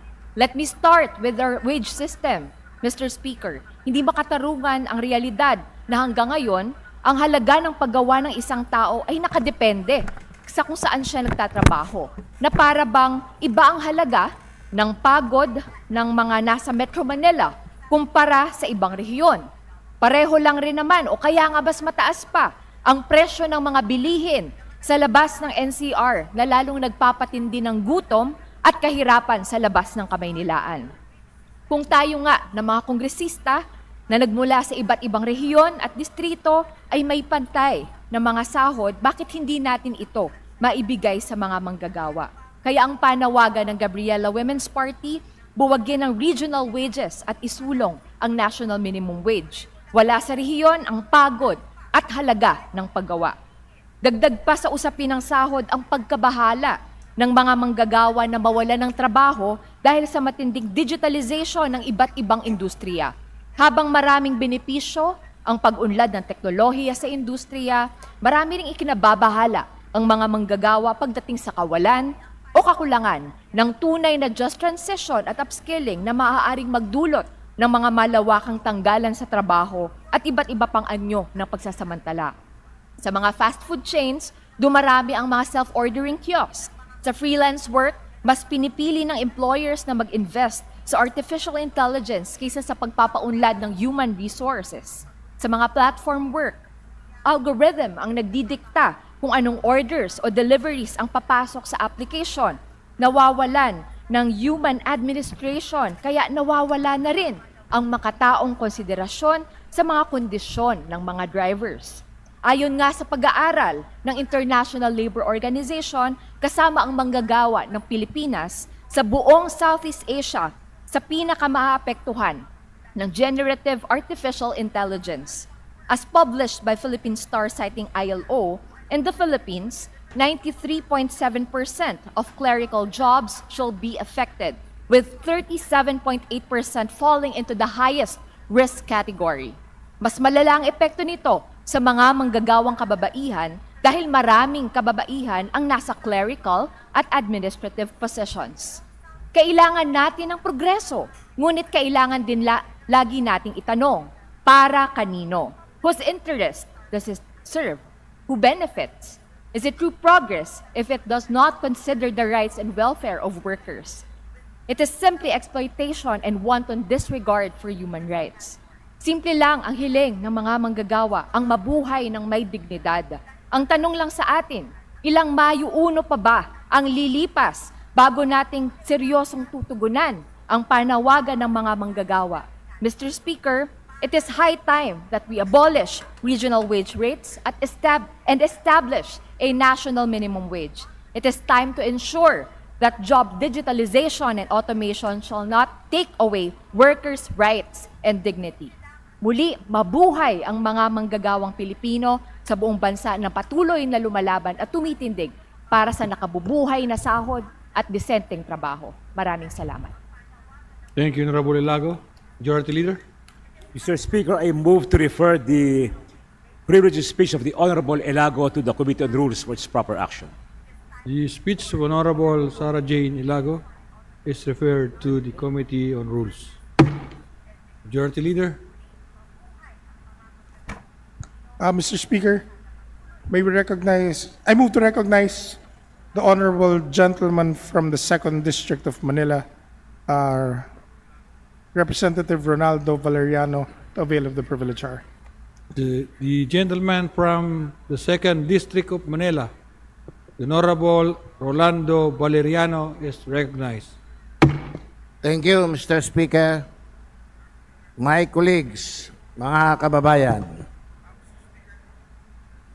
I rise on a matter of personal and collective privilege to call the attention of this august chamber to a practice in the petroleum trade that is quietly draining billions of pesos from the government revenues and undermining fair competition in the oil industry. This practice is known as ship-to-ship transfer or STS.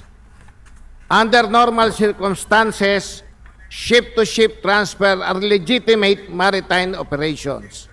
In international shipping, petroleum cargo is sometimes transferred from one tanker to another while at sea for logistical reasons.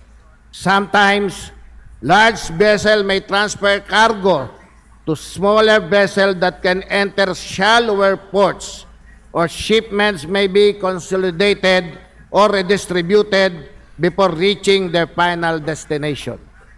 However, because this transfer take place offshore and away from regular port supervision, the same mechanism can also be vulnerable to abuse if not properly monitored and documented. Allow me to explain how this modus works. A petroleum importer loads a large volume of fuel from a foreign port bound for the Philippines. On paper, the shipment is declared as a specific quantity intended to arrive at a designated Philippine port. But before the tanker reaches that port, another vessel meets in the middle of the sea. Through a ship-to-ship transfer operation, a portion of the petroleum cargo is transferred to the smaller vessel. When the original tanker finally docks at the Philippine port, the cargo it carries is now smaller than the quantity originally loaded abroad. Taxes and duties are then paid only on the reduced quantity that actually arrives at port. Meanwhile, the portion of the petroleum cargo that was transferred offshore may enter the domestic market through other channels, through our very porous coastal areas, potentially bypassing proper customs declaration and taxation. Nagets po ninyo ang modus, mga kababayan. Para makaiwas sa pagbabayad ng tamang buwis, may mga buitreng oil importers na palihim na sinusundo sa gitna ng dagat ang kanilang inangkat na langis. Doon nila binabawasan ang laman ng oil cargo upang pagdating sa pantalan ng Pilipinas, mas maliit na volume na lamang ang idedeklara at mas mababa na rin ang buwis na babayaran. Smuggling na, tax evasion pa.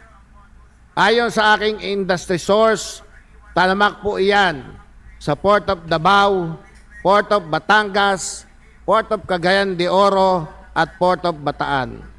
Over the years, the Philippine Coast Guard, National Bureau of Investigation, and Bureau of Customs have seized billions worth of smuggled oil and fuels and filed cases with the Department of Justice and prosecuted in courts.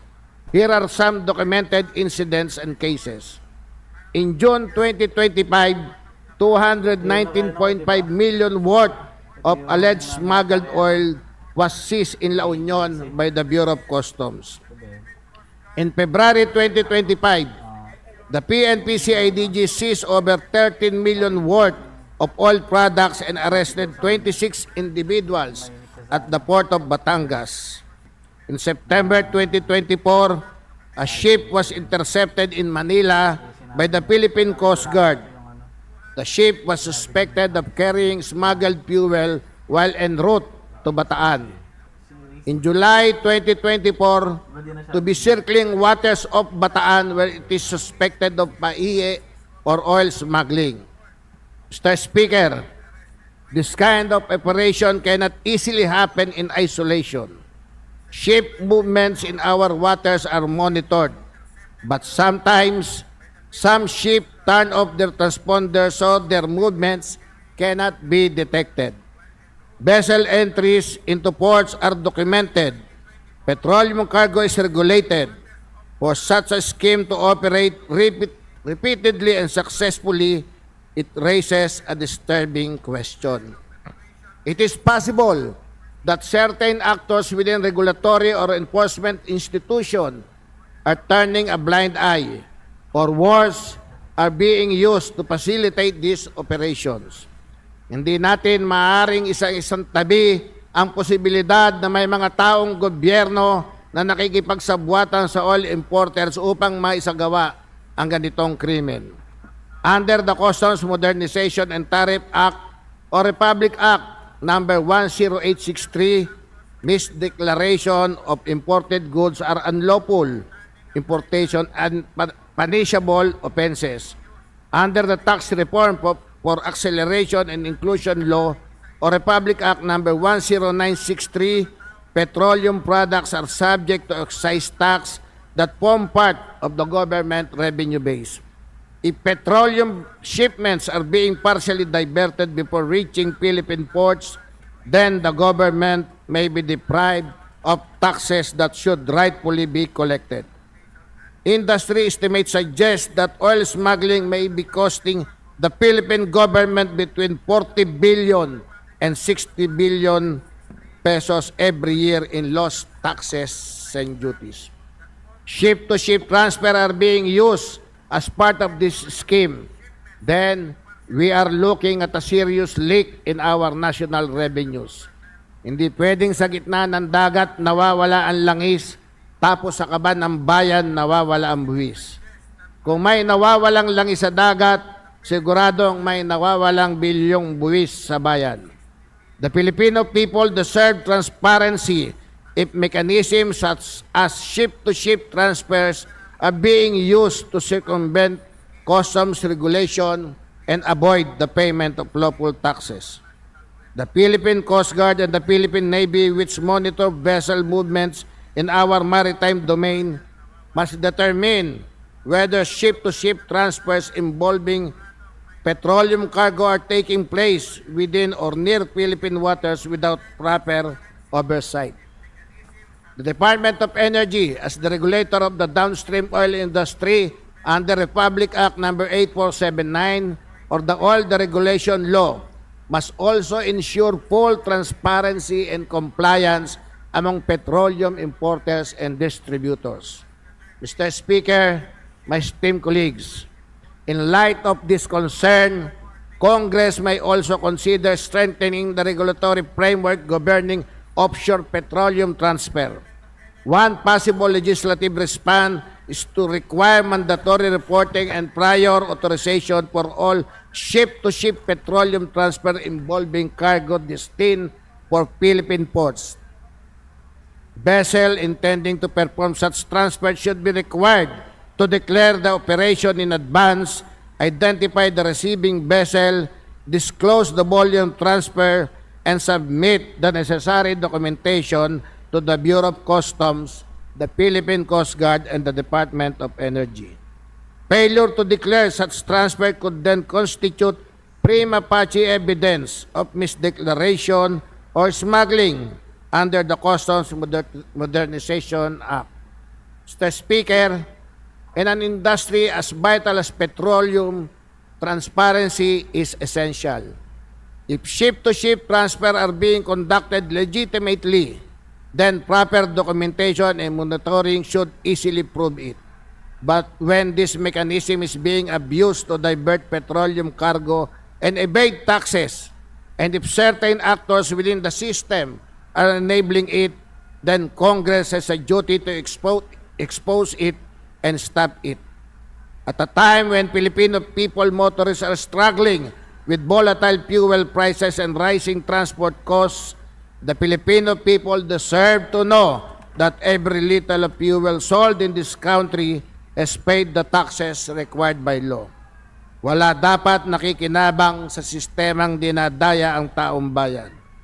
I therefore call upon the appropriate committees of the House of Representatives to conduct an inquiry in aid of legislation into ship-to-ship petroleum transfer practices in the Philippine petroleum trade, including the possible involvement of or negligence of responsible regulatory and enforcement agency. Let us ensure that the petroleum industry operates under a system that is fair, transparent, and accountable to the Filipino people. Salamat po, Mr. Speaker.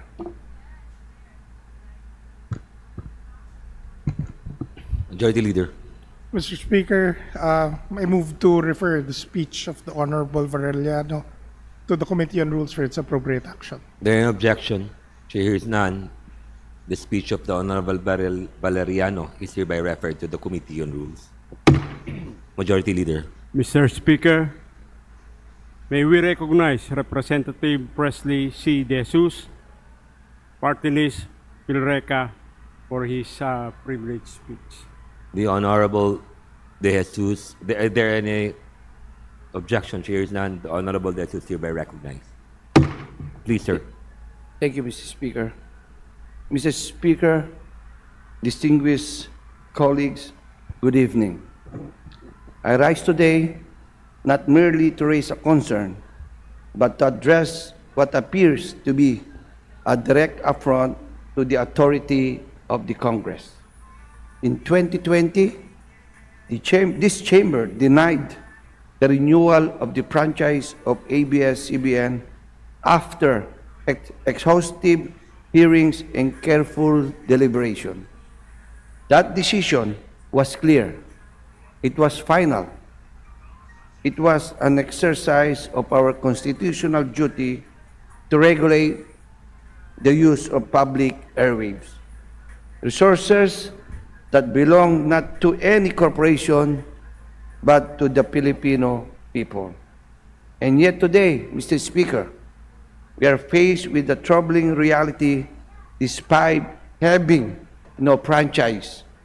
ABS-CBN has found its way back into the homes of millions of Filipinos, occupying vast amounts of airtime on frequencies it was not granted, through arrangements that stretch the limit of what the law was ever meant to allow.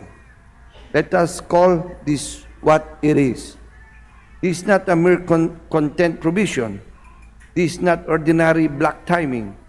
When a single entity supplies nearly all the programming, defines the identity of a channel, and effectively dictates what the public sees and hears. It is no longer just buying airtime.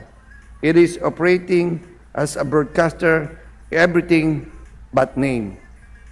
And that, Mr. Speaker, strikes at the very heart of our constitutional duty to grant and regulate franchises. Are we now to accept a situation where Congress can deny a franchise only for the same entity to return through a backdoor? Are we to pretend that the law has been followed simply because the arrangement has been dressed up in technical compliance?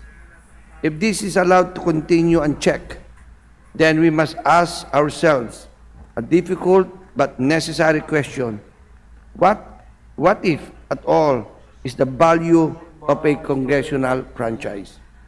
Because if the same entity can function as a nationwide broadcaster without its approval, then our authority is not just weakened, it is rendered irrelevant. This is not only a legal issue, this is a matter of institutional integrity. It is also a matter of fairness. Other networks have gone through the constitutional process. They secured franchises. They subjected themselves to regulation. Yet, here we are, faced with a scenario where one entity appears to enjoy the reach and influence of a broadcaster without bearing the same legal burden. That does not seem to be a level playing field. That seems to be a distortion of a balanced system. Mr. Speaker, beyond these concerns, there are specific developments that demand closer scrutiny. What began as limited block time arrangements with networks such as TV5 and A2Z has evolved into something far more expansive. Reports now indicate that ABS-CBN is effectively providing the entirety of programming for television platforms under the Villar Group, utilizing the former Channel 2 frequency in such arrangement. ABS-CBN appears to exercise substantial control over content and operations, and in turn, receiving the lion's share of revenues. This raises an important question. Are we witnessing a de facto circumvention of the franchise requirement? If ABS-CBN can operate at this scale without a franchise, then we must ask, does this confer undue advantage over fully franchised broadcasters? Does this create an uneven regulatory burden that undermines fair competition? Because when one entity can achieve nationwide reach without complying with the same legal obligations, the result is not innovation. It is regulatory imbalance and potentially anti-competitive practice. Even more alarming are reports that in some cases, these block time arrangements consume nearly the entire broadcast day. If that is true, then we must ask, who is truly in control of these stations? The franchise holder or the block timer? Or worse, have these franchise holders been reduced to mere legal fronts in lending their privilege while another entity effectively runs the show?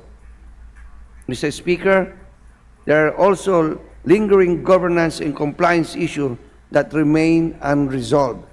Recent reports indicate that the board of ABS-CBN continues to be controlled by Lopez Incorporated, with 3 out of 7 Lopez's appointed directors identified as American citizens. This matter was raised during previous franchise hearings, but was never conclusively settled. It directly touches on constitutional limitations regarding foreign ownership and control of mass media and whether current arrangements remain within the bounds of the law.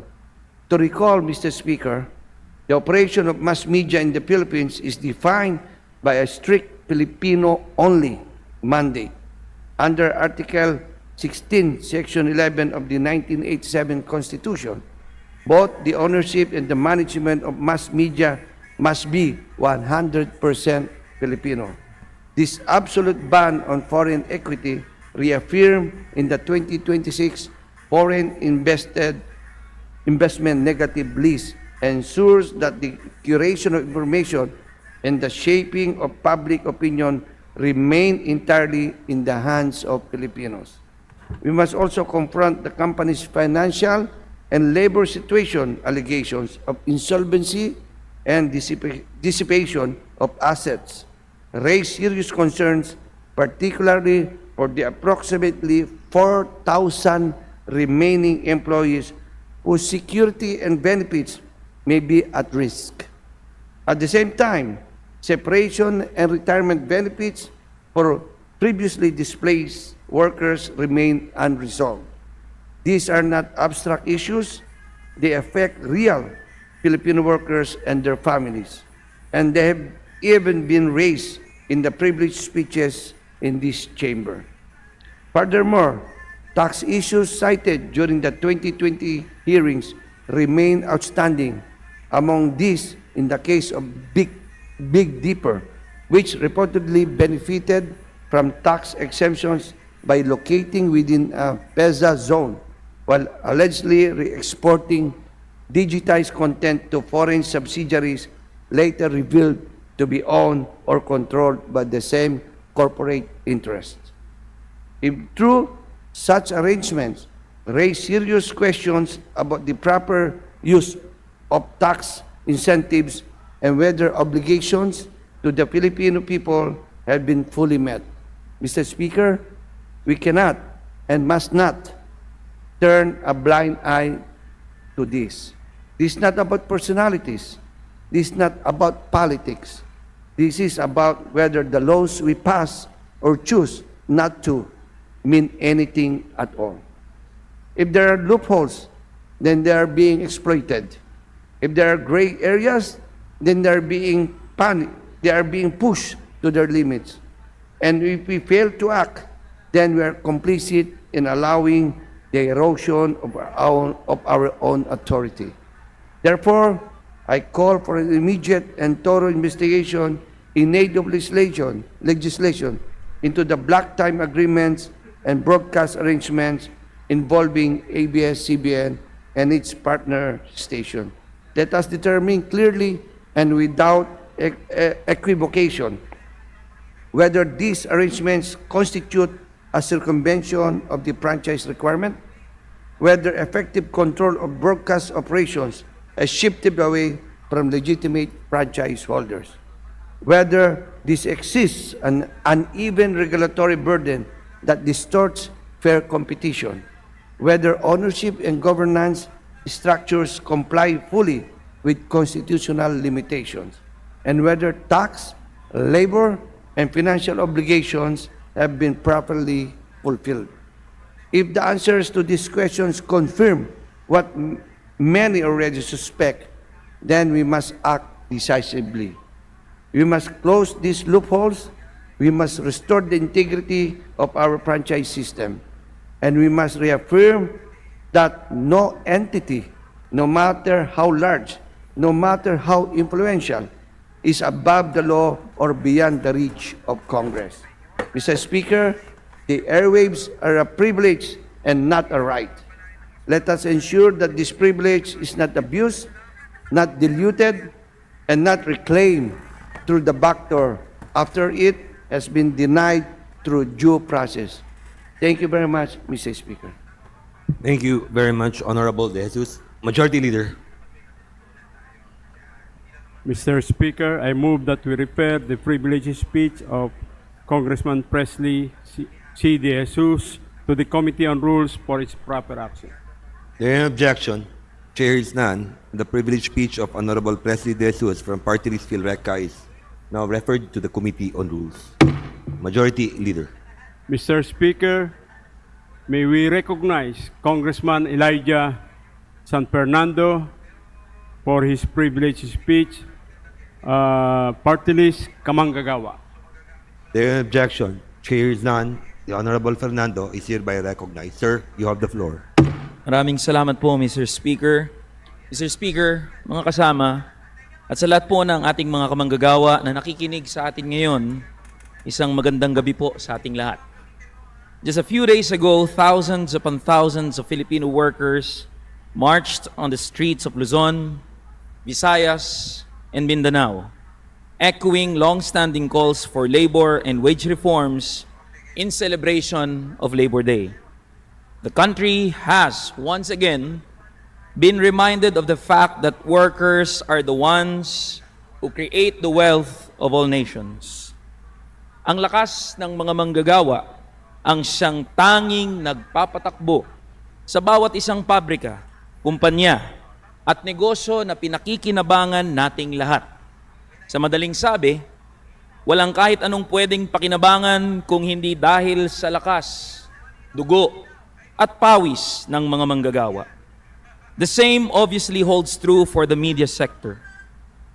Despite all the glitz and glamour afforded to the names of some of the country's largest media companies, it is the regular employees, those who toil day in and day out, who keep the bright lights of our television and gadget screens running. Ang mga writer, camera crew, reporter, security guard, at maging mga interns, mga nasa likod ng kamera ang siyang bumubuhay sa sektor ng media. It has therefore been a great source of grief and contempt for us in Kamanggagawa Party List to receive several alarming reports from the workers of ABS-CBN Corporation regarding possible labor and wage standard violations by the company. Kung kaya't nais po naming ilaan ang talumpating ito upang bigyang boses at hustisya hindi lamang ang mga manggagawa ng ABS-CBN, kundi ang bawat isang manggagawang tinatanggalan at niyuyurakan ang mga karapatan para sa regular at may dignidad na trabaho. To begin with, Mr. Speaker, the public has probably been made aware by now about an ongoing feud among the members of the Lopez family who are currently serving as top executives of ABS-CBN Corporation. This dispute is about the approval of a 2 billion peso cash infusion from their parent company, Lopez Holdings Corporation, to supposedly keep the company afloat amidst mounting losses in revenue generation.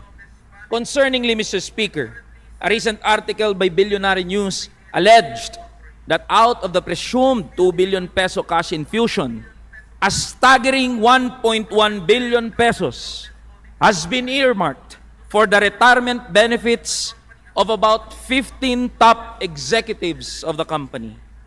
In response to these allegations, Mr. Speaker, ABS-CBN Corporation has released a statement outright disavowing the veracity of these claims, downplaying it as mere PR attacks. Regardless, what remains true is that warring factions inside the Lopez family have emerged as a result of these internal company battles. Ngayon, Mr. Speaker, mga kasama, ano po bang kinalaman ng ating mga manggagawa sa away pamilyang ito? Para maging klaro po, walang pakialam ang mga manggagawa sa away pamilya, lalo't higit sa awayan ng mga oligarko at bilyonaryo.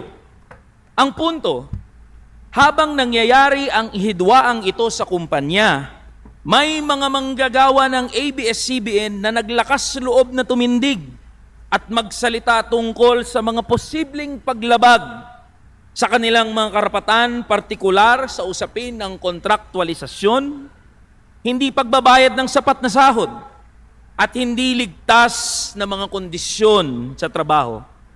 They have reached out to and sought the assistance of this representation in echoing their struggle for justice, and that is precisely what we aim to do.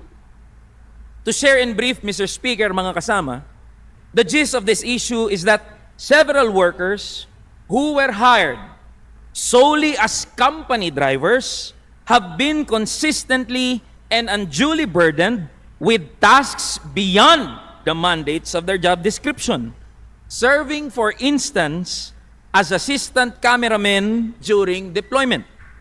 Kinuha ka bilang driver, tapos biglang naging assistant cameraman ka rin. At ano ang kapalit na bayad nito?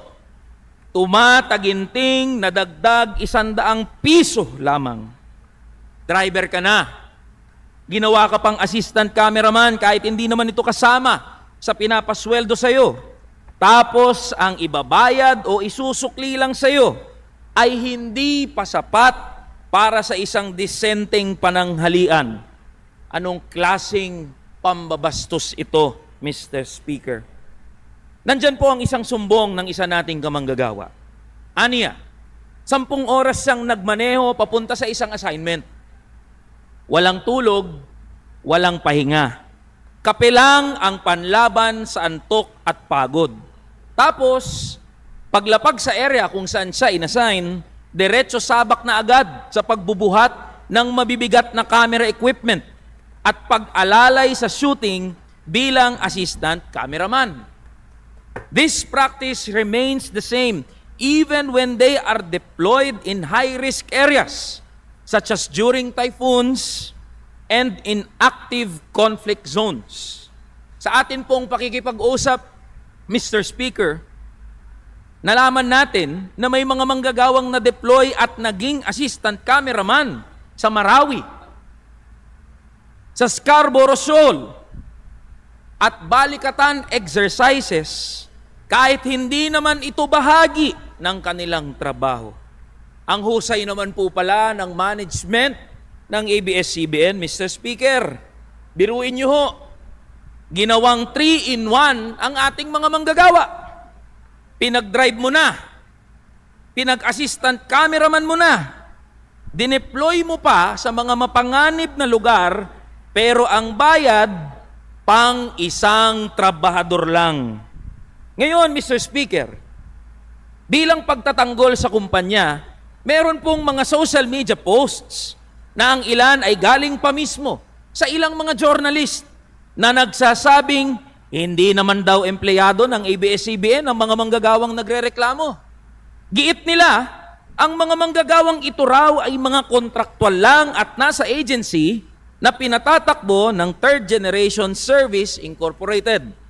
Uulitin ko po, Mr. Speaker, manggagawang kontraktual lang naman daw sila, kung kaya't absuelto na ang ABS-CBN mula sa responsibilidad. To this, we say, shame on you. Kapwa nyo manggagawa ang mga driver. Pero sa halip na pakinggan ang kanilang mga karaingan, mas pinili nyong ipagtanggol ang kumpanya na hindi naman kayo kailanman pamamanahan. Let us again make our position known, Mr. Speaker.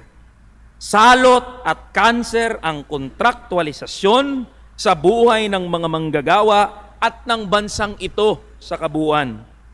Kumikita ng bilyon-bilyon ang mga kumpanya dahil sa ganitong setup. Habang buhay na ginagawang kontraktual ang mga manggagawa sa ilalim ng trilateral work arrangement para hindi maibigay ng buo ang kanilang sahod at mga benepisyo. Dahil hindi na matiis ng mga manggagawa ang kanilang kalagayan, sila rin naman ay gumawa ng mga hakbang. Formal na silang nagsampa ng kaso sa National Labor Relations Commission. Pero dahil batid nila na hindi magiging madali at mabilis ang pag-usad ng kaso, naglunsad din sila ng protesta sa harap mismo ng ABS-CBN upang iparating ang kanilang mga pinagdadaanan sa publiko sa pag-asang makikipagdialogo sa kanila ang management. Pero Mr. Speaker, mga kasama, sa halip na sila ay kausapin, ang management sa ilalim ng pamumuno ng pamilya Lopez ay gumawa ng mga retaliatory measures laban sa mga manggagawa. Iniulat ng ating mga kamanggagawa na matapos ang naging pagkilos ay may ilang pinagbantaan na hindi na sila bibigyan ng work assignment o maaaring tuluyan ng tanggalan ng access sa pagpasok sa opisina. Let it be known that Kamanggagawa Party List will file a resolution to call for the House Committee on Labor and Employment to conduct a thorough investigation of these reports, as these are in serious and direct violations of numerous provisions of our labor code, particularly Articles 294 on security of tenure, Articles 106 to 109 to contracting and subcontracting arrangements and solidary liability, and 162 to 165 on occupational safety and health.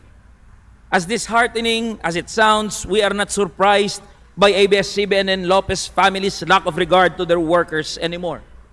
Just a few years ago, unions of Sky Cable employees successfully resisted threats of mass layoffs by the company following a buyout by PLDT. It was even reported by the unions that the management offered the regular employees to reapply via a third-party contractor. Mr. Speaker, kontraktualisasyon na naman. Yan ang sukli ng Sky Cable, isang subsidiary ng ABS-CBN Corporation at nasa ilalim ng pagmamay-ari ng mga Lopez sa kanilang mga manggagawa. There was also the case of the camera crew of Set and Stage Resource Management Incorporated, a company that was owned by Freddie M. Garcia, better known as FMG, and the former president of ABS-CBN Corporation. Matapos magbuo ng union ang mga manggagawa, ng set and stage, biglang isinara ni FMG ang kumpanya. Pero ang siste, inilipat lang din ang operations sa ibang kumpanya. Ganyan po kawalang hiya ang mga taong nasa likod ng ABS-CBN management. In the service of the Filipino. These are the words that are proudly etched in ABS-CBN's corporate mission. Arguably, the largest media company in the history of our country. Ito ang pinagmamalaki at pinangangalandakan ng ABS-CBN. To this, we say, ang kapal ng mga mukha ninyong tawagin ang sarili nyo bilang lingkod bayan. Kapag sinabi nating hating kapatid, ang ibig sabihin ay pantay dapat ang hatian. Walang lamangan, walang gulangan. Ngunit sa inaasta ng management ng ABS-CBN, kapag sinabi na natin ngayong hating kapamilya, wala nang ibang pumapasok na mga salita sa ating mga isipan, kundi panlalamang, pananamantala, at pandadaya. These are not isolated cases, Mr. Speaker. These are explicitly shameless displays of greed by the Lopez family, an utter lack of regard for their workers. The very same workers who stood by the company when it was facing its disenfranchisement years back. Do not get us wrong, Mr. Speaker, mga kasama. We resolutely stand for the freedom of the press, and we recognize the chilling effect that the disenfranchisement of ABS-CBN has caused. However, we are also unwavering in our stand against the exploitation of Filipino workers.